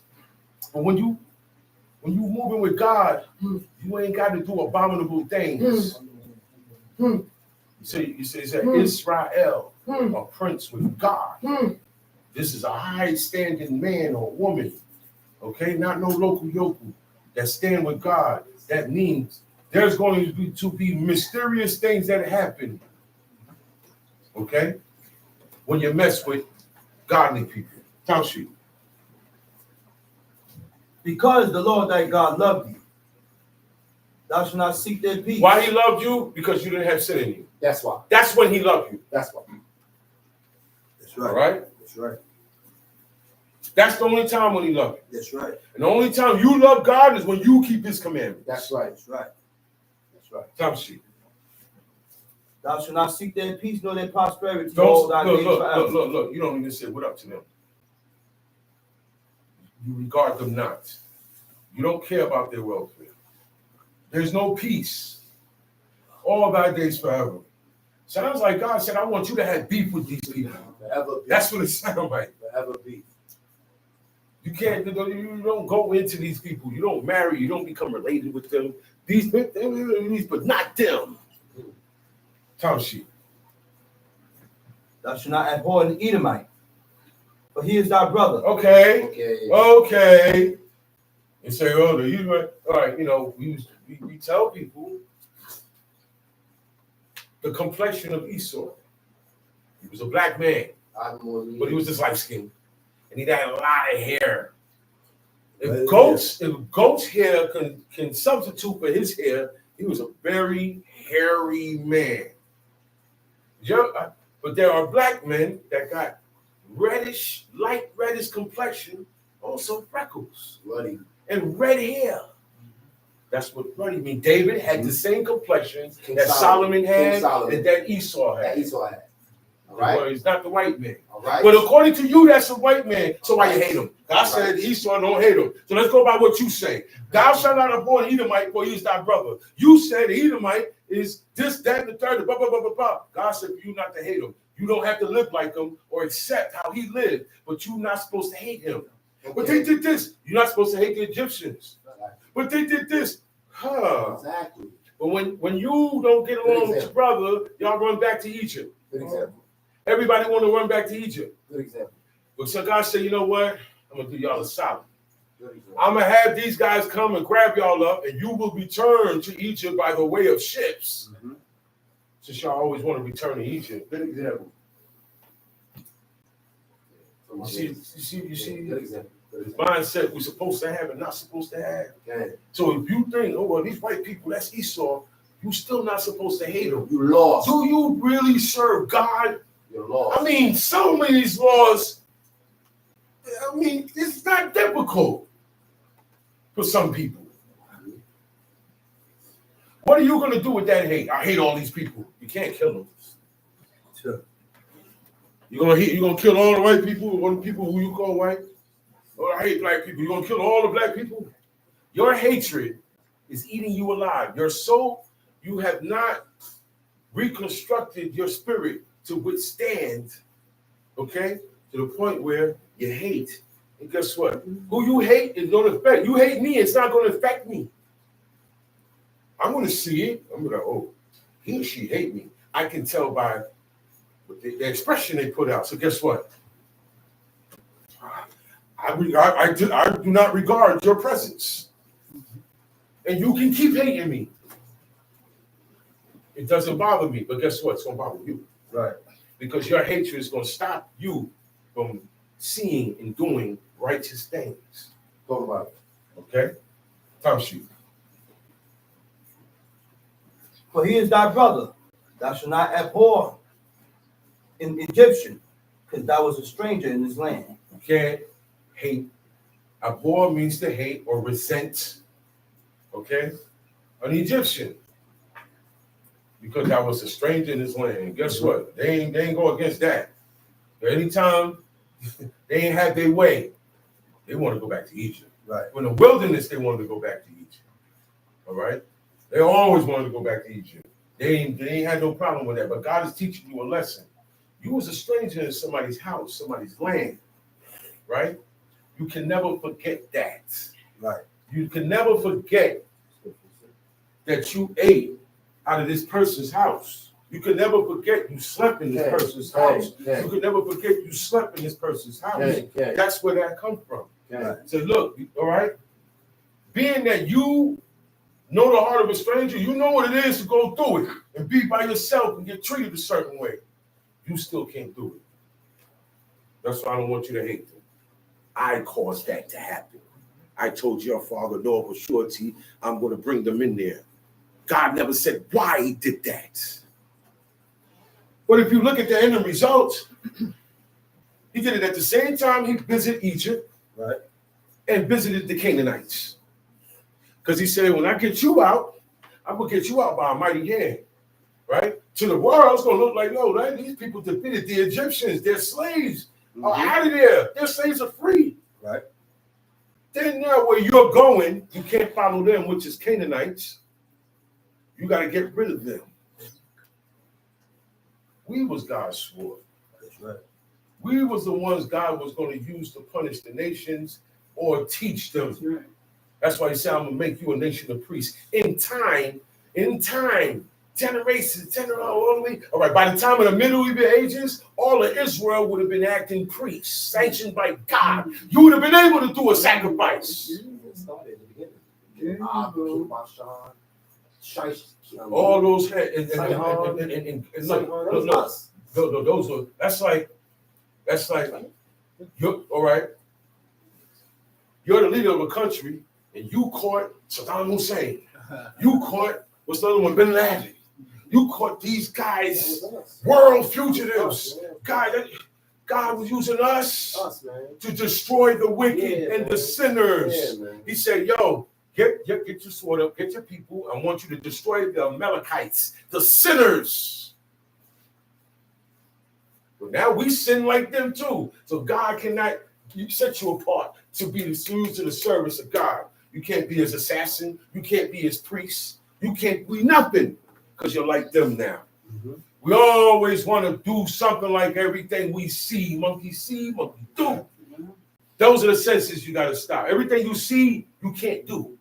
That's what the man mean by not trusting your senses. What I see, hey, but it's not mine. According to this commandment, I got to leave that alone, and I can't keep lusting after it or her. Because she don't belong to me. She belongs to another man. Why I keep looking at her? Why am I concerned with you, how you talking to your wife? Samson said, y'all ain't plow with my heifer. Y'all wasn't all up in my woman's face. Stay out of my woman's space. And you stay out of men's space. Me personally, I don't play that. I don't even be up in my sister's space like that because that's my brother's wife. That's right.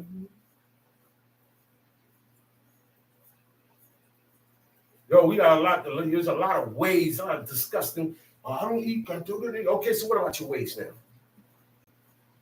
What about your ways? That don't get changed? That don't improve? Tell shit. The children are begotten of them Shall enter into the congregation of the Lord in their third generation. So the third generation been passed. So why you still hate Edomites? I'm gonna walk out the apartment behind that one. I'm walking out the building behind that one. God said to the 10th generation, they're allowed. Okay? Egyptians too. They were allowed to come and serve God. They would be what we call the strangers. You can't do the strangers wrong. You're a stranger. You serve God. He's one of you. He said, he shall be treated as homeborn. When I do that, and I try to see it's an old Benai custom. I'm sorry, I got a lot of Benai teaching customs. I got stuck. I like to have interaction with my crowd. I got stuck. Okay, I feed you, you feed me. Facts. Keep me hype, I keep you hype. Facts. We in this together. Facts. So there are accepted the Edomite and the Egyptian in their third generation. We ain't even have to wait for the 10th. So they ain't that bad. He said, look, that guy's your brother. Oh, man, but he do this, he do that, but that's your brother. But he said, but that's your brother. Yeah, but that's your brother. You don't get it? Come see. When the Holy Stop right there. Go to Ezekiel, chapter 36. Ezekiel, chapter 36.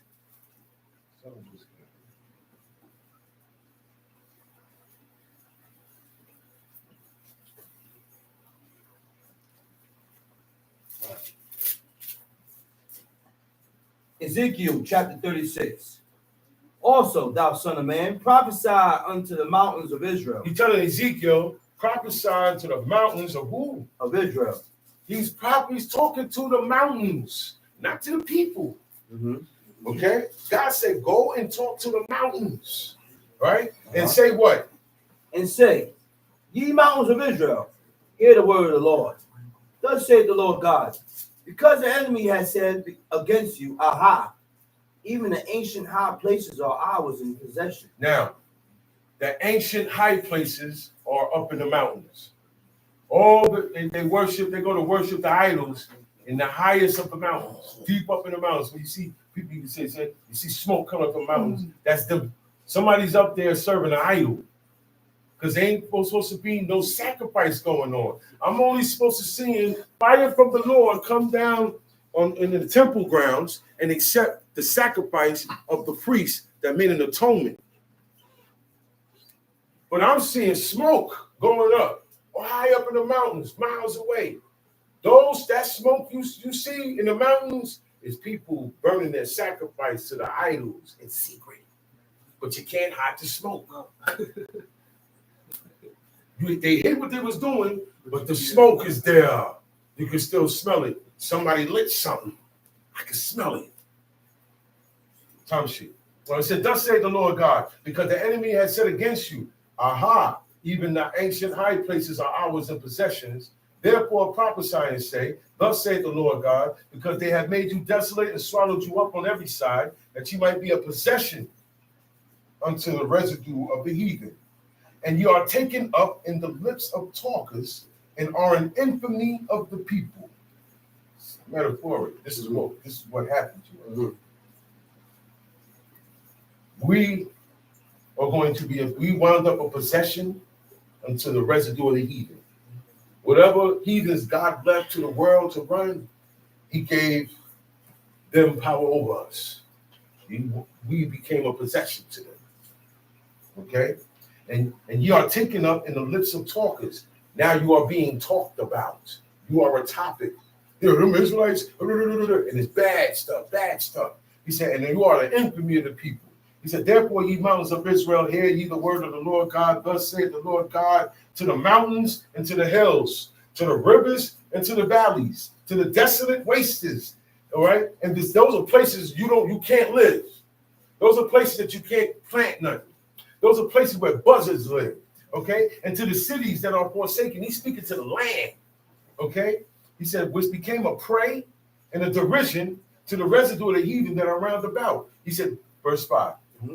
Therefore, thus saith the Lord God, surely in the fire of my jealousy have I spoken against the residue of the heathens. He said, in my jealousy, when you're jealous, when you're upset, when your emotions is high, you say things. And you do things according to that jealousy. When you jealous, look. A man's jealousy, somebody gonna die. A woman's jealousy, nobody dies. Just a lot of arguments. What's in your phone? What you got here in your phone? Stuff like that. But when a man, that's why you got the laws for the spirit of jealousy. When a man is suspicious of his woman, and guess what? She could be innocent. And when he finds out, it's sin on him. Because I still had a suspicion that you did it. It was still wrong. I had that suspicion about you without proof. And you're my wife. But that's for nobody to come and tell me. That's for me to be aware of. Right. Does God say that man has to go and go and give up and take care of that sin since I'll be unproved? So he's like, okay, okay, all right. She drank the water, nothing happened. She got pregnant. So okay, I was wrong. She don't say, see, you did this, you accused me, you could have got me killed. It didn't get like that. You know why? Because they were in the right. It's all words. I ain't do that. So yeah, sure, I'll drink the water. Here, give me. I'll take the test. You can see that person has nothing to hide. The only thing you got to hide is sin and iniquity. But when you're correct and right, there's nothing to hide. Oh, you want me to do? All right, I'll take the test to prove to you. Now you see me do it. It shouldn't be nothing else said now. There should be no suspicions, because suspicions doesn't make it a truth. That's why it was still sin on him when he, in his head, had a suspicion his wife was laying with another man. And he found out to be wrong. It don't stay that way. Because I still accused you. You gotta watch it when you do this. Watch it, okay? Watch it when you put somebody, hey man, you do it. You have to be perfectly correct by God. Okay? That's why God said 2 or 3 witnesses. And then later on in history, Daniel said, we got 2 witnesses, split them up. It advanced. Because wickedness advanced by the time Daniel was alive. 100 years before that, the witnesses didn't lie. Now in Daniel's time, you got 2 judges that lied about being witness to something. They weren't witness to nothing. So now interrogation, inquiry. That's what it says in the book. It says you're going to have to investigate. You got to ask questions. Don't come with accusing. Because now you ain't going to find out. Because now this guy going to get all humpy puppy because you're accusing him. I'm not going to get what I need to get from him. So can everybody be a detective? No. Does everybody have the skill? Does everybody have the skill? Or do you have the patience to be able to talk with this person and deal with all of their uprising, hoopla. Then I got to go over here and deal with this person. You got 2 people going at each other like wild animals. You have to be qualified to be able to take care of these situations. To be a referee, you have to be qualified to wear that striped shirt. You have to have a certain quality. Okay? You have to be fair. If you're wrong, I'm going to tell you you're wrong. If you're wrong, I'm going to tell you you're wrong. If you're right, I'm going to say, well, brother, he's right. I can't be on your side and accept what you're thinking, because it's not. Look, I'm not on his side either. I ain't here to pick nobody's side, man. I got my own side, and I got to serve God. So that's the side I'm on God's side. And whoever God say is right, that's who I'm gonna say is right. Right. Touch you. Therefore, thus saith the Lord, God shall surely, in the fire of my jealousy, have I spoken against the residue of the heathen, and against Idumea, that's Edom, which have appointed my land into their possession with the joy of their heart, with despiteful minds, and cast it out for prey. Prophesy therefore concerning the land of Israel, and say unto the mountains, and to the hills, and to the rivers, and to the valleys, thus saith the Lord God. So that's why they call the prophets crazy sometimes. Sometimes we people walking past, and you see the prophet talking to the wall. But God told him to speak to the wall. God told him to speak to this, speak to that. Speak to the heavens and the earth, because they're his witnesses. He said, speak to the mountains and the hills, because they all hear the word of God. And whatever he told them to do and to accept, that's what they're going to accept also. Right. Because man don't listen. Tell you. Behold, I have spoken in my jealousy and in my fury, because ye have borne the shame of the heathen. Yeah. Therefore, thus saith the Lord God, I have lifted up my hand. Surely the heathen that are about you, they shall bear their shame. But ye, O mountains of Israel, ye shall shoot forth your branches and yield your fruit to my people of Israel, for they are at hand to come. For behold, I am for you, and I will turn unto you, and ye shall be tilled. God said, I'm for you. So stop going against the things that I tell you to do, because they're for you. That's what I should tell my children. I should tell my son. I said, yo, man, I'm going to tell you what my father told me. All the things that I tell you to do, and I get mad, and I go to all that stuff, it's for you. For you to be aware of what you're doing and walk correct before God. I don't want you to go this way. That's what my father told me. He told my brother, I don't want to see y'all go. I don't want to live this and see all my children serving idols. There's no joy in that. There's no joy in that.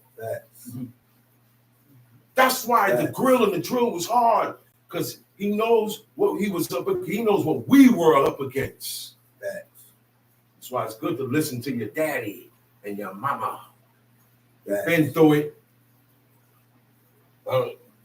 Especially if they serve God. Especially if they serve God. They got an upper hand. They got extra going for them. You might want to listen to them because they win it. They don't want to see their children lose out. So yeah, sometimes I'm gonna come down hard on you. Don't get all hissy fitted and frustrated and want to leave. Because that's what all children do. Right. I get spoken to a certain way, I'm gone. I don't get treated, I'm gone. I'm gone. Don't you think that's a test? Right. We're always saying, look out for the test. But the test comes not when you nice and calm, everything chill. The test comes when somebody say something you don't like. The test comes when somebody do something you don't like. The test comes when something happen you don't like. Now God want to see what you're going to do. That's the test, y'all. And that's why you fail all the time. Because all it takes is this to get me out of my place. And then I start forgetting the pattern that I was moving with God. Now is changing. And maybe that's what the adversary wants. Don't you ever think that? Look, man, I got to get him from over here. So I'm going to make this little petty thing petty. Make this little petty thing happen. And I get all riled up and I'm over there and then something happened over there. Do you understand how I go? Watch it, man. Don't let your decisions and your emotions control you. Time shoot. And I will multiply men Okay, upon... Stop there. Go to Ezekiel 33. Ezekiel chapter 33. 33. There's a lot of points in these prophecies, man. See, because the prophecies, around the time of the prophecies, Isaiah, Ezekiel, Jeremiah, the people were doing bad. I said the people were doing bad. They were the worst that they ever been.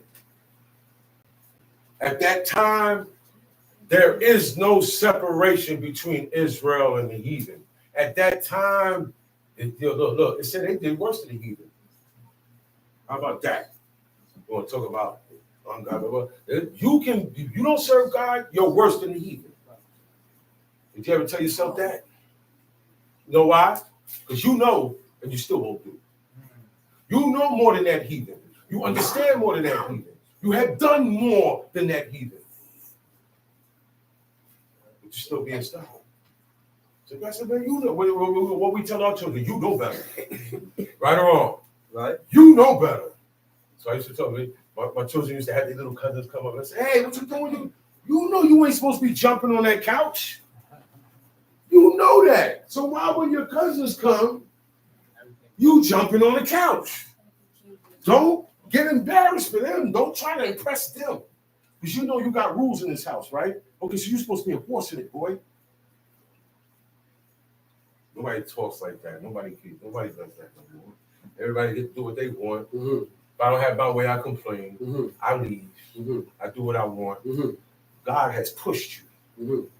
Time sheet, Ezekiel 33. Ezekiel chapter 33.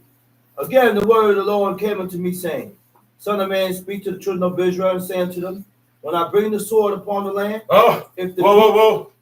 whoa. This don't sound like a blessed people. They ain't blessed right now. Right. If God just said, speak to the children of thy people. He didn't say my people this time. He ain't claiming them. He ain't claiming them. I can't claim you and do you. I got to disclaim you. Then I could do you in. You're not mine no more. You open to whatever. Okay? So he said, take off. He said, take this off. Take this off. Take that off. But at that time, they ain't got none of that on. So I can know what to do. Yeah, because I got to do something to you. Okay? He said, when I bring the sword upon the land, and the people of the land take a man of their coast and set up for their watchmen. Meaning, you're going to have to set somebody, you got to have to look. Today, they got radar. Back then, there was no radars. Mm-hmm. They had electronics and all this stuff. Mm-hmm. So there was a man sitting on top of a tower. All cities had a tower. Okay? You see at the head of all beaches, right? Especially in Europe and old towns, you see the lighthouse. Right. Real tall. That's a tower with light on it. So that even in fog, planes and boats. You see, okay, land is right there. Okay? That's what it's used for. Now the towers, there's a man up in that tower. You ever seen the ship, the pirate ship, and the guy all the way in the top, it's called the crow's nest. Because it's so high, only crows could go up there. There's one man, it's a little bucket. He climbed that ladder and go all the way up the top of the ship. And he sit there. He's high above the ship. He can see farther. The higher you are, the more you can see. That's why he said, come on, let's go higher. You can curse all of them. You can see all of them and curse them more. The higher you are up, the more eyesight can coverage. So I say, you come, go up in the mount. I'm going to let you see the whole land. From this spot, you can see everything. You go to the highest building in the city, you get to see the whole city. Y'all understand? That's right. So the watchman in the tower gets to see when the enemy's coming hours before they get there. And they're able to take this, blow it. Okay? Certain ways certain pattern of blowing means alarm. Gather arms. It's wartime. Certain other blastings mean assemble. Okay? This is how we got the attention of people in the city. That's right. Okay? We blew it on the new moons, on the Shabbats, and on the feast days. Okay? You blown. We're the only ones do these things. These are the things that make you separate from the service of God. These are the things that make you sacred. These are the things that characterize you. This is what makes you perfect. Perfect. Not in these people's eyes, not in mine eyes. You perfect before God now. Once you're holy, you're perfect. You're a perfect being. You're a perfect person. You are a perfect man. You are a perfect woman. You are a perfect child. God said, walk before me and be perfect. So you can be perfect with God. Only wicked people say nobody's perfect. Listen to the sayings and the proverbs of wicked people. It tells us to do nothing impossible. Okay? So walk before me, be You can't beat them, join them. That means everybody's doing it in the world. I might as well do it too. You wanted to do it. Serve Jake. I thought you liked to be different, Israel. I thought y'all like to be unique, Israel.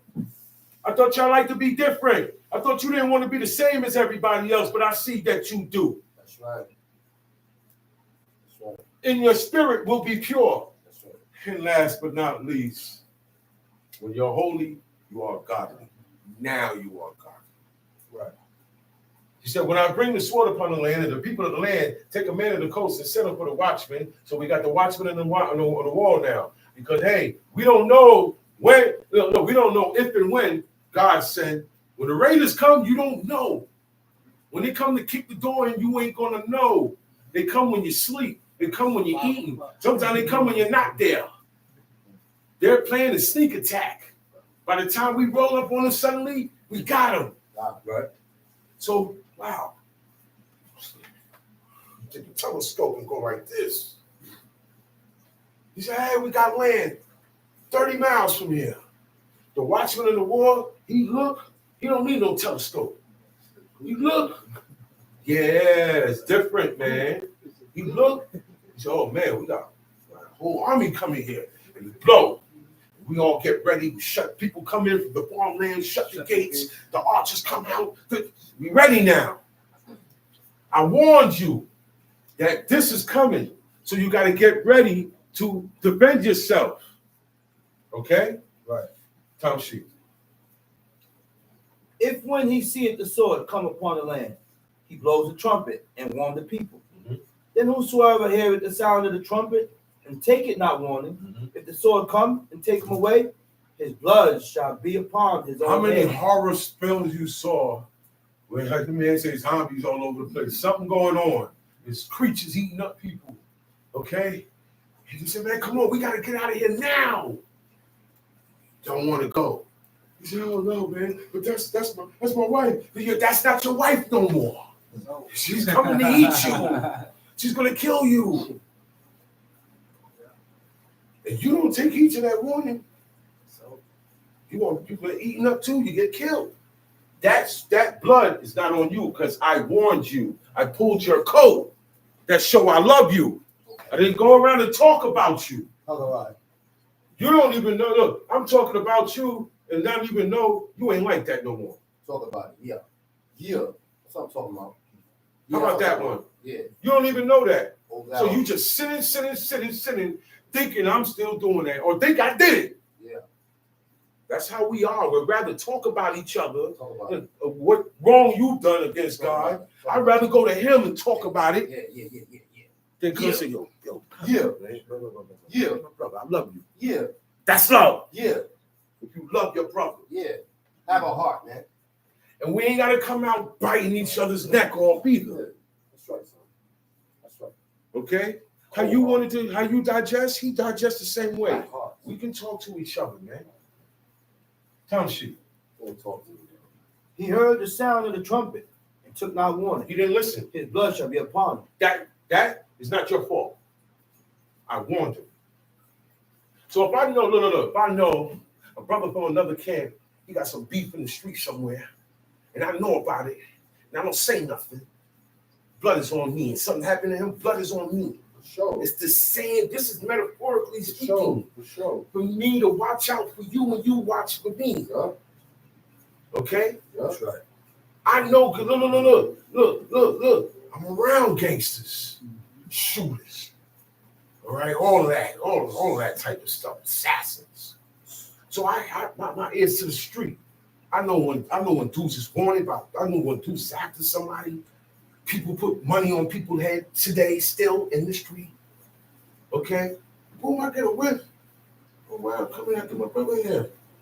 Look, man, I gotta go down and let him know. I can't stand beside and not say nothing.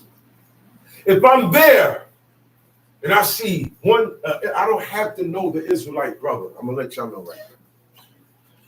This, just because he's Israel and he knows who God is, that's just enough for me. I don't know him, so how am I supposed to know his life? All right? I'm gonna defend him. That's right. Many things I see, I don't defend. My people, I'm defending that. My sisters, my Israelite sisters, don't you say nothing to them out there. Some heathens, leave them alone. Leave all my sisters alone. I will be Lewi and Simeon. I will be both of them. You mess with any one of my, and look, all my sisters is all the women who serve God.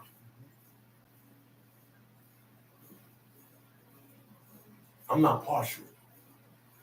Township. But he that taketh warning shall deliver his soul. Mm-hmm. But if the watchman see the sword come, and blow not the trumpet, and the people be not warned, if the sword come and take any person from among them, he is taken away in his iniquity. You got snatched up, you got hit up on your own. Because you didn't take the warning. Right. The warning is, yo, stop your doings, serve God, keep his commandments. These are the warnings. Stop. Then you go into individual laws. You're not supposed to eat with the blood of back. You're not supposed to do this. You're not supposed to do. Those are the warnings. It's metaphorically speaking. Okay?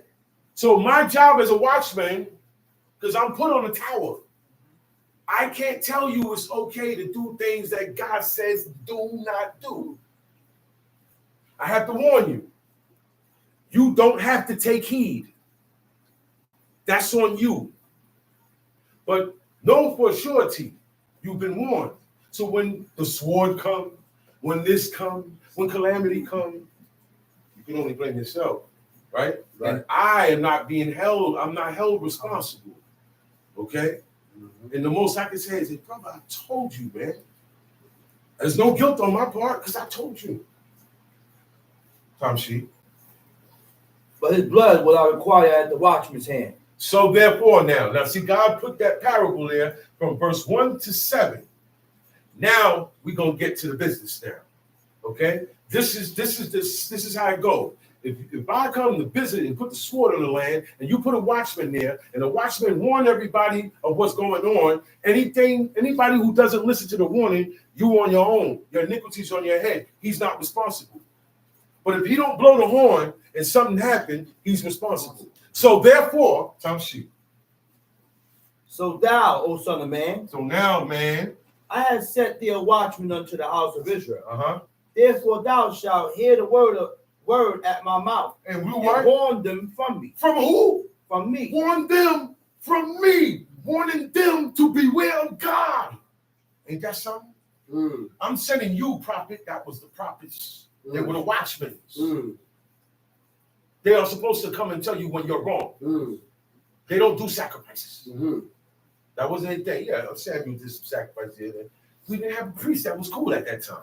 Yeah, Eli and his sons wasn't right. That was the beginning of it. And the only person that was correct to do that was Samuel. That was the beginning. You know what I'm saying? After that, you don't see them doing that. Yeah, first king, yeah. The prophets is there to warn you. That's right. Yo, man, God is coming. He's prepared to do y'all in, or he's prepared to do you in.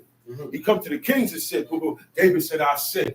He sent Nathan to David to warn David. David took heed. He sent Zechariah to warn Joash. Joash didn't take heed. Joash got mad and said, thus saith the Lord, I'm sinning. Yeah, man, you would think he talking to, grab him and kill him. And the man that he killed is the son of the man who saved his life.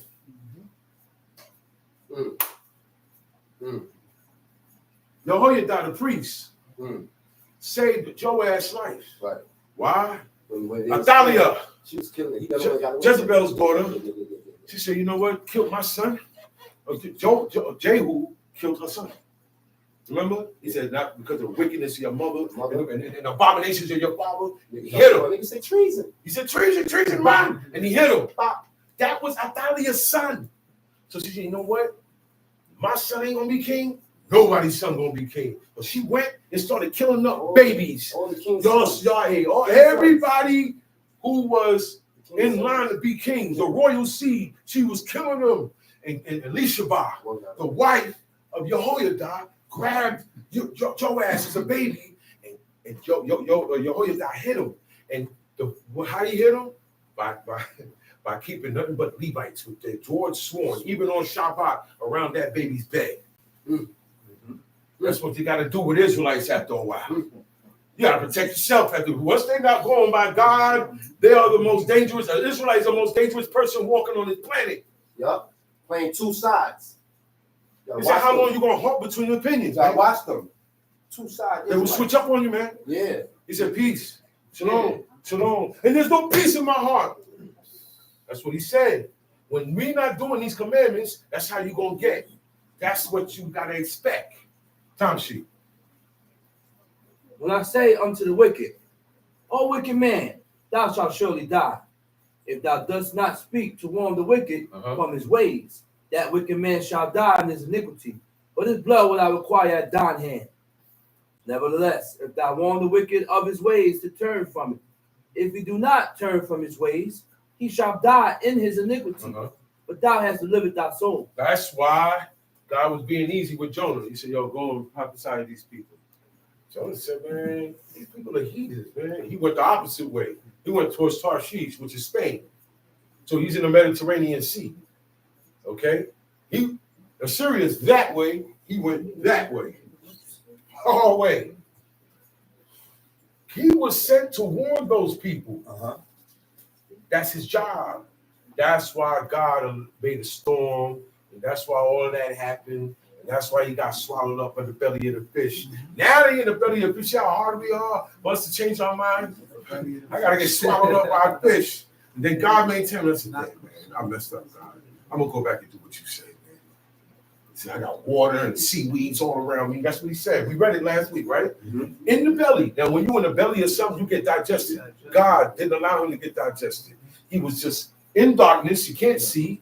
And somehow God did not allow him to drown. Will not try to explain that. On the word of God, things just happen. You can't explain everything. And he lived in the belly of that fish, did not get digested. And he said, in the depths of hell, I pray to you from the depths of hell. You know what that means? I'm supposed to be dead right here. And I'm still alive. That means I'm sorry. God said, all right, man. You commanded the fish not to spit him out in the water. go to the beachhead and vomit him up. When he came out, he said, now, God said, now, all what we read, all that happened because he didn't do what God said. Yeah. He had to go through all of that. So when he came back, God came and he said, okay, you ready now? He came right back to now. Go to those people, and then he went. And he still didn't like it. But he went. But he got taught a lesson. You got to read that on your own because I don't have time. Time sheet. Therefore, O thou son of man, speak unto the house of Israel. Thus ye speak, saying, if our transgressions and our sins be upon us, and we pine away in them, how should we then live? Say unto them, as I live, saith the Lord God, I have no pleasure in the death of the wicked. He said, look, I don't want you to be this way. I don't get happy when I got to kill wickedness and sinners and deal with the ungodly and visit nations and overthrow people and drown them, set them on fire, make them die in earthquakes, make them die in the street by violence. God don't delight in none of that. But it's what you call for. You were warned. He don't like it. He said, man, son, I gotta beat you, son. He said, it's gonna hurt me more than to hurt you. And people never understood that. Don't like it. You just feeling the pain. It's gonna go away. But it's gonna hurt me. I'm not supposed to have to do this to you. Yeah, but it's gonna get to that point. It's gonna hurt. Yeah, but I'm gonna still do it. You're not sons. Okay? Say, nah, they gonna listen. You're not gonna listen because I'm hitting them up. So not listen. I'm hitting them. God made them stubborn. God hardened their hearts so they could stay that way, because at a point in time, God said, you know what? I had enough of this guy. Hardened. Don't get that twisted. You don't know if your heart's been hardened. That's right. You don't know. That's right. Pharaoh didn't know. That's right. Pharaoh said yes, and the next thing he said no. And he said yes, and he said no. Nobody said, hey, man, you keep switching up. It's not something that you're going to detect. If you can detect it, then you will be able to unharden. You can't do it because God set that there. Don't you? But that the wicked turn from his ways and live.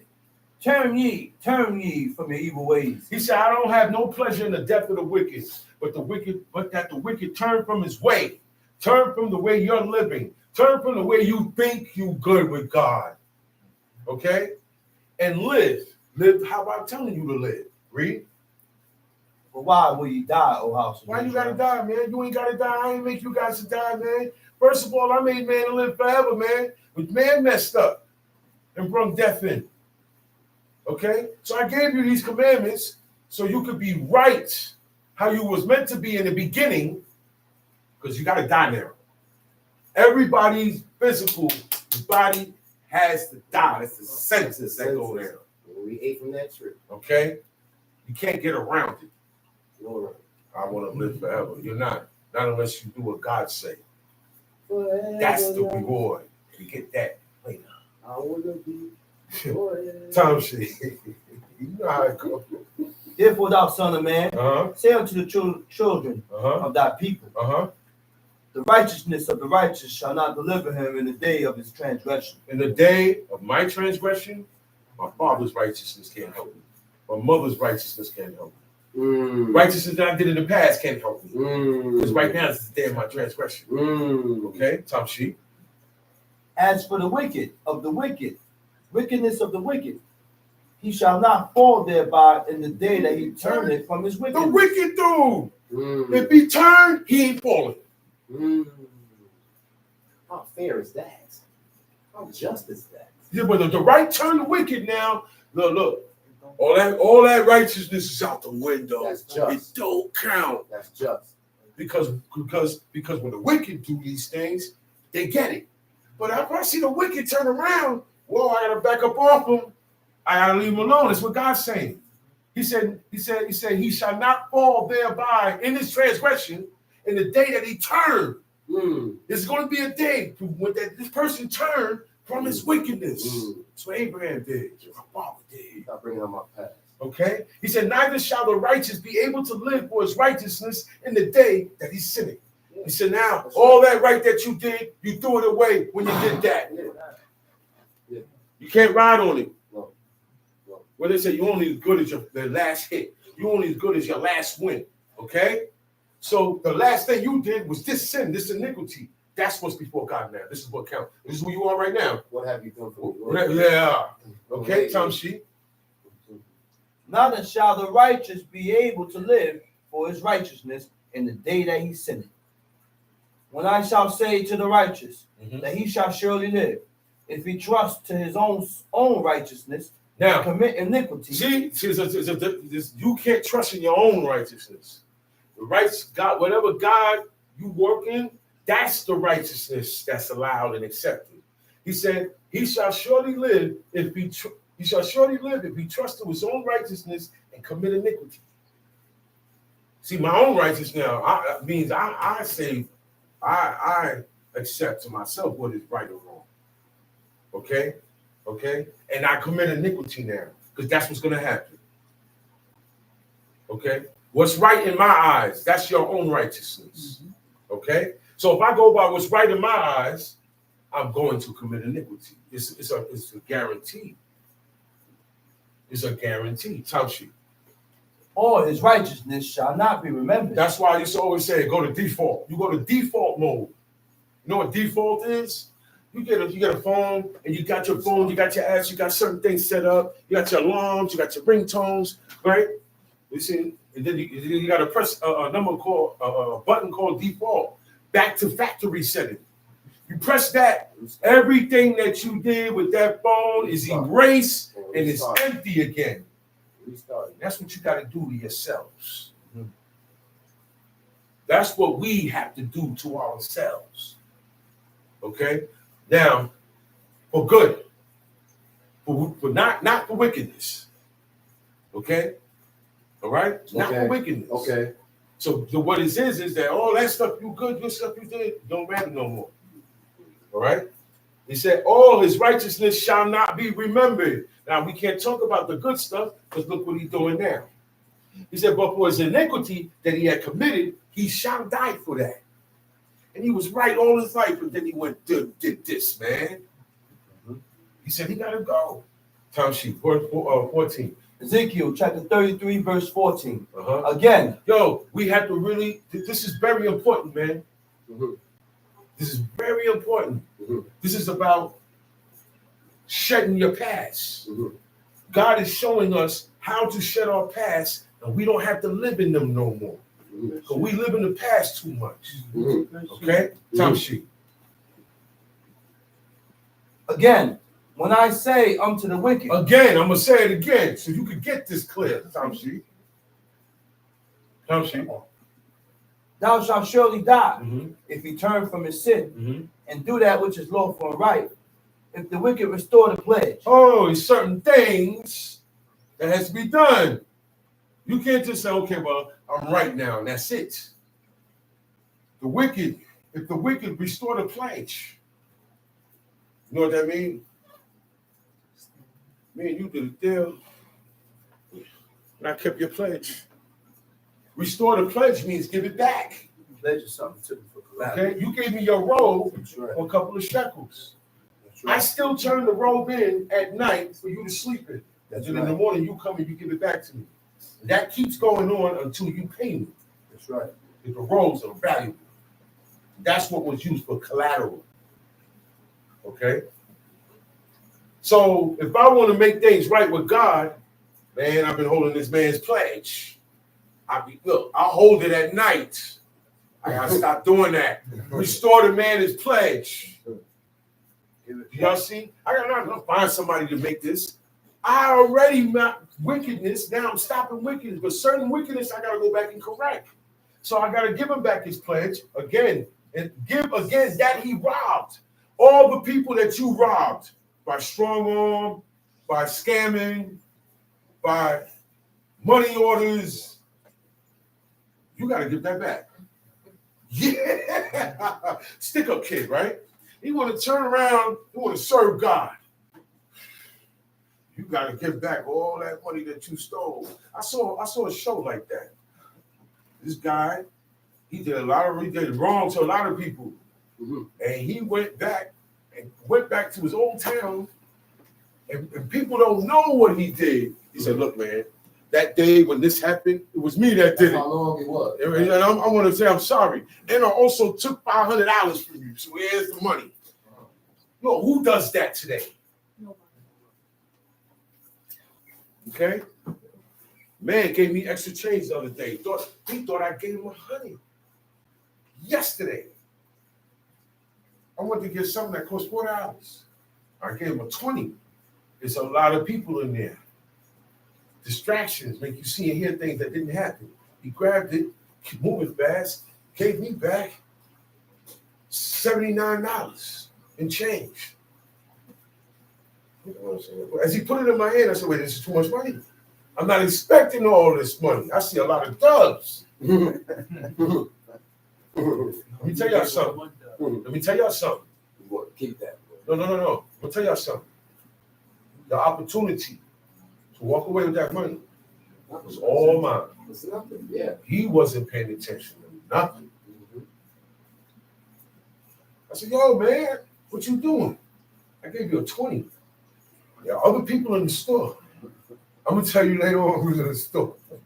You know who it was. I said, yo, it's too much. I gave you a 20, not 100. He looked. He said, oh, wow. Yo, Ak, man. Because it's the Arabs. They call us Ak too. He said, yo, Ak, man. Nobody does that. And somebody right next to me said, you're damn right. I don't know what's wrong with him. I left. I need that money too. But I need to serve God more than I need that money. God first. These things people do. The person you do it good to, they're like, wow. They say, God bless you, man. Because, yo, this is a rare thing. People don't do this. I love when that You happens. find a person wallet with their ID and everything, and $1,000 in cash. You take out the money, take all the stuff and put it in an envelope and send it to the person without the money. People keep the money and send you your ID. Me, I'm sending everything back. Because I know what that's gonna, the person, that God allowed that person to lose it so I can find it. He want to see what I'm gonna do. Being tested all the time, she. Again, when I say unto the wicked, thou shalt surely die, if he turn from his sin and do that which is lawful and right. Verse 15. If the wicked restore the pledge. You got to give back the pledge. Give again that which you have robbed. Everybody who you scam, scheme, bamboozled, and what, Chief Mala? Hoodwinked. Everybody who you did that to, all the checks you busted, and all the stuff you did, you got to return that. And it's the people who don't even know you, because you was messed up when you robbed them. And today we got corporate scam. I can get somebody money right here in New York City. They got a bank account over in Switzerland. If I know what I'm doing. All that you got to get back. Right? Good. Today, and giving back, be prepared to go to jail. That's what you got to deal with now, because I'm restoring everything that I took unlawfully. Right? It said, and walk in the statutes of life. What is the statutes of life? The commandments, the Torah. Thank you. That's what I was waiting for. What is the statutes of life? This is not just the statutes in the commandment. The statutes of life is the laws, right? He said, now you restore everything. You can't have nothing. You can't have no unjust gain in you. You can't have no larceny in you. Okay? You got to give all this stuff back. He said, then now you start walking in life of God, in his statutes, right? Without committing iniquity. All this is the requirement now, okay? This is what you do when you stop being wicked, right? He said, he shall surely live. He shall not die. And what does it say after that? Verse 16? None of his sins that he had committed shall be mentioned unto him. You know what that means? How I lived before I knew about God, God ain't bringing that up. It don't count because I deaded it. Right. It don't count because I don't live like that no more. It don't count. Abraham didn't go back there. So Abraham's not going to bring up all his, yeah, he did some bad stuff. I'm not talking about that because he corrected that. He showed me that he's not with that. So I'm not going to bring that up. That would not be correct. Right. God said I'm not bringing it up. Right. Okay? Right. Abraham didn't know God the first part of his life. That's right. At 75 years old is when he met the Most High God. Start reading them other books. So for 75, look, he ain't tell his father about your idols is this or all those books. Leave him alone. You can't even get the Old Testament right. You want to go bearing off reading other books. Leave that alone. Promise you. He had done that which is lawful and right. He shall surely live. So don't get caught up in your past. Once you turn around and you do the things that are lawfully and right by God, and for some reason, whatever you took from people, you got to give it back. Right. Because that's part of the requirements in turning your wickedness into righteousness. Once you say, okay, man, I made up my mind, you got to go back now, man, did I take anything from somebody I ain't really taking? Who can I give back to? Okay? It's people you can give to. Okay? Look, man, I took this. Look, I stole this out your house. All right? I kept the pledge. Something you told me to hold down, I took it and used it and lost it. Or somebody stole it and I never paid it back to you. You know you gotta pay that back. Even if it's in my house. But I didn't steal it. Yo, but Shama, I didn't steal the computer, man. I still gotta pay Shama back for his computer. Okay. Because it happened in my house. Okay. And I, as the man, I am responsible for every good and bad deed done in my house. That's right. Whether I know it or not. It's like when you found the dead body. They say, yo, the closest. The closer to the city, y'all gotta pull up. I gotta pull up and wash your hands over the red heifer and say, our hands, we have not known. We didn't do this. We didn't do this. We We have not known of this. We are free from the sin and the guilt. Just murder. That's right. That's right. Okay? Come see. Read the book.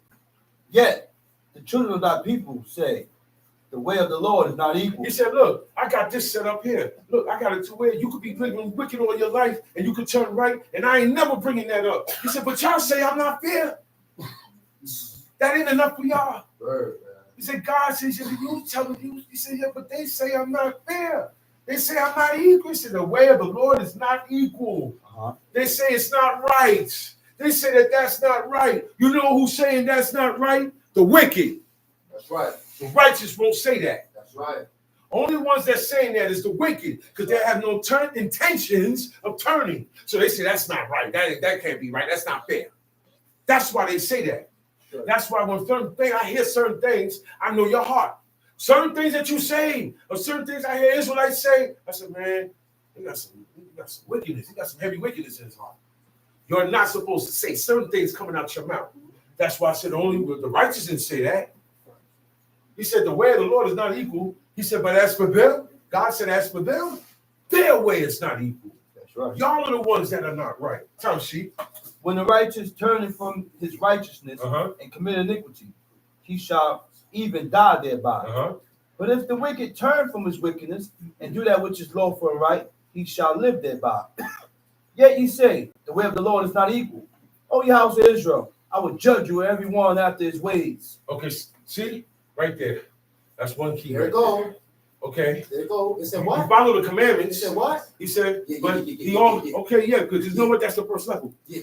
So my uncle told me. Yeah, that's the first He said, you refrain from this, you put this, you wear this, you do all the physical, the unclean, He said, after a while, now you got to start dealing with your insides. Okay. He said, your insides is your ways, the way you think, the way you react, how you handle, what you tolerate, what you don't tolerate, what you like, what you don't like. Those determine your ways. Okay? So he said, change your ways. That's right. He said, that's your problem. That's right. This is why you can't get it right. Because you won't change who you are. That's right. You think just doing these things here and coming to Shabbat and that's it. No. But you're not changing inside of who you are. Okay. Because in a way, if you don't change who you are, you're not going to keep doing the things you're doing. Okay, I'm learning. learning. You understand that? Okay, I'm learning. If I don't change my ways, the laws that I'm keeping are going to stop. Okay, I'm learning. Tell she. Teach. And it came to pass in the 12th year of our captivity, in the 10th month, in the 5th day of the month, that one that had escaped out of Jerusalem came unto me, saying, You know what that means? You know what that means? That's when Jerusalem got hit. He's in Babylon already. Ezekiel's not in the city. He's not. They already gone. They got. All right. There was times when they got taken out before. There was times when he took over and he took some group of Israelites out, and he would come back 10 years later and take more out. Now, he no more taken out. He wiped out the city. And somebody escaped and told him, he said, yo, the city is done. The city is smitten. He said, now the hand of the Lord was upon me in the evening before he that was escaped came. He said, before the guy came, the hand of the Lord was already on me because of what was going on. Right? He said, and had opened my mouth until he came to me in the morning. And my mouth was open and I was no more dumb. He had him prophesying the whole time. Before that, he shut him up. Okay? But before that, you shut him up. It took as long as the tongue was clean. He said, my tongue cleaved to the roof of my mouth. God don't want me to say nothing. He don't want me to warn nobody because the city about to get smitten. He said, after the city got smitten, now I'm not dumb no more. Dumb in the word here, when it say dumb, means he couldn't speak. Okay? All right. One more verse. People know that. Deaf, dumb, and blind. People know that. It says, son of man, they that inhabit those wastes of the land of Israel speak, saying, Abraham was one, and he inherited the land, but we are many, and the land is giving us for inheritance. Meaning, why? Abraham, he was one person, and God gave him the land. There's a whole bunch of us, and God took the land from us. What's going on? This is why God took the land from you. Why? There are certain things you can't do in that land. Touch you. Wherefore say unto them, thus saith the Lord God, you eat with the blood. This is why. And lift up your eyes towards your idols. This is why. And shed blood. This is and why. Shall you possess the land? You think I'm gonna let you stay here in Israel and you eat blood? Close the book. That's the problem. Close the book. That's the problem. Close the Sefer. That's the problem. Close the book.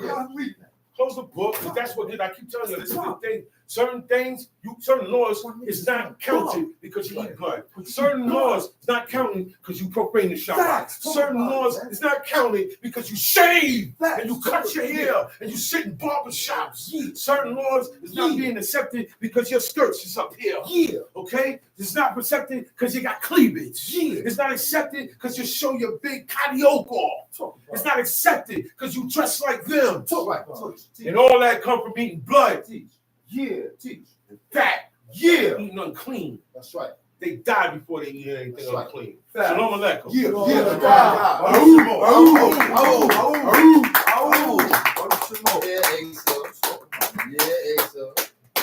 Burn the house down. You can't kindle fire on the Shabbat, brother. No, you can't.